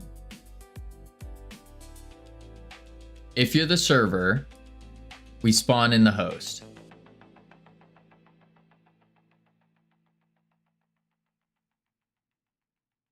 But what you're saying to do is wait till the connection happens.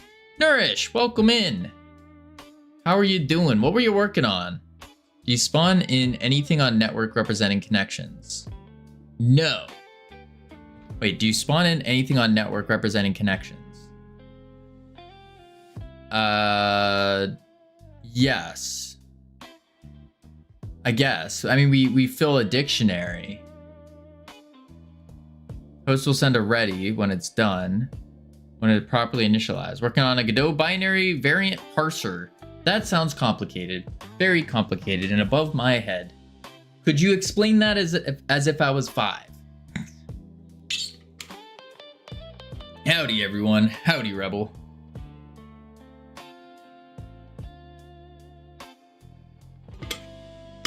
That's when you go in as host and do things like add a player representing a host, Pure 1. Yes, I can. Will you? May you? Nourish. Bam. Here we go. What we're doing right now is we're resetting up a lobby scene, or making a new lobby that you can like move around in and do stuff in. Think lobbies for like Peak, Repo, Among Us, those kind of lobbies. That's what we're making right now. So when you export your Godot projects, you get a pack file, either embedded or separate, depending on the settings. That file is binary. Inside this file is resources. For example, scenes, scripts, etc. They are also binary, like zeros and ones. I want to parse these files to extract info. For example, collision data. So you go through the zeros and ones, and then you say, oh, this set is for collisions. But what do you do with that? Like, why would you want that data?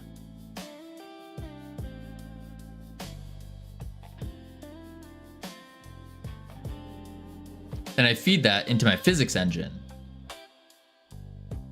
Remember, I don't use Godot on the server.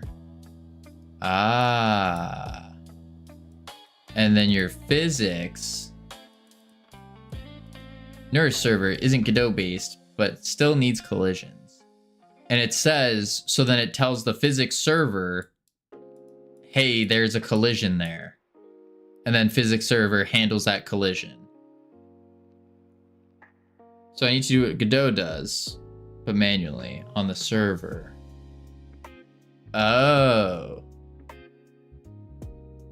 Okay, so you read the binary, you say that's a collision, and then you tell the physics server, hey, there was a collision there, and then the physics server goes, oh, there's a collision, let's do X, Y, and Z.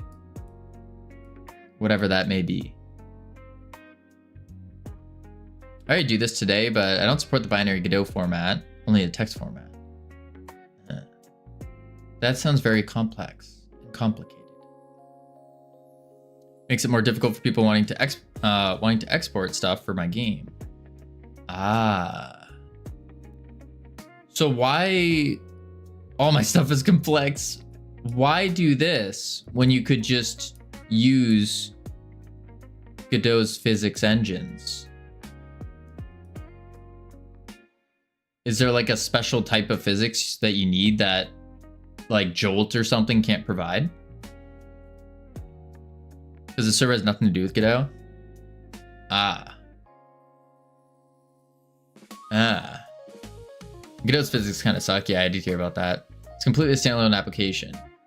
Oh, a lighter weight server. I see. Also, Godot's physics don't expose the rollback functionality of Jolt.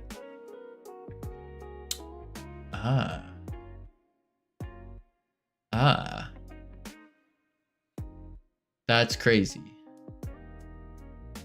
And hurts my head. Okay, that's enough talking about that. That's cool, but that's gonna make my brain explode. Jolt has the feature, but Godot API does not support it. Oh. You seem a bit defeated, not gonna lie. Today's been a rough day, Nourish. It's been rough. It started rough. Can I cheer you up? Absolutely. Absolutely. Do you have any use case for a VHS filter? I have shader code if you like. No, I already have a couple of those actually. Like a we're using that for oh, you can't see it. Wait. It's not showing, but we use that for a for our screens. Okay, back to this. So what we're trying to do is there's been times where I just wanted to go back to Unity because a lot of things Godot just sucks. Interesting. Godot's all I know, so it's like I don't know if it sucks or doesn't, you know.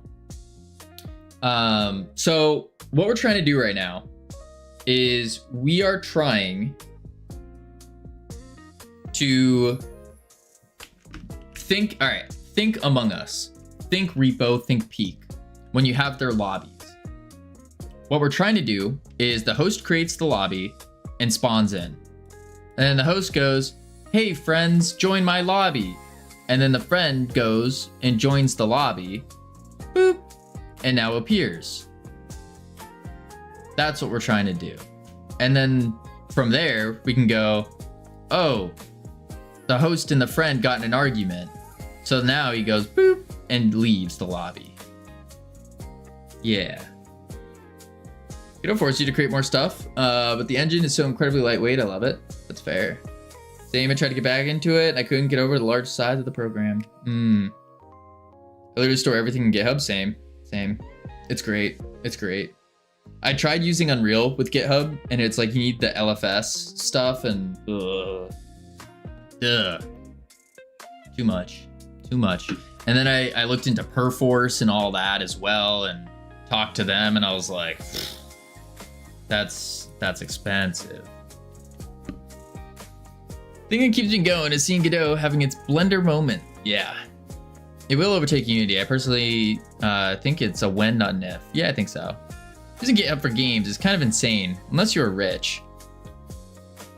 I mean, we use GitHub for games, and I'm broke. I'm broke.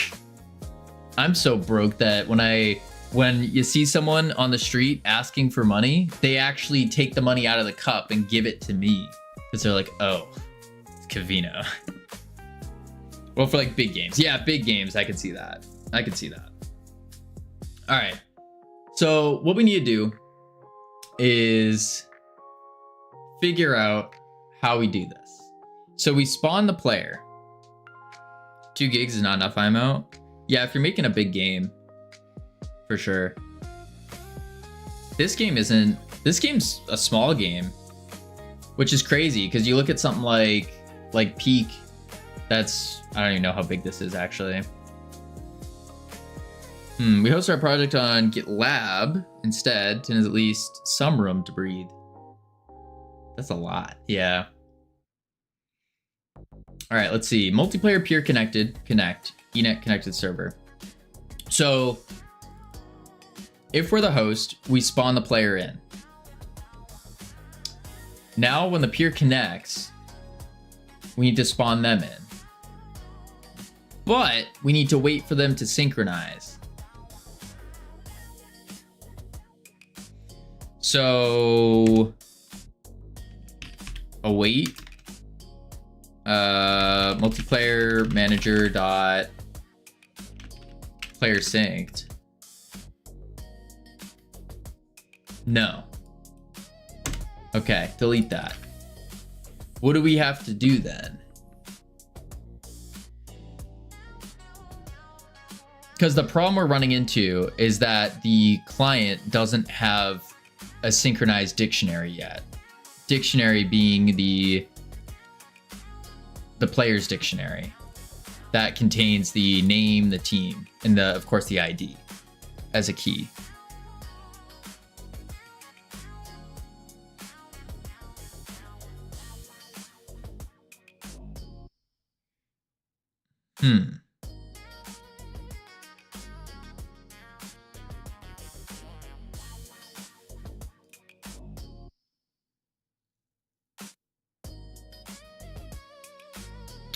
Host spawns itself in. When a peer connects,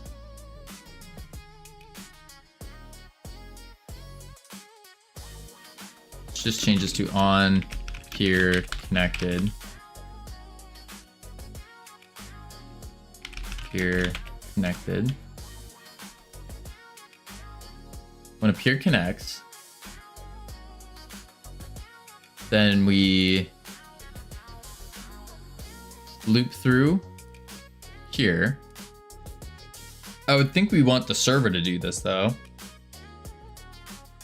because the server will have it synchronized.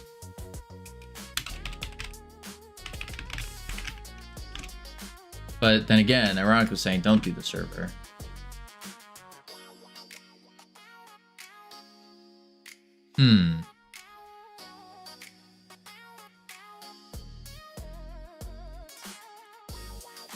Okay, there we are.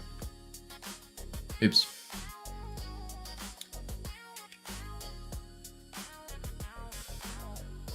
Oh, then it breaks because of the dictionary. As I said, do all of this in the repo, and it is public, but in general, do it in 2 steps. Lobby manager handles connection. Then when connection's fully done, it raises a lobby member validated. That triggers the player manager to spawn in a player object.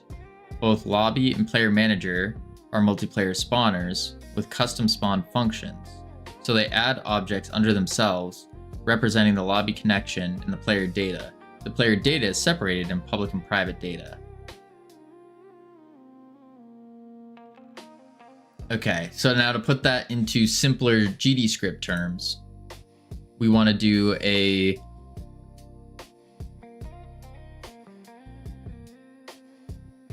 in 2 steps. So we have something that handles connection, which we do that in the multiplayer manager here on peer connected. And then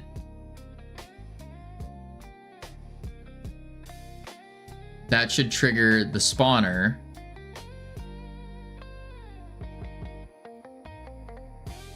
to spawn it.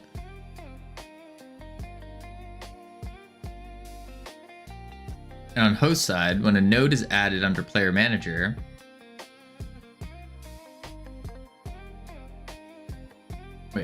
on non-host side, when a node is added under player manager, it adds it to client side player list, get player peer ID, but also grabs the player instance representing the local game instance and saves it as player manager local player. So So we don't use a player manager, nor are we using a spawner for bringing in the maps.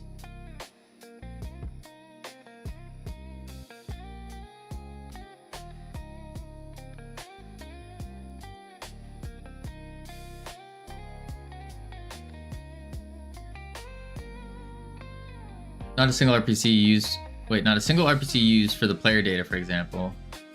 Makes code real nice. Okay.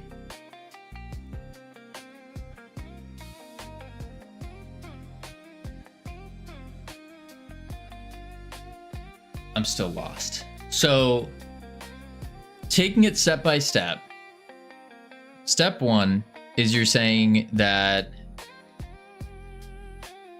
doing it all in the repo. I don't know what that means. In the public, that doesn't matter here.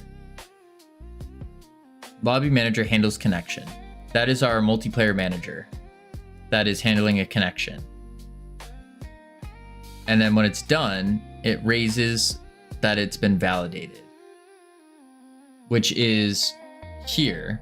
When they connect, we make sure that they're in our dictionary. And then we make sure that that synchronizes. This is not Sammy approved music. Then we make sure that that synchronizes through our, through this, our sync players to peer. So now the dictionary is all synchronized. Then on the non-host side, when a node is added under player manager, it adds the client. So on player sync emit is when we should spawn them. I would recommend you doing it exactly as I do, but I don't think you would understand why you do it that way yet. So hard to get you to do it that way since there's a lot of lifting up front. First, do you have a player manager that handles player data? So we have a multiplayer manager that handles the connection. And then we have our player's dictionary, which contains our player name, our player team. That's it. Already there, I would object. But the only objection would just be splitting it, basically. Connection does not mean it's a player.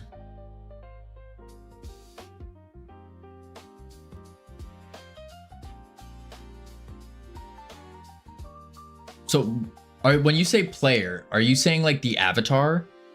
Like the player body?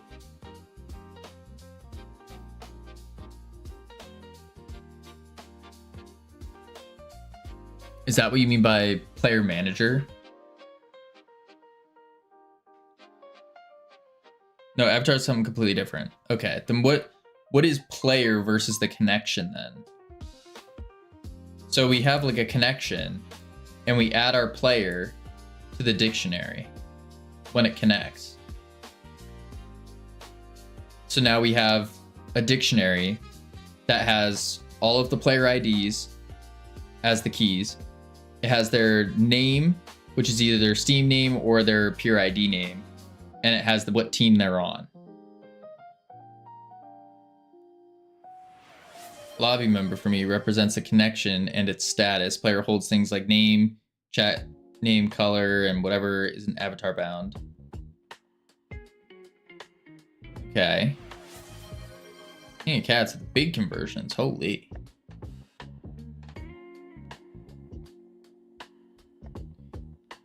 Okay. I'm trying to avoid redoing this entire system right now. That's the other part. So I have...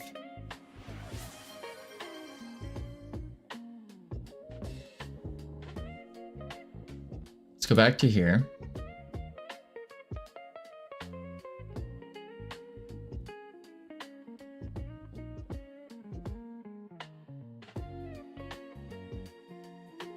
So when the player, what up, Gamian? It's a lion. Yeah, I didn't get it. I don't know the song. Sorry. So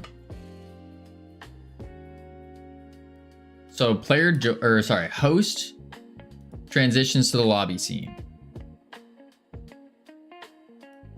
And immediately will spawn itself in. Then all we need to do is when a player connects to that lobby.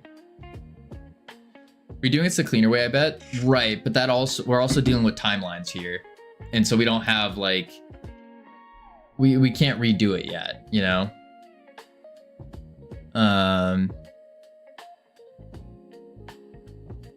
Like supporting player reconnects and such. That is huge. And I think we will probably try to refactor it once we get this going, because right now the number one priority is get this page live, get it going, and then also be able to play test it privately. Those are the priorities right now. Specifically play testing for the fun aspect of the game. And then we can make it run better, for sure. For sure. 10-year-olds think I'm amazing. They share all the dankest memes with me. Dear God.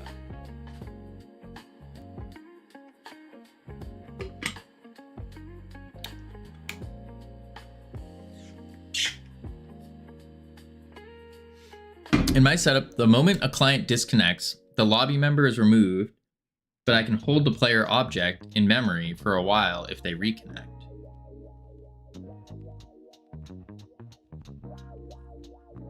Well, I can do that too. We don't have a reconnect function, but we also aren't like holding anything on the player in the first part because it's all handled through a dictionary. I guess we don't hold the position when they disconnect, so they'll just respawn back at their spawn point.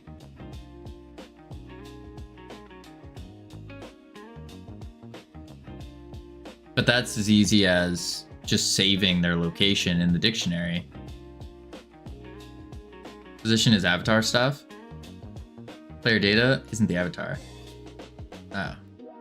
We don't have player data that we need to hold on to though.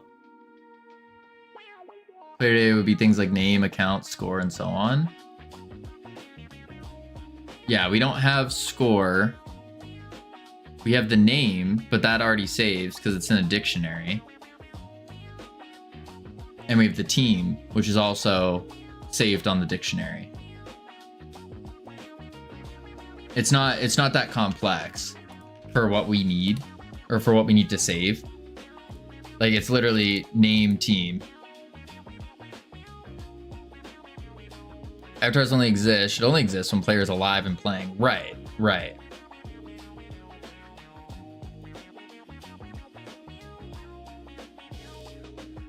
Yeah, so we don't need to go that complex. All we need is to spawn the player. Or have them, when they join the server, they need to spawn. If you hold all your player data in a dictionary, you have to wrap it all in RPC. I don't. I just spawn the player node. Oh, I see what you're saying. I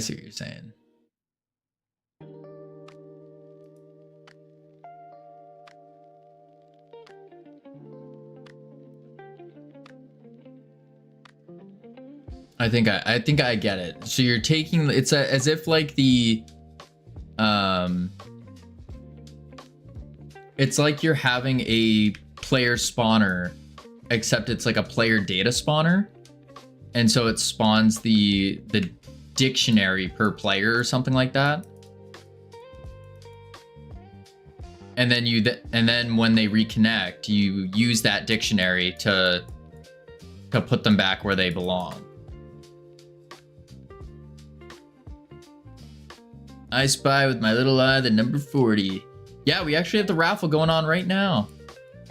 We have the raffle going on right now. I think Sammy's the only one that entered it. I leverage the Godot high-level functionality to make my life as easy as possible. Yeah. Okay. I'm not worried about this whole thing right now. I just need to get them to work. I need to grind another 100K. Well, Shotos, listen. If you join that raffle, it's going to make your grind a lot easier. A lot easier. Because you get the special badge giveaway here. And this badge, I don't know what this whole thing is, the quotes. But this badge gives an extra... Oh, Sammy didn't write it down. It gives an extra, like, percentage of points. I think Mungo is saying multiplayer manager is a multiplayer spawner with node children. I think it was 3%. It gives 3%. Mungo is saying multiplayer manager is a multiplayer spawner with node children. That would probably make sense. Yeah. But we probably don't... We at least don't need that right now. Right now, the key is just to get the client to spawn into the lobby. So when player presses ready, it sends request ready to host. If allowed, it flips the ready flag on player's data, which is synced on the network, changes raise event player data change. So things like player list and lobby updates. The green is ready mark, all triggered by host changing a bool. It's a very, very good way of structuring all of it. That makes a lot of sense. I don't know, it doesn't seem to be worth it if it's temporary. I think it's permanent. I'm pretty sure it's permanent.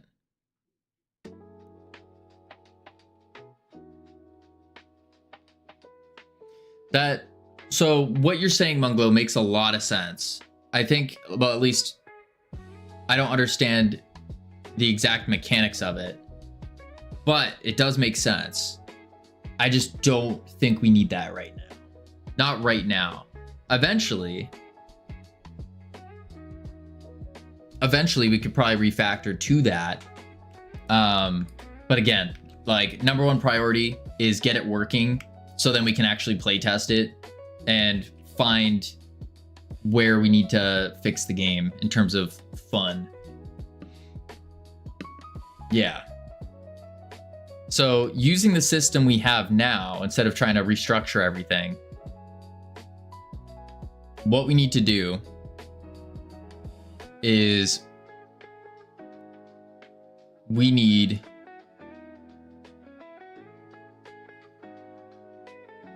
let's see,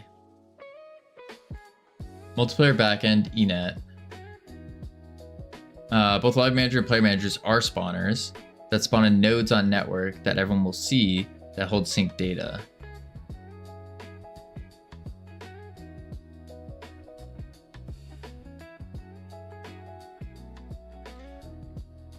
Wait, just to cap that, Munglo. So the way it works in the scene tree is you have your spawner, right?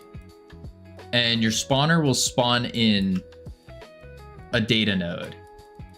So then your tree looks like this. And you have the node with like the PID or something. And then within that PID is a script that has the actual data in it, along with another synchronizer to synchronize that data.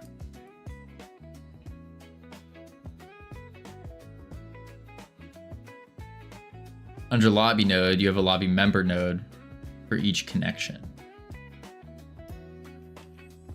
Wait, I need to see this. Wait, let's do...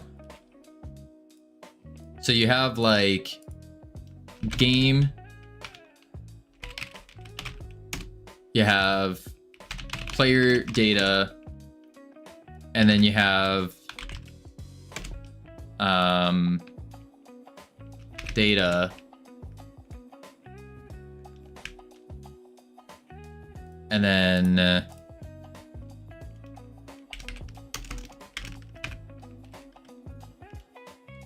you have like the ID with everything in it. In that player node, you'd have two nodes, public and private data, with each on its own synchronizer. Privates being non-public and only visible for host and that player. Right, but we wouldn't, for this game, for example, we wouldn't need any private data to be held. Not that I can think of. And in player data, or player manager, you have a collection that populates when the node is added.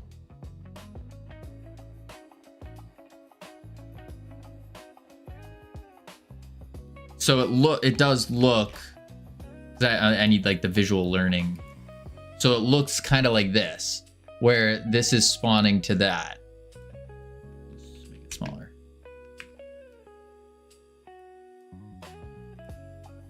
And it spawns in this guy with the script on it.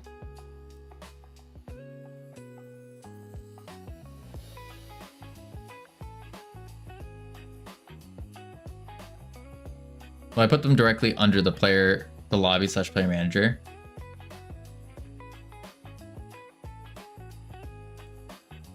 Oh, so it would be like, instead of game here, and this would not be top level, it would be like player manager. Multiplayer spawner do not have to spawn in other node. Oh. You say player, do you mean player data or their character body? No, that would be avatar. Avatar would be the character body. That's where it's getting confusing there. And then using this player data, you spawn in the avatars.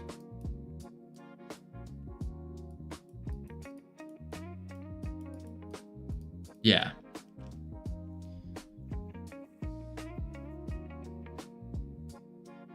Yeah.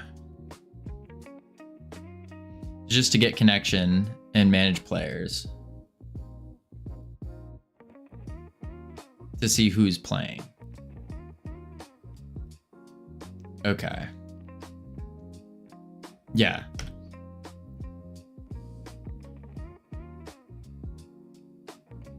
I see. I think I see how this would be easier to work with. But this is also gonna be an entire week of refactoring. And we only have like an hour. So what I want to do is I want to get this lobby to actually work. So what I need to do, you will never get this to work. We have no idea how the old code works. Well, we know exactly how. We know exactly how the old code works. So the space map here, what's happening on this is it waits till the map changes. If you knew that, we'd get the lobby to work in this work. No, because the lobby is a different functionality than this map. They're two completely different things. They're not the same. They don't act the same either. They act very differently. So in the space map, what's happening is the map itself loads in the map. And then once the map is loaded for both clients, then the host spawns in the players. That's how that's working. But what we're trying to do now in the lobby scene is we are trying to load in the map for the host and spawn the host in. And then when someone else comes in, they need to load in a map with that host and they need to go in there as well. And you should be having the host do all the work. So that's where it's different. One of them is at the same time, the other one is whenever someone joins. And that's where the difficulty is coming in.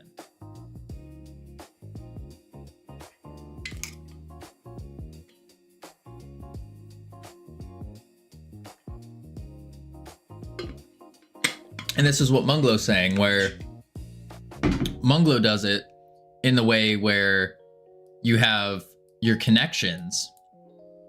So then that way you can say, okay, if we're connected, then let's move it over and boom, put them in.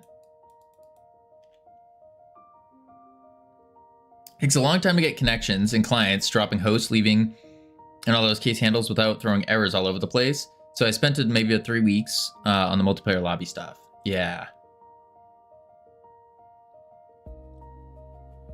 This is what I wanted to see.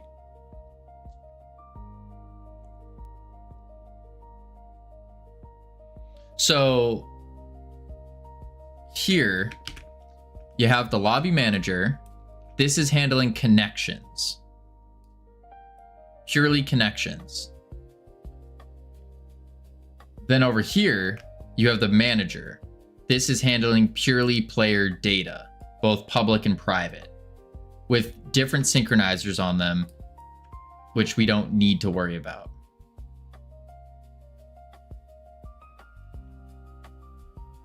You might have a single structure with everything the client needs to obtain from the host to sync up to the game state before loading in.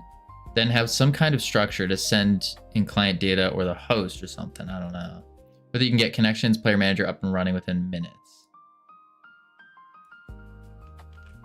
Okay, wait, let's go back. But then that. And then this one. So where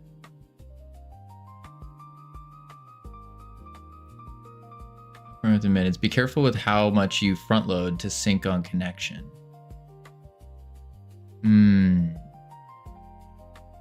So then where is the actual avatars getting spawned though? Since there are bugs and spikes in CPU and so on, shouldn't matter for a few players, but still bad practice. Yeah.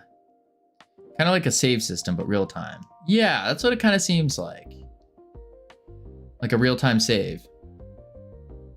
Oh, and then you have your player avatars are down here, but where's the spawner for them?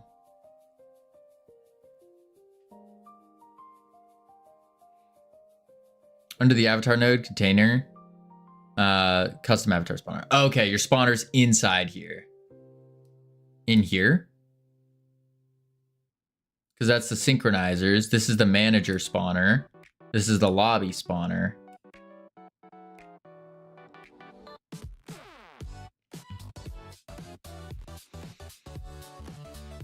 So the lobby manager is spawning in the connection nodes, which is 1 and then 1, 2, 9, 2, 4, 4, 5.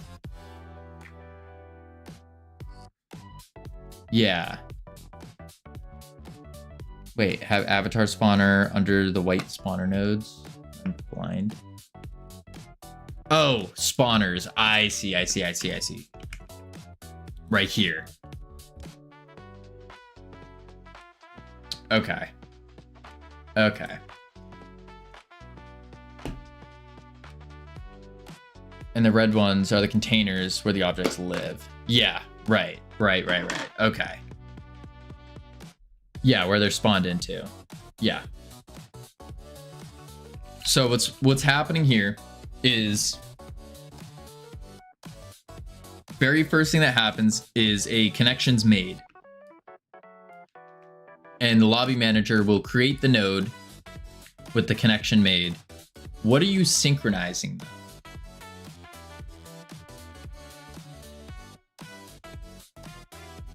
Like, what is the purpose of adding a spawner with this node? Second pick. That is the second.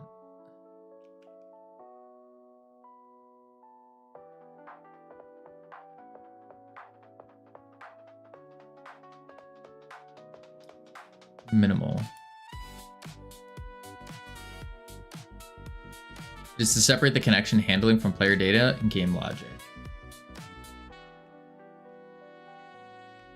So this is just synchronizing like a Boolean for connected.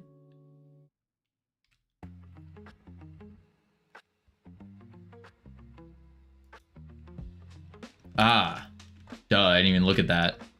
I didn't even look at the inspector. I was too busy looking over here. Okay, so it has a state that you're synchronizing.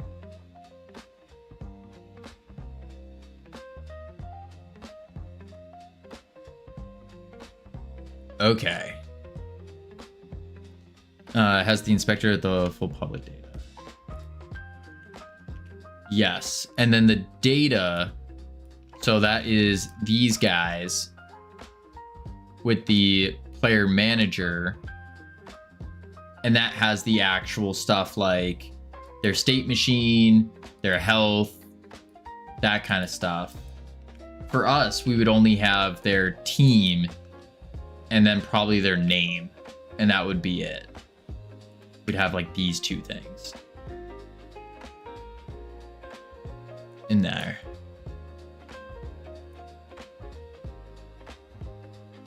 Okay.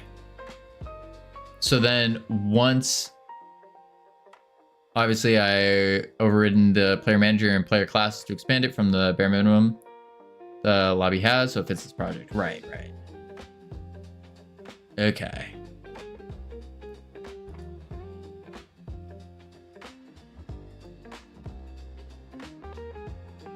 I think I get it.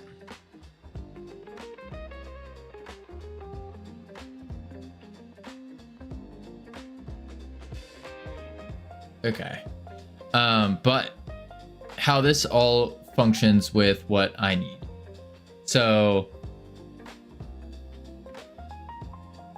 I see the lobby manager being extraordinarily useful because this handles all the connection states. And then what you could do for like this lobby is say, hey, once this one's ready, then you add in the player into the player avatar. I want to try to direct you into detail because I figured it all out, wrote the code, and now I've forgotten it because it just works. No sweat. No sweat. Okay. So what I need to do is lock in.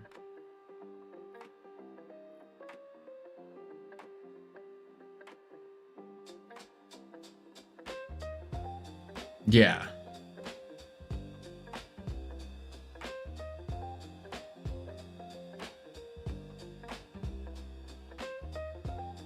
Yeah, that's huge. Okay.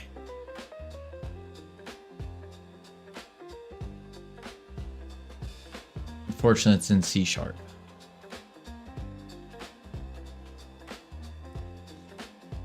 And I refuse to have a single red error come through. That's good. That's good. Okay, so what I need to do. It really doesn't help that Munglo loves sprinkling in what we can only assume is Unity terms like raising events. Oh, 100%. 100%. 100%. Munglo, we need to lower your vocabulary a bit every now and then.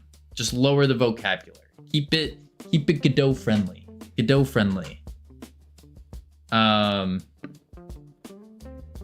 Also use GUscript, not C#. It's C#, but it is all the same logic and order of how things need to happen. Right.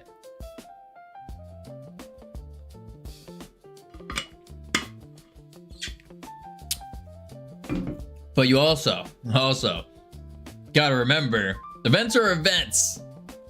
Signals are Godot's events. Well, listen. You gotta remember the person you're talking to. So you gotta take the knowledge and then reword it to like a 5th grade level. And then we're good.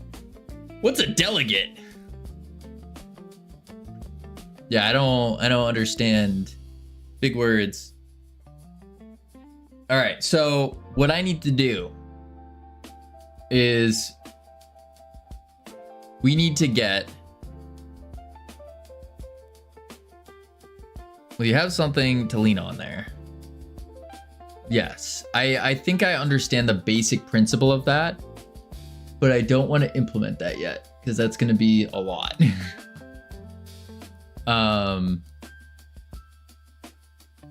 But it's going to be useful later. Code is the same. 90% is just snake case to Pascal case. Is it really? Wait, so I can code in C#?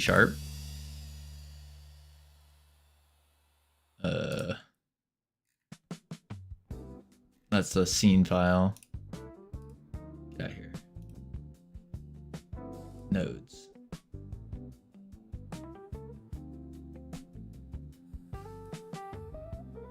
Using Godot namespace. That's just class name. Oh, I am so bringing this new way of organizing player data back to main project. So much nicer to work with. Yeah, this is look like it's taken me a bit, but I'm starting to understand it more. Starting to. Yeah, starting to understand more. You are not manga, anime. There we go. Okay. Public void. Feels like home almost. Public void. Wait. All right, so what I need to do is when the player connects,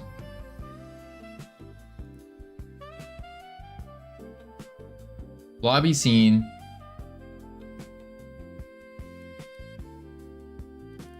on lobby joined. This is the wrong thing. No, it isn't.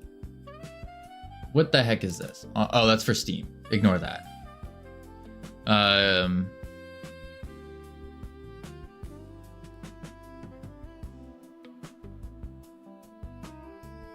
So if we're the host, we spawn in. And then we say on peer connected. And we are saying, because we want the server to be the one that spawns all of this.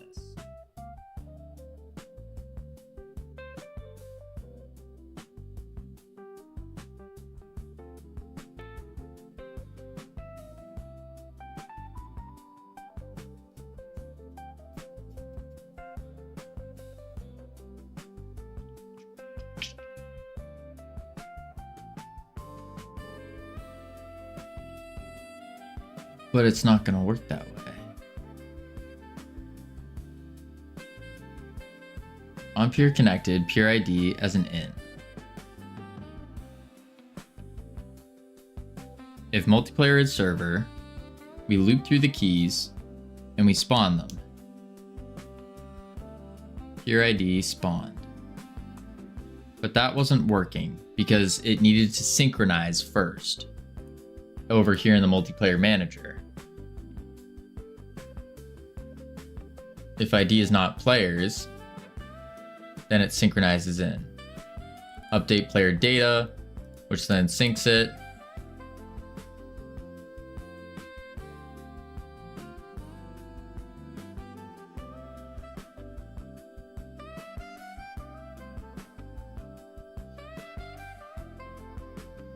I need Ryder to check. Crazy.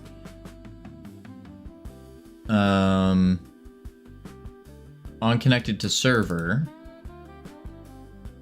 So when you join the server, it makes sure it adds the dictionary entry if you're not already in there. If Steam's running, then it gets the persona name. And then we set player name here.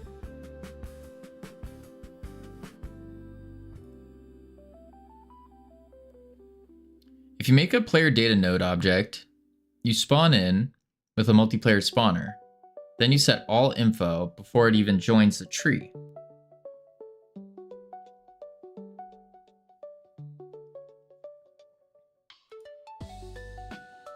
I mean, can I... Would it cause issues if I started mixing this setup into this? Probably would, wouldn't it?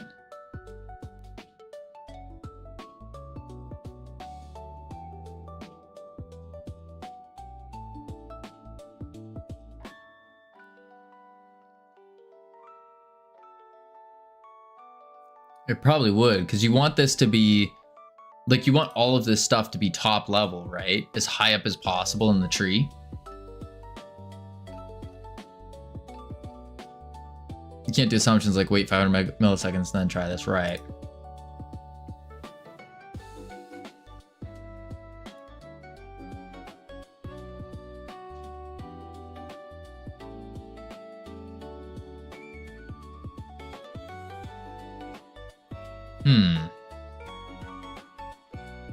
So then what I can do here is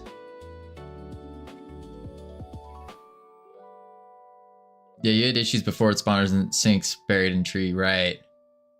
Right. What are you trying to do? Don't know if those bugs are fixed. I doubt it. We're just trying to make a lobby that you can join. But join not at the same time, that you can like tier join in and leave.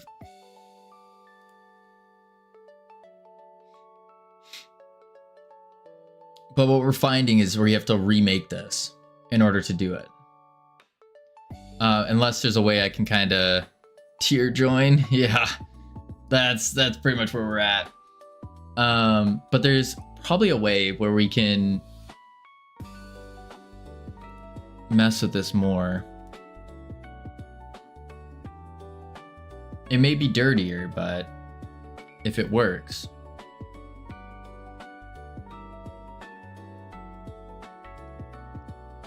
So if it's the server,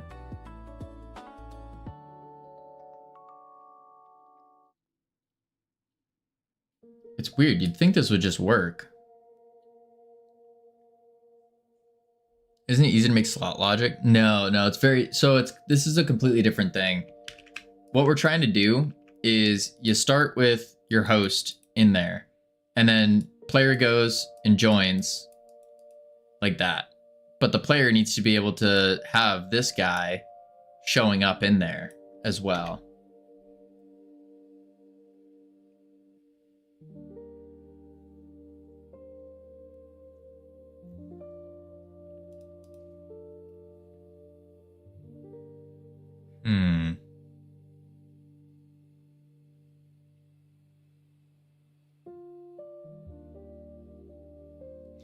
Host tells server 3 more people will join for the 2v2 scenery. No, because you don't know that. You don't know, like the host doesn't know this information.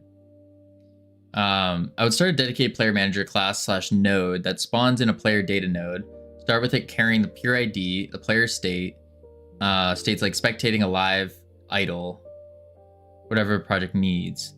State you will need to add to usher people in mid-game.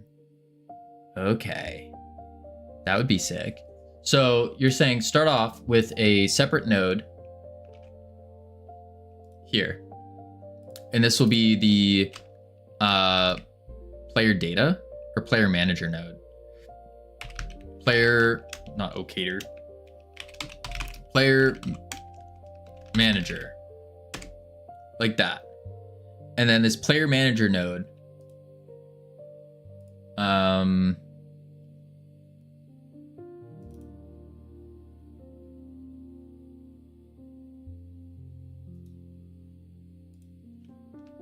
Multiplayer. Create. Class name player manager. Like so. Sure, and another player node that holds the pure ID state of the player.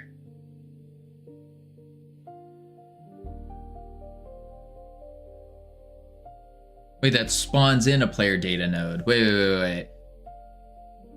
So this needs to be a multiplayer spawner, not a node.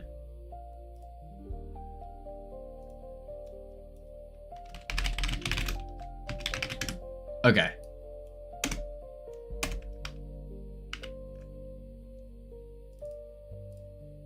Okay. So this needs to hold the peer ID and state of the player. But this doesn't hold it because this needs to spawn those nodes in.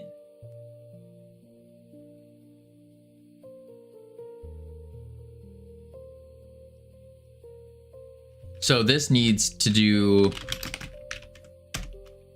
spawn function equals spawn player data. Func spawn player data, which is going to output a player data node. And here we would do, oh, whoops, I didn't even do the,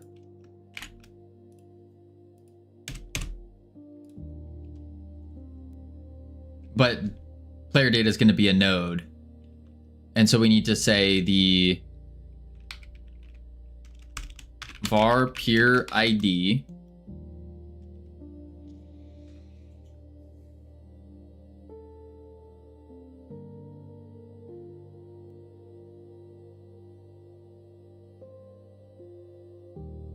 okay, hang on.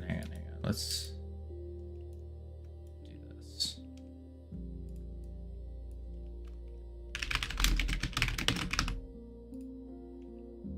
Yeah, as player data is a node, you don't have to deal with syncing things. You just hook it up to sync and it works. Don't forget to enter. I'm not going to enter this time. No. Okay, so then this is going to be the player data node that we're going to add a script to.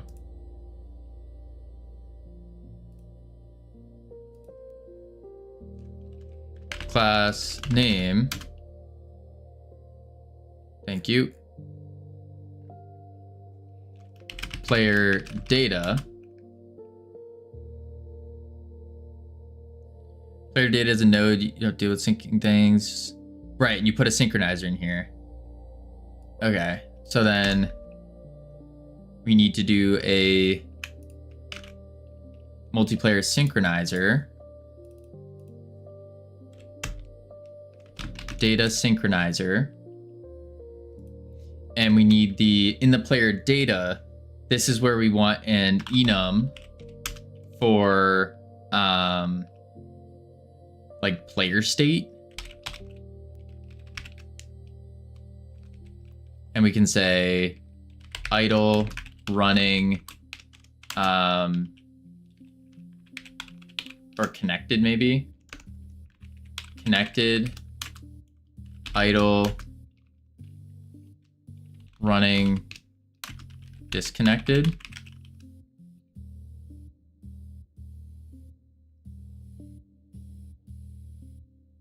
Something like that. Var or export, because it's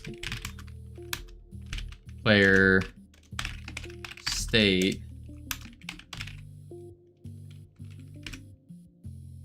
none lobby spectating dead alive. I like that. Yeah. None lobby spectating alive dead.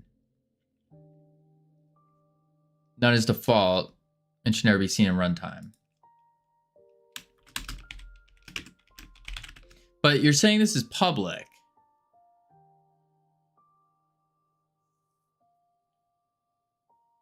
And I don't need a dead and alive because we're already doing that on the player itself, on the avatar.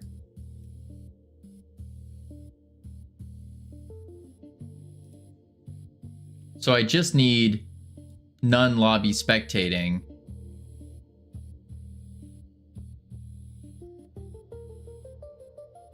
Or none playing spectating.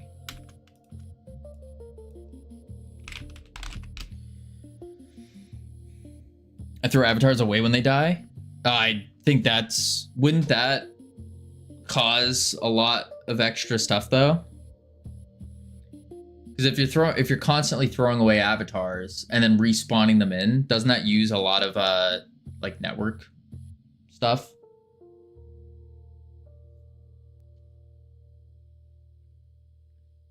Like no, it doesn't. Really? I feel like that would. Like, that's why we're object pooling so many things as well. Is because it was, or to my understanding, you want to... Multiplayer spawners only share the cached spawn arguments.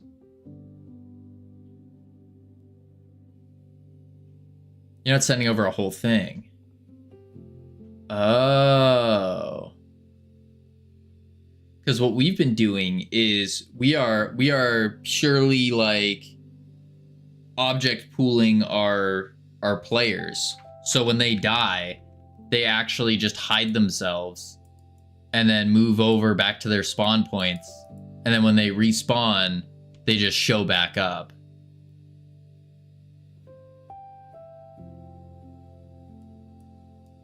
I'm not a multiplayer guy, but that seems dirty. What does? Instantiating of the avatar happens on each game instance, and that is expensive. Wait, then isn't that what a spawner does though? Is it instantiates? Like you have to give, like here, we preload the player scene and we instantiate the player scene.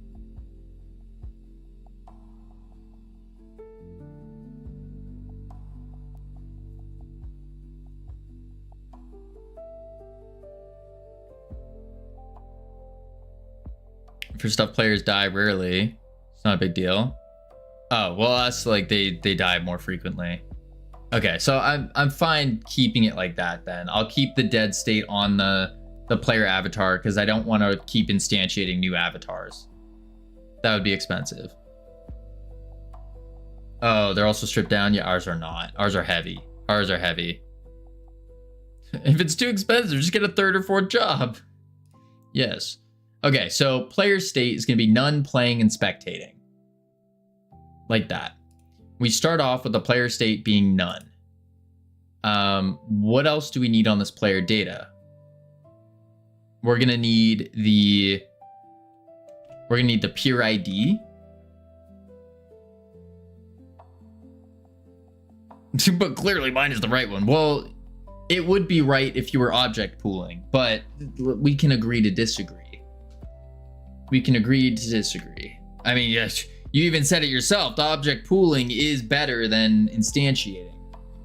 Just saying. Just using your own words here. You know, it's okay.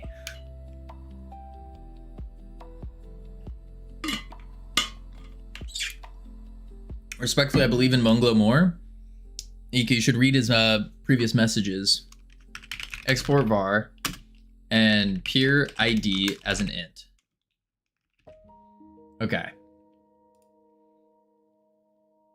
Yeah, focus on this, getting it up and running. Right. So we need the player data, we need the peer ID, and then we need the team. Team as focus on work, you're right. As a team. Yeah, once you have it up and running, then you can. Yeah. Okay. I think that's all we need. Oh, we probably want the player name, don't we? I mean, so, wait.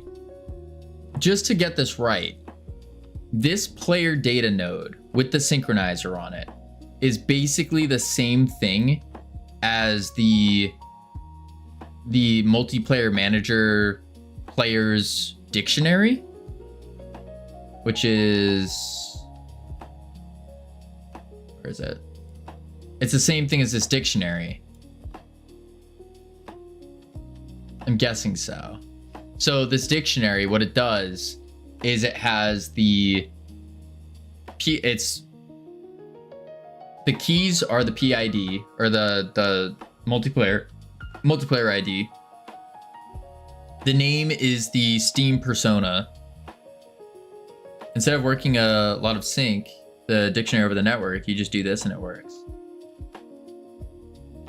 Okay. Wouldn't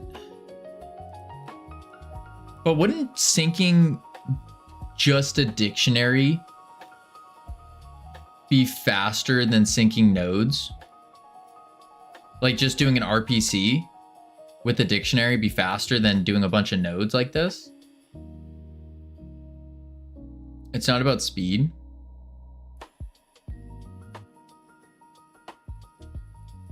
You'd only sync when it changes. Oh, that's a good point. Yeah, so it doesn't really matter with the speed. Because these are things that rarely change ever anyways. I mean, the only thing that's speedy would be the team switch, but that's just one thing on... Okay. So pure ID as an int, the team, and then we should probably get the player name as well. Player name as a string.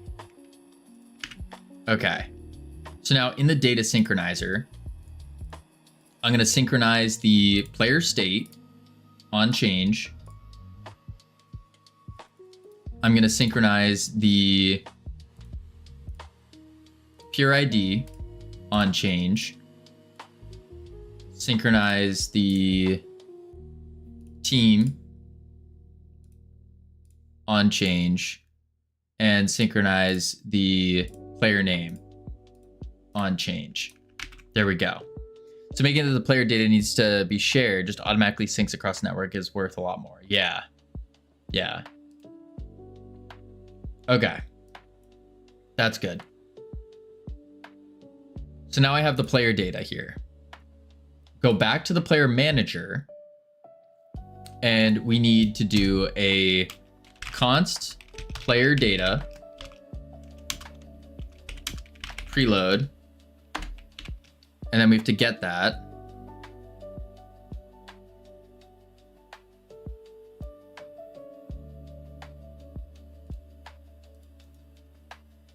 Copy path. Boom. Var player data equals player data instantiate.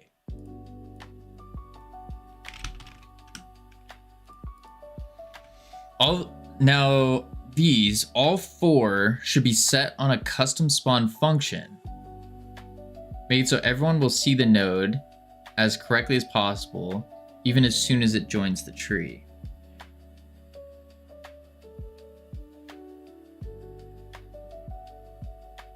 What do you mean all four?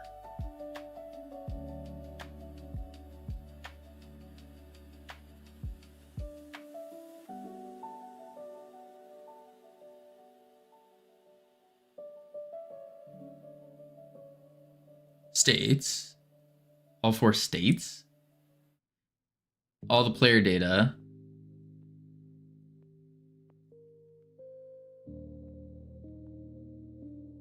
oh yeah, so I need to set the player data here. So I have to do like player data dot let's just go in order again. Player state equals player data dot player state dot none.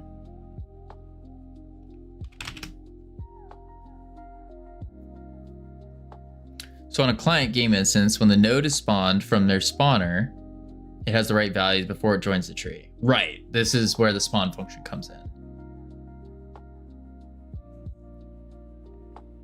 But I don't want none. I'm going to want playing.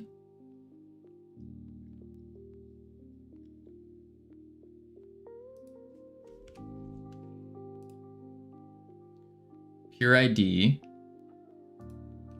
So then I have to do player data dot pure ID equals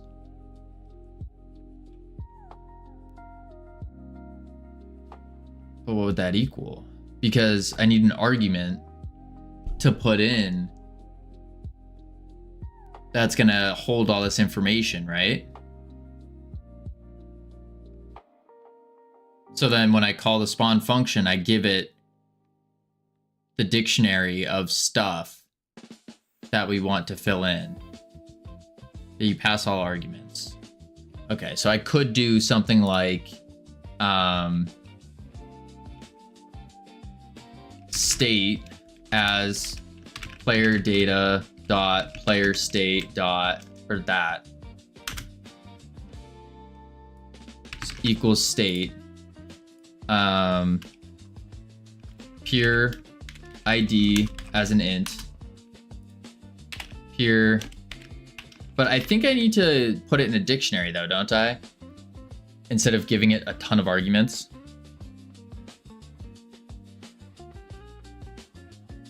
The format of this is a Godot dictionary. It is a dictionary, okay. Yeah, string is key.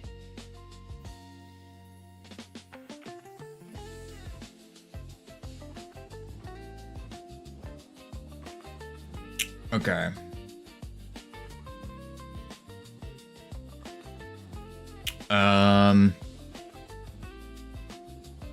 Trying to think of how I'm gonna take this dictionary though.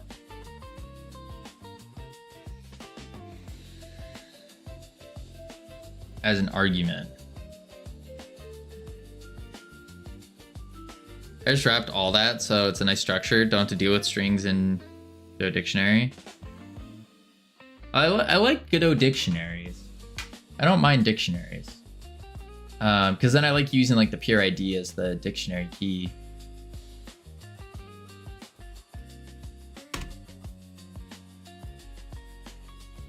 So maybe I do data dictionary as a dictionary. And then I just say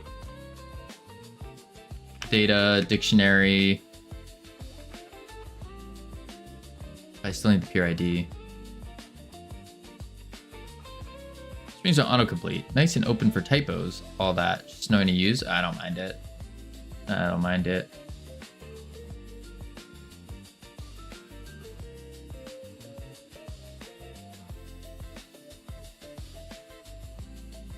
Who won? We didn't run it yet.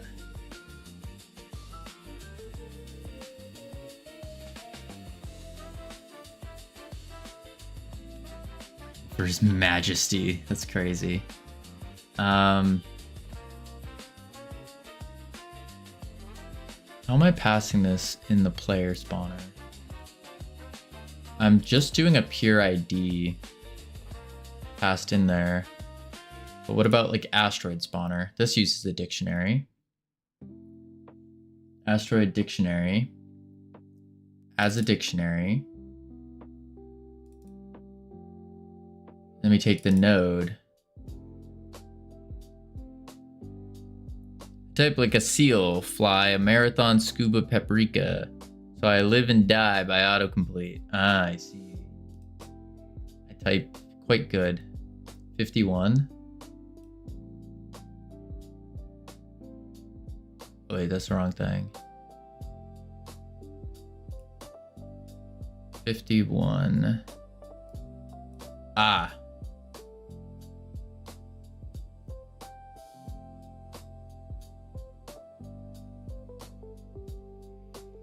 Okay.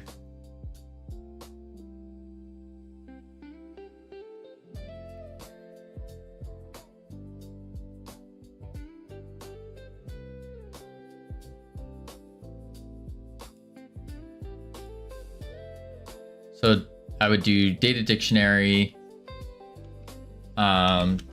state, data dictionary, pure ID, player data dot team, and then player name, team, data dictionary, team, player data, name, player name, data dictionary, name. Save you dependent on what state game is in when they join, but no big deal right now. Yeah.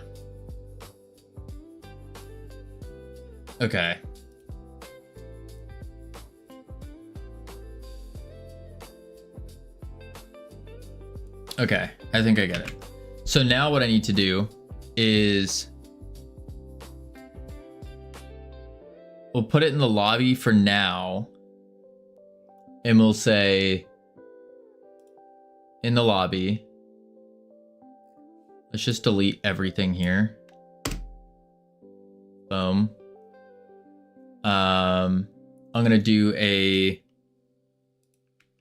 thing on host, peer connected maybe. I have to be careful about peer connected, but yeah, that's what I'm thinking. So we'll take the player manager and the spawn path can just be to itself, right? Yeah. Which, let me do that in here. There we go. Player manager. Okay. Let's do a access unique, drag it in. Now we do func ready. And first thing we want to do is if multiplayer is server, we say multiplayer dot peer connected dot connect on peer connected. Oops. On peer connected. We want to take in the peer ID as an int. If someone managed to overcomplicate things already, good. That is the way. That is not the way. No, no, no. Keep it simple, stupid. Kiss. Okay, then I say player manager dot spawn, taking in peer ID as peer ID.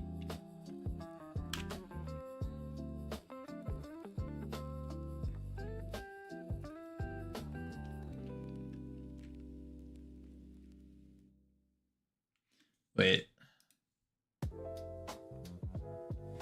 State peer ID team name.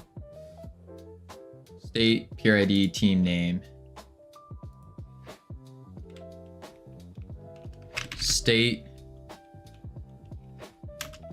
player data, player state, playing, peer ID, team as team. Let's just use red for now. And then, which I should just generate the dictionary when I do this. That would probably make the most sense. Then name, which will just be a string of peer ID for now.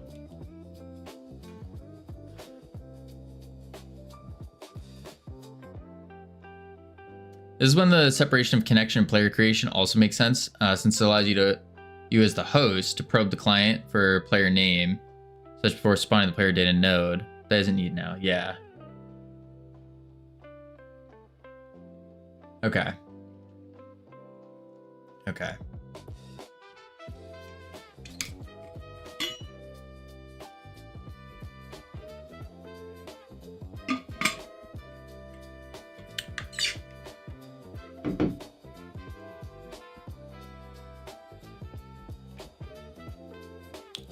So what should happen here, this won't work though, because the host needs to set itself first.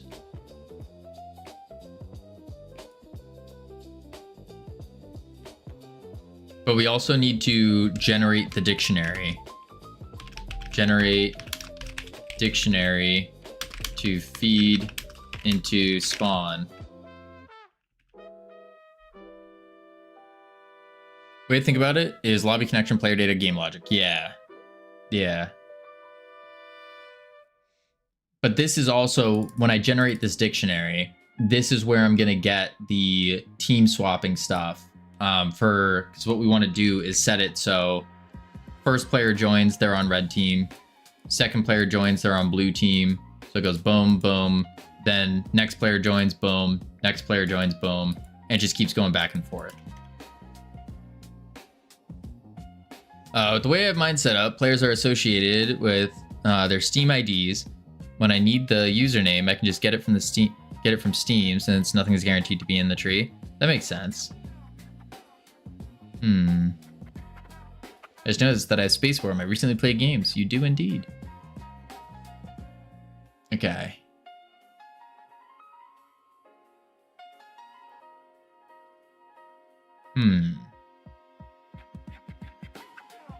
I have 150 hours in Space War? Oh my lord. I think I have like 12. Oh, I have 27. I have 27. With the winner yet? No, not yet. After the ads.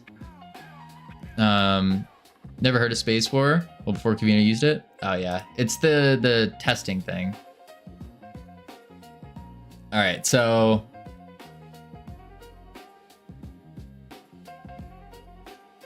alright, just getting it for the node to spawn. I also need to spawn, so we'll just call onPeer connected with 1. And that should make the player, or it should do it for the host. So when I press host, we should be able to see in our remote.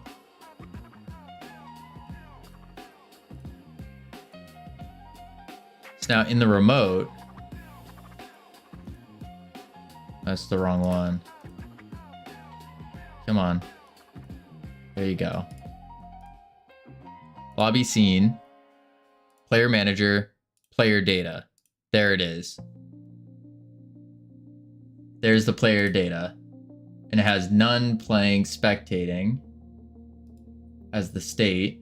Peer ID is 1, team is red, player name is 1. That works. Now if I join again on a different one, there it is, player data 2. Perfect. And this is going to have playing, peer ID, team red, because I set them all to red, and then the player name. Good. That works. Sick. Okay.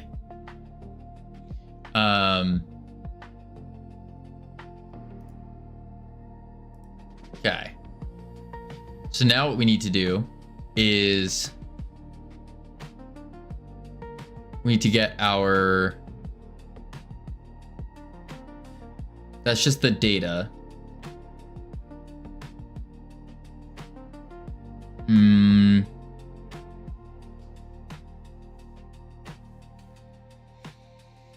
So the next part is we have to spawn the player based on the player data as they join.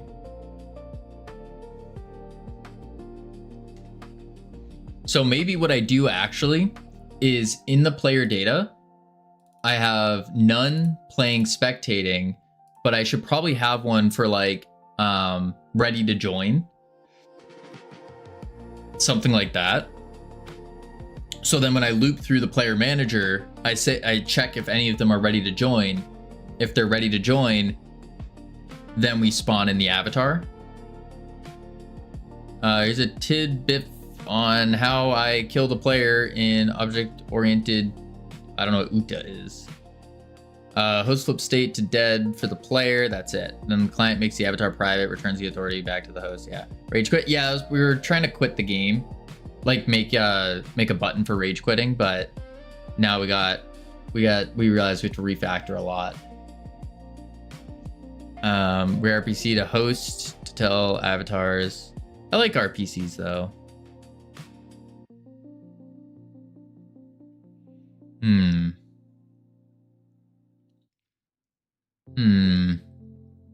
Okay. Let's see here. Player manager, spawn player data, data dictionary. Okay, so yeah, I should do like a ready to join. And then with that ready to join, I can then loop through the player datas, check if any are ready to join. If they are ready, then they can go. So we'll say like ready, like that.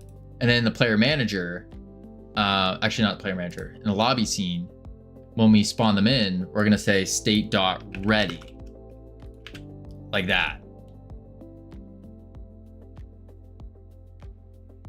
And then what we need is, this should be a call deferred though. But don't mind that now. Once you get this working, I can show you how to leverage this to allow for simpler code overall in the project. Sweet. Well then if I'm not worried about spawning them in yet, isn't that the next step? Is to spawn the avatar in? Do you want ready state after the player spawns? I mean, yeah, I'm kind of just ignoring the time it takes for the spawner to spawn it in. I'm kind of just ignoring that. Just get lobby and player states and all that working. Right. Unless what I do is player data. Maybe what I do here is enter tree, and then we switch the player state equals player state dot ready. So then when it enters the tree, then it will be ready to go. Or I just do it on ready, actually. Do it on ready. So now we know if it's actually spawned in. And then we'll come back to here and we'll just say player state is none for now. Yeah, I'm talking like things like putting health in player data. So host just sets health and automatically raises signal. Yeah, we don't have any of that. We don't have any of that. It's far simpler. All we need now is just the player controller to be in there. Yeah. Basic example, yeah. Okay.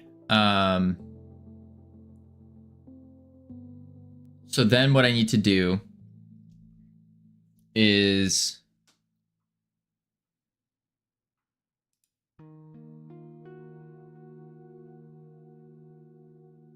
okay. I think I can do it this way. And I can say player manager dot spawned dot connect on player manager spawned func on player manager spawned, like so.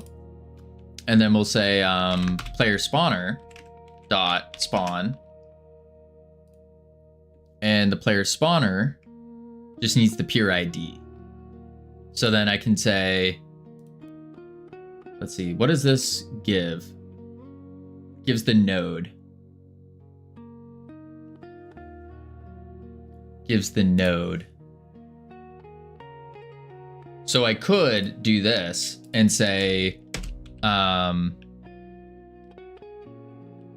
node, or actually name equals string of peer ID.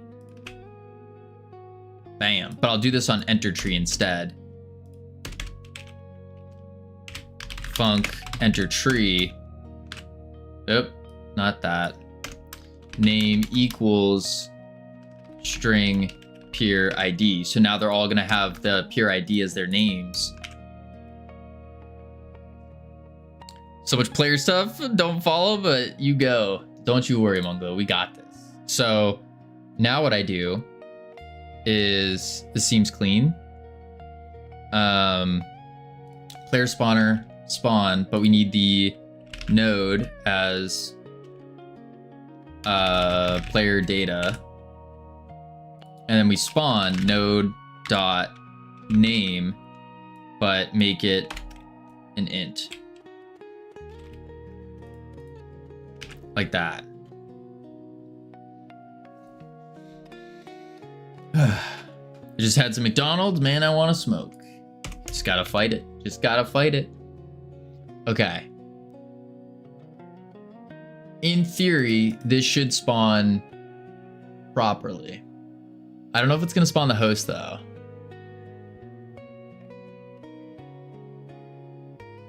Let's do this. Host, private. Join, fake. Okay. Let's see what just happened. So on the remote, we go to the lobby scene.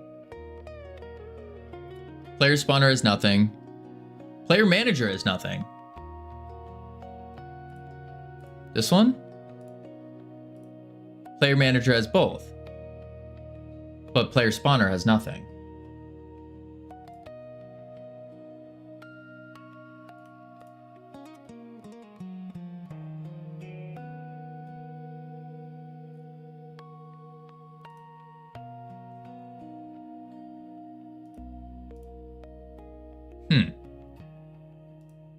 So we got the data. I wonder if spawned happened. Are the lobby as in run around and mess around and is the goal? Yeah, it's a lobby as in like the whole goal here is think an Among Us lobby or a repo lobby, a peak lobby. So player spawns in, another player joins in, they can run around, they can mess around, they can set their teams, and they can start the game. That's the idea. That's the plan. Saying the PUBG lobby. I don't know, I'm not familiar with that one. Don't know any of those lobbies, but sure. Ungla, how do you not know any of those lobbies? What? Crazy. Basically, it's just a big lobby, a big empty thing, and players join, and this guy goes, he joins, and then they can just run around, and then there's a button that they press, and it starts the actual game. That's it. Or you AFK in there while you're waiting for your friends to join. You get a join code, and you're like, yo, enter the code, and you're waiting for them. So you make sure the game instance is the right level load. Yes, and it did. It did. Oh,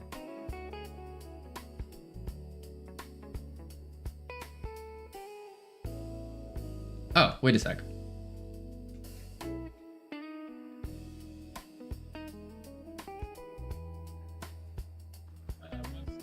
Yeah, something like that. This is a big one, but yeah.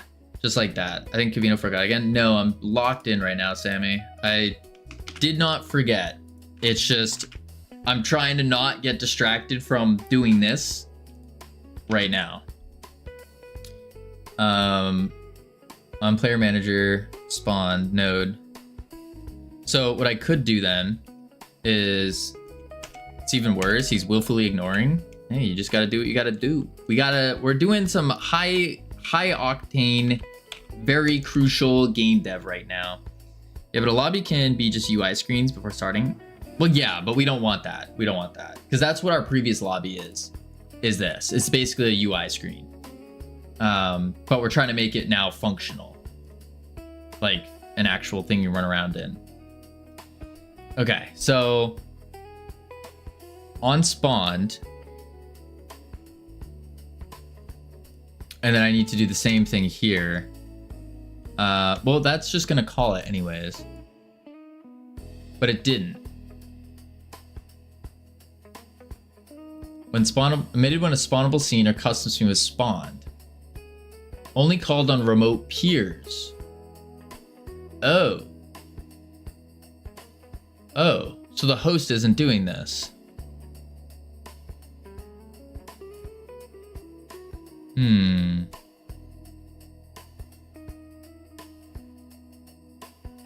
Why isn't the host doing this though? So Player manager is a spawner. Right. And we're taking the spawned function from it. I think I just need to manually spawn the host.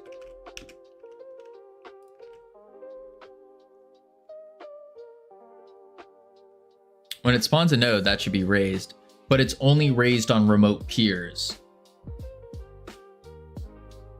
which is not the host, right?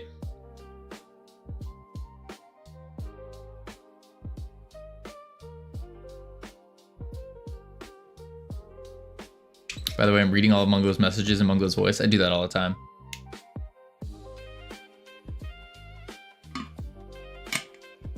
All the time. But peer connected isn't raised for host. Right, that's why we're manually calling it for the host. Host is never a connecting peer. Right. I mean, I'm just using the exact same functions as here just to spawn in the host. Let's see if that works.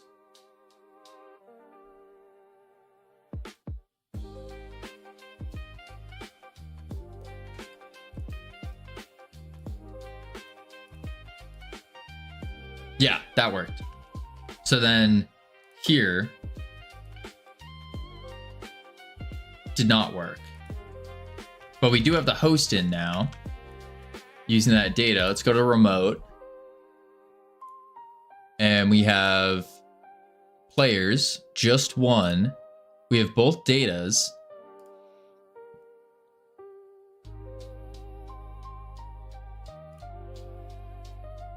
What about in this one? Nothing.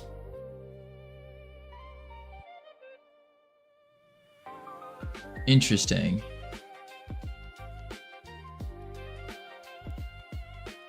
So why isn't the host calling this? On peer connected.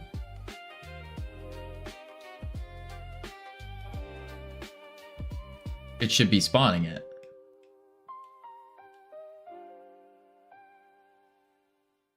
It has the data.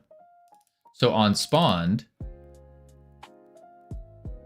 on player manager spawned, taking in the node. Maybe it's not. Wrong argument. That runs in ready. For consistency, it should react to either host setup done or lobby scene loaded, whichever is best. Is that in the lobby scene itself? It is, yes. Yeah, this is when the lobby scene loads in, then this runs.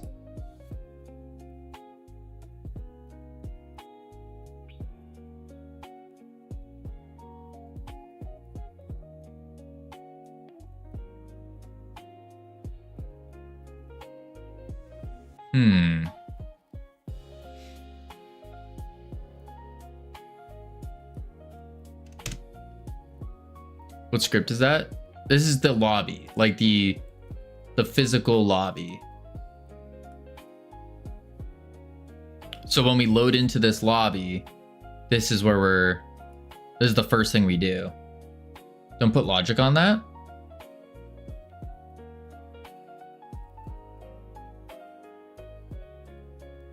Where would we put it then? So the way the actual tree works is we have the game, we have the map, and then the lobby is going here. This is the lobby. Because we're just changing this one.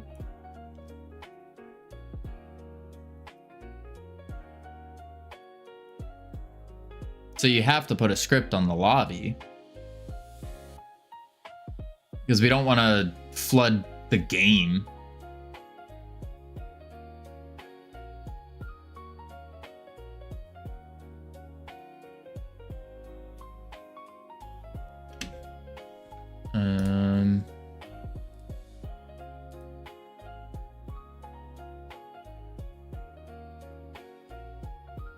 Host starts a host.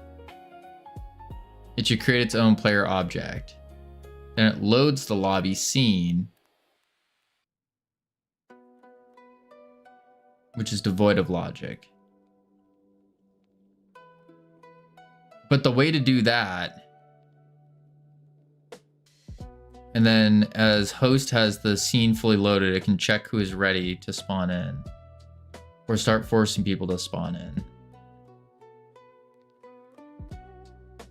So to do that though, we would have to put the player spawner up here outside of the map.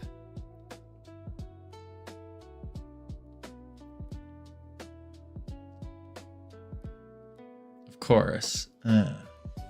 Because what we're doing is we're on the map itself. We have, oh, it would be here. This is where we spawn the players in.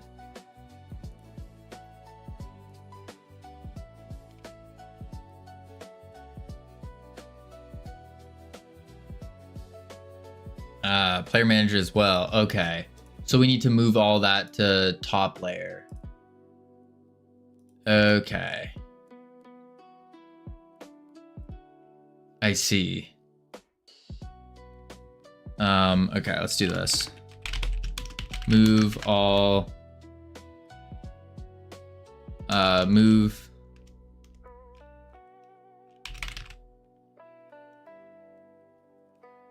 Avatar lives in map.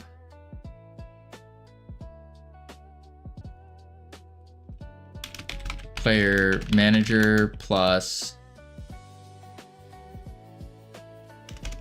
to game. But putting players inside map is a recipe for a hard time.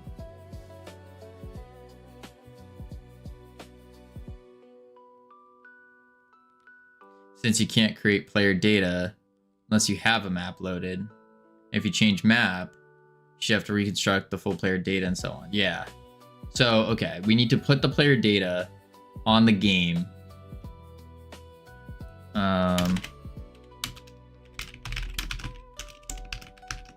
On the game, which is the top level here.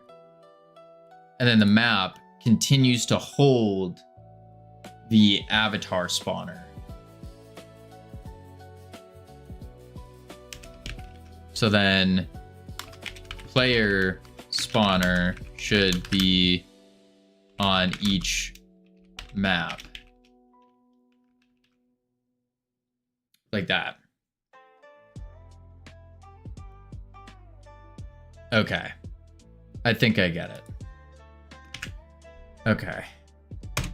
All right, let's do the raffle real quick. And then leaderboard. Boom, bang, bop. And we go raffles, view. All right, only 6 unique participants. What a shame. What a shame. Here we go. Drawing the winner. Boop. There we are. And the winner is... Who the heck is that? King of Cats. The King of Cats. Congratulations on your badge. You now get an additional 3% on all your points. 3%. Not too shabby. Player data would hold things if needed. Player state, player swaps level, state go loading, so on. So player data is unsure if everyone is loaded in the level and so on. So the player data should definitely hold, yeah. I'm just happy it wasn't Ika. Got him. Got him. Second raffle, by the way, indeed. Please don't use the word shabby. It's not allowed. It sounds like you're a bit shabby, Miku. A little bit shabby there. All right. What we need to do is we need to now take everything we just did.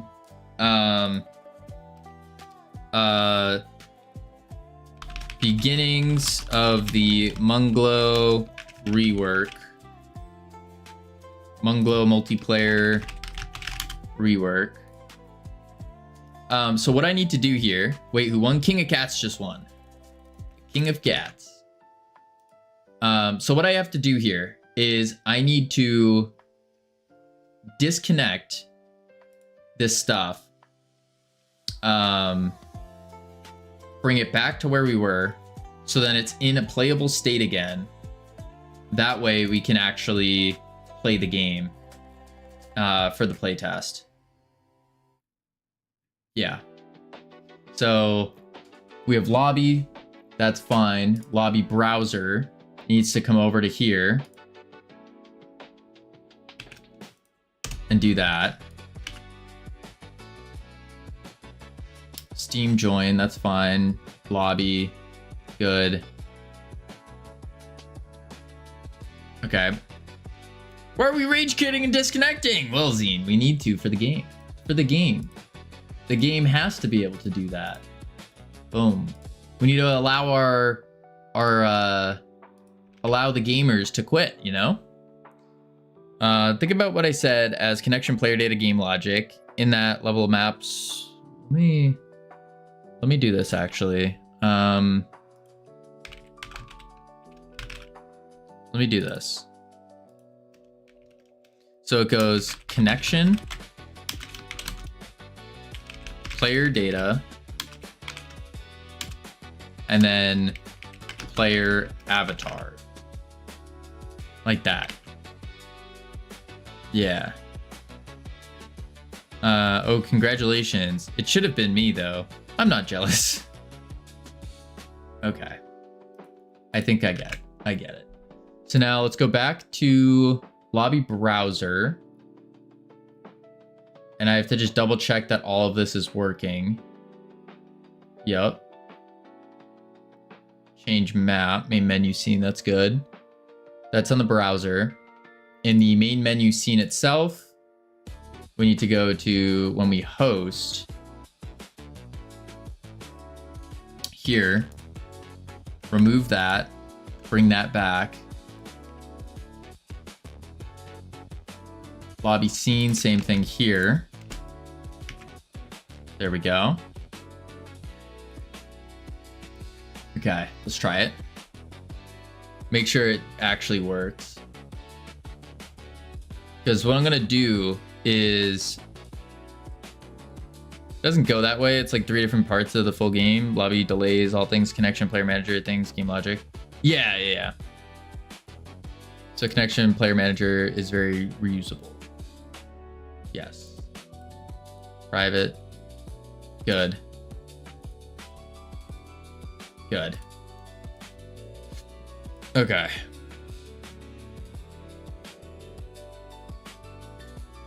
Sick. Okay. Prepped for playtest. There we go. Perfect. Okay. We're now ready for the playtest. Why'd you go back to old lobby? It's like Ika's watching the stream without any volume. So what we need, I have it on the old lobby because we're going to be running play tests tomorrow and Thursday. That way we can actually get solid feedback from gamers. That's the plan. This lobby scene is going to take us a long time to do. It's 4 a.m. here. Be thankful I'm here at all.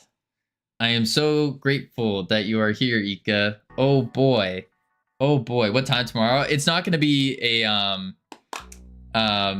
you can count on one hand the people that are here for making the game. That's a good point.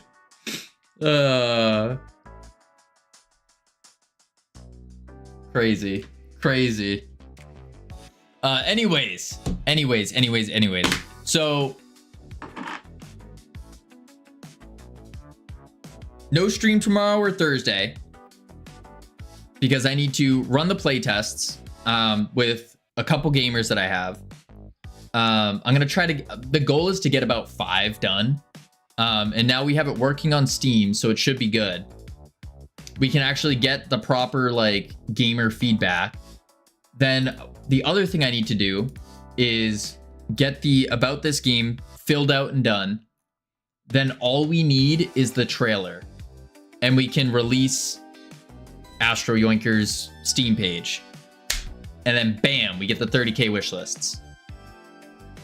Immediately. Definitely no work at all. Yeah. The pro gamers that he has. Yes. Am I able to join the playtest somehow? So we're going to have once the Steam page is actually live, we're going to have like an actual playtest where we send out the playtest keys. Yes, for sure. Okay, I think that's good. So with all of that said and done, alrighty folks, we are calling it here today. I will catch each and every one of you on Friday, where we're gonna go over the playtest notes, and then we're also gonna set up this thing. We're gonna set up this lobby with the new multiplayer system as well. Yeah, that's gonna be the play. What is? Oh, interesting. Wait, how do I get a key? We'll be doing that once the page is actually live. We don't have the page live yet. Yes. Need lobby codes for that? Yeah, we're gonna be doing lobby codes as well. That's part of the whole lobby system and working that out and all that. But yes, I will catch all of you on Friday. I appreciate all of you being here. I got a lot of work to do. Trailer. I should probably start working on the shorts for marketing the game. And then play tests. And then on Friday, we redo the lobby, redo the multiplayer. We're doing the Munglo multiplayer rework. Yes. Spam the emotes if you got them. Otherwise, see you all on Friday. Adios. Boop. You too, Mandy. You too. All right, let me spam these emotes because I got them. There we go. And then we turn on Conrad's. There we go.